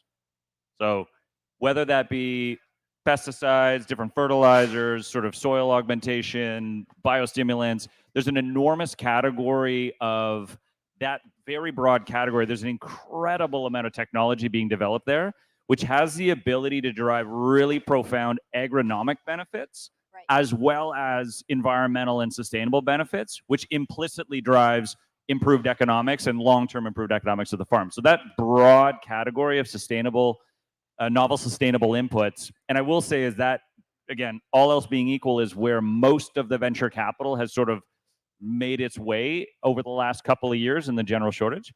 I think within that, one of the areas that we're certainly seeing a lot of interest, both at really early stage and at growth stage, is some of the really interesting gene editing technology. So looking at multiplex gene editing at the seed level in terms of what that can drive at a foundational level, and the ability for that to have incredible scale from a resilience in the food supply, as well as from a productivity and profitability at the farm level. So maybe a couple, I think, points. One would be on the horizon cellular agriculture. So, I mean, we're talking in a transformative, completely different type of view of food, right? So I think that's one, but I think I kind of actually would take the question and sort of maybe have it go the other way in a little bit, because I think the sort of the wollastonite and the example of robotics, both of them are actually talking about innovations that don't actually really require a change at the farm level in a sense, right? Like it's the operations, the way that people know how to operate. What changes is the application or use of technology. And I think there's huge power in that. And I don't know that we're always thinking about it that way, because then, you know, as we had the conversation about adoption at the farm level, well, it's just a slight shift in a way to the practice that you might already know and would have been doing for generations, right? So I think that's, you know, rather than always necessarily looking for the huge transformative as well, I think we should not lose sight of the fact that these types of innovations are ones that actually get you probably to that adoption stage earlier than others might. Yep. Awesome. Thank you. John, did you have a question? Yeah. So first of all, Wollastonite, yay! Like carbon capture like that is just amazing. So awesome. So I guess it's for Chuck. If you had to wake up tomorrow and go, what's the next program that would make this all better for me, right? Well, what's the next thing that would be either from a government perspective or from a smart farm perspective? What would make your life easier and would advance these technologies more from a farmer's perspective? You know, if I could open up my book to the big list that explains everything, that would be simpler. I think one of the challenges that we find in the space is that there's a lot of different players in the space. We have some government organizations, we have provincial organizations, we have subsidiaries of government organizations, we have different programs, and every one of them has their own little niche and their own space. And one of the challenges that we have as when we're bringing something innovative into the sector is it doesn't really fit in any of those categories, and you end up trying to pigeonhole a project into a program that it really wasn't designed for, and we end up jumping through hoops. So that's a challenge. The other thing too is that, you know, Canada's a very small country. You know, we like to think of ourselves as a big country, but actually we're not. We're very small, and we're all very spread out.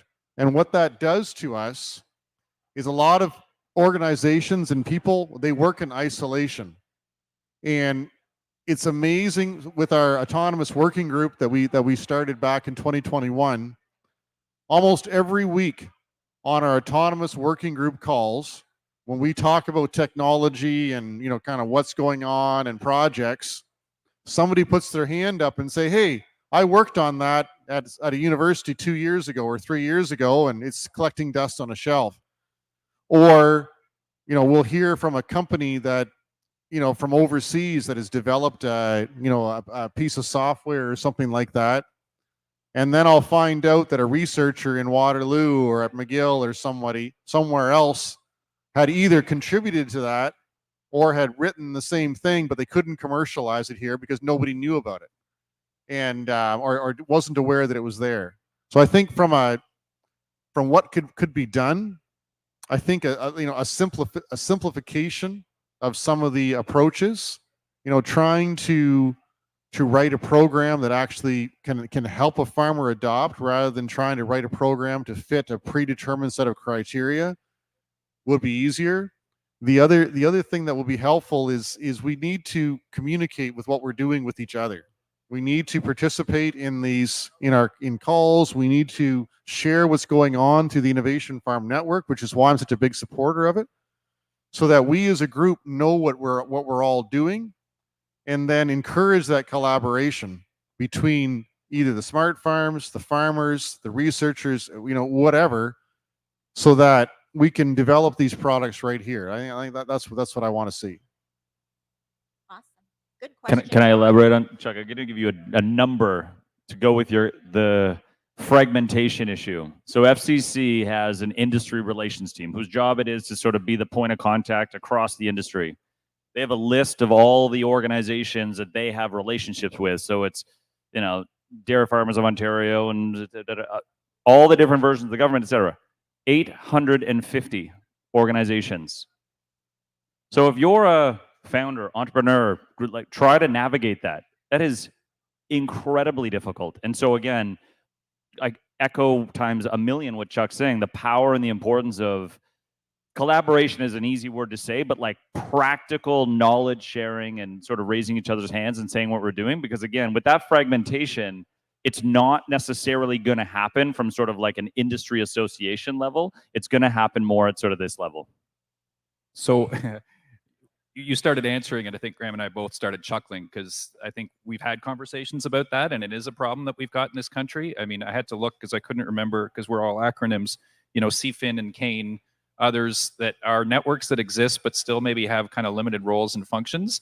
And to the point of what's going on within the research ecospace, it was just recently that having conversations with the dean's councils about all of the research that's going on in universities across the country and how they're not coordinated on that. Never mind getting into what the federal government and then the provincial government and then the private sector is doing, right? So there is an effort underway to actually pull that together, a platform they're calling AgRise, to be able to have kind of that intel and information that you talk about so that there's better understanding and connections of that research that's going on across the country, to be able to share it more. But I think there's a long way for us to go. And I think that there's a big opportunity for us to kind of do that better, because to your point, you know, again, big country geographically, size-wise, not so much. And the actually size of the country creates a difficulty with us because of the nature and difference of agriculture across the country. There's some similarities that you can bring together, but that doesn't play to our advantage either. And then being next to the US, start to see that it's easier just to pick up and move there and do something. So I think you hit on a really important point, and it's a great question. Well, and I think to everyone's credit, like in the working group, we have representatives from MAPAC in Quebec, from Zone Ag Tech, from Area X.O, from AAFC, from OMAFA, from British Columbia, from Olds College. And really what this is about collaboration. And it's not about taking something over, and it's not about telling some other organization that you are irrelevant and we don't need you. That's not what this is about.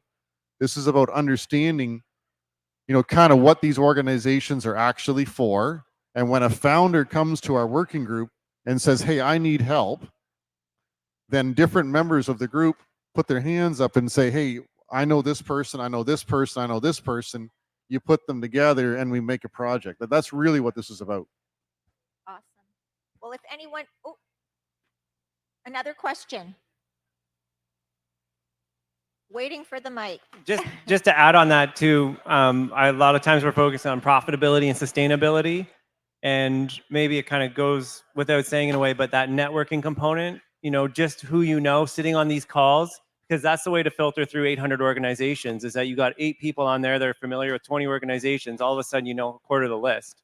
And I think, you know, entrepreneurs tend to get siloed. They got it out for themselves, but really it's the networking and getting information into your business is the key to everything else that's going to come forward. Awesome. Sherry. Hi, I'm Dr. Sherry Vandepol, the founder and CEO of Catalytics. And so when you're talking about founders, definitely a lot of the stuff you're talking to connects with us, where when you're being innovative, you don't fit into boxes. That's why, you know, and so how do you work in those systems? And the connections are difficult. But I would say that that's been identified, and I've found that the organizations in front of you and some of the other organizations have been amazing at seeing that and connecting us with some groups. But one of the other things we're facing is that you make those connections and you say, we could do this and this would be the right thing to do. But sometimes there's this like status quo hill that we have to get over in order for groups to adopt, for larger organizations to change the way they do things. And as an innovator, we want to be part of all of that, but sometimes we're facing that status quo to get the larger organizations to adopt, especially in things like the dairy industry. Do you have a vision of what it would look like if that was working well? So you make the connections, you get the people together, you get the innovators in the same room with the governmental organizations, with the farmer-owned organizations. What does that look like if they're saying, yeah, we're actually going to do this? That's a big question.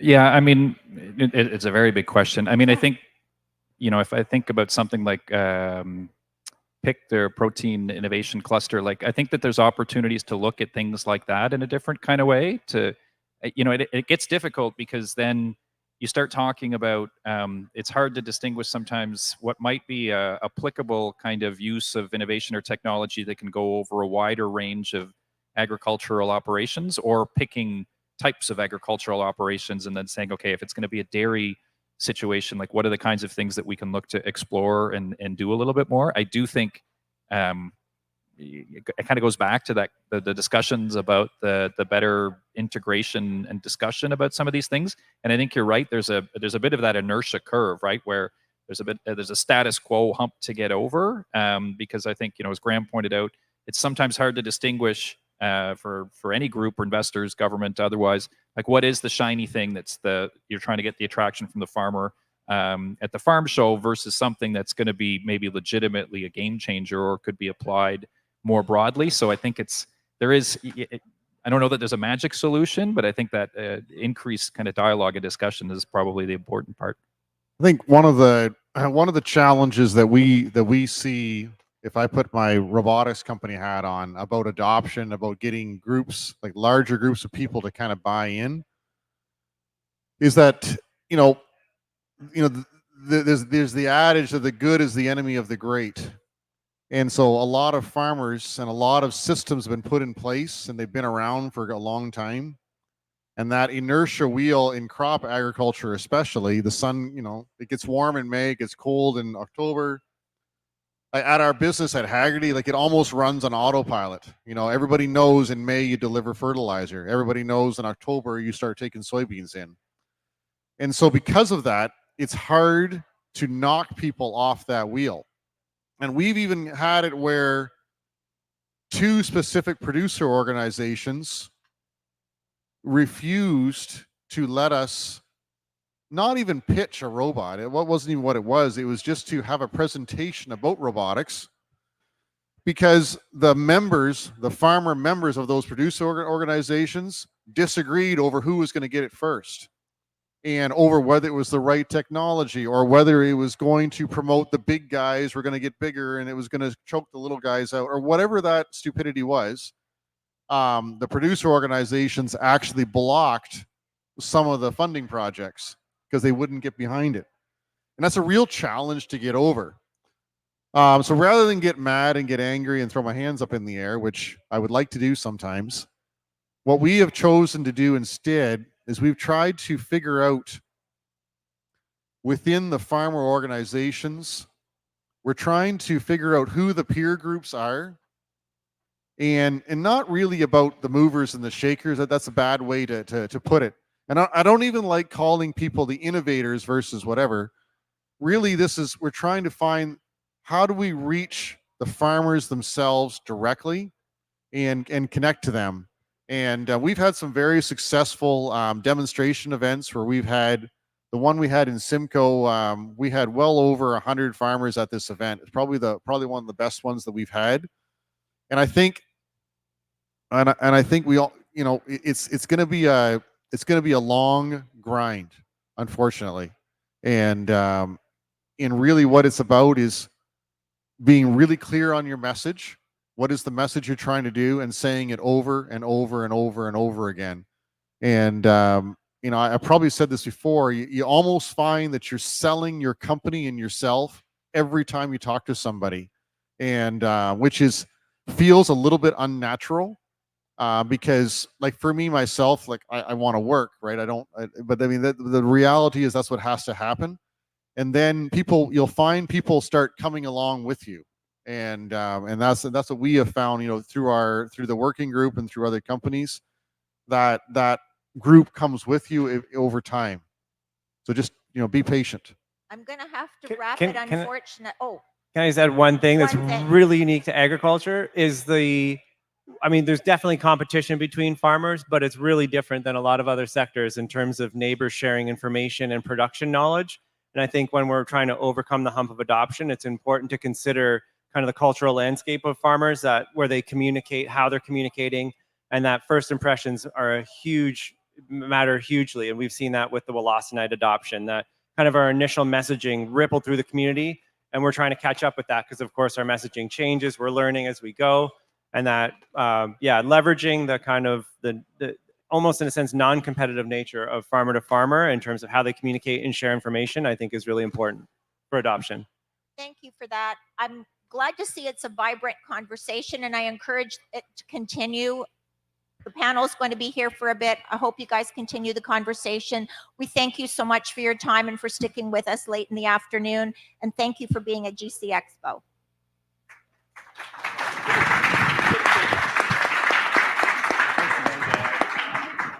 Thank you.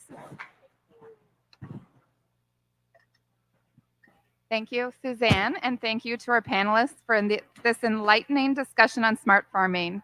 The insights shared today on leveraging technology and innovative practices to enhance agriculture outcomes are not only timely, but essential as we strive to engage government and private sector leaders in building a sustainable future for us all.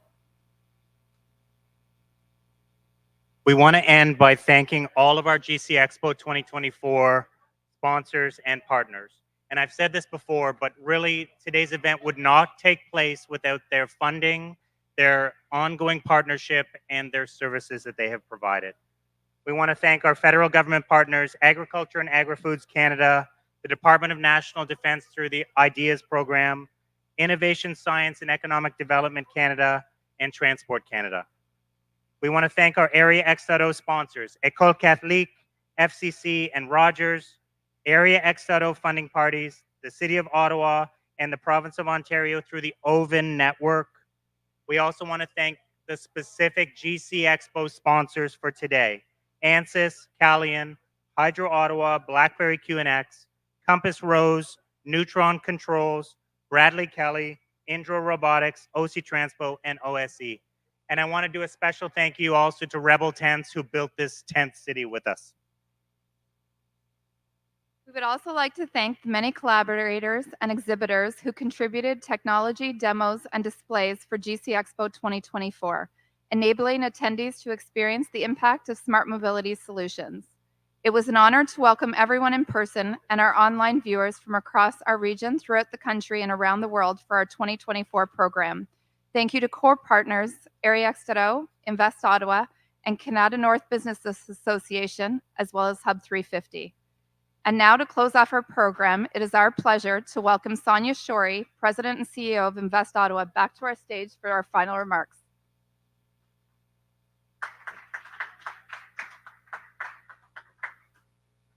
Thank you so much. I'm so glad that this was live streamed, that it was recorded, because we will be using this content extensively, and we encourage all of you to share it, to engage with it.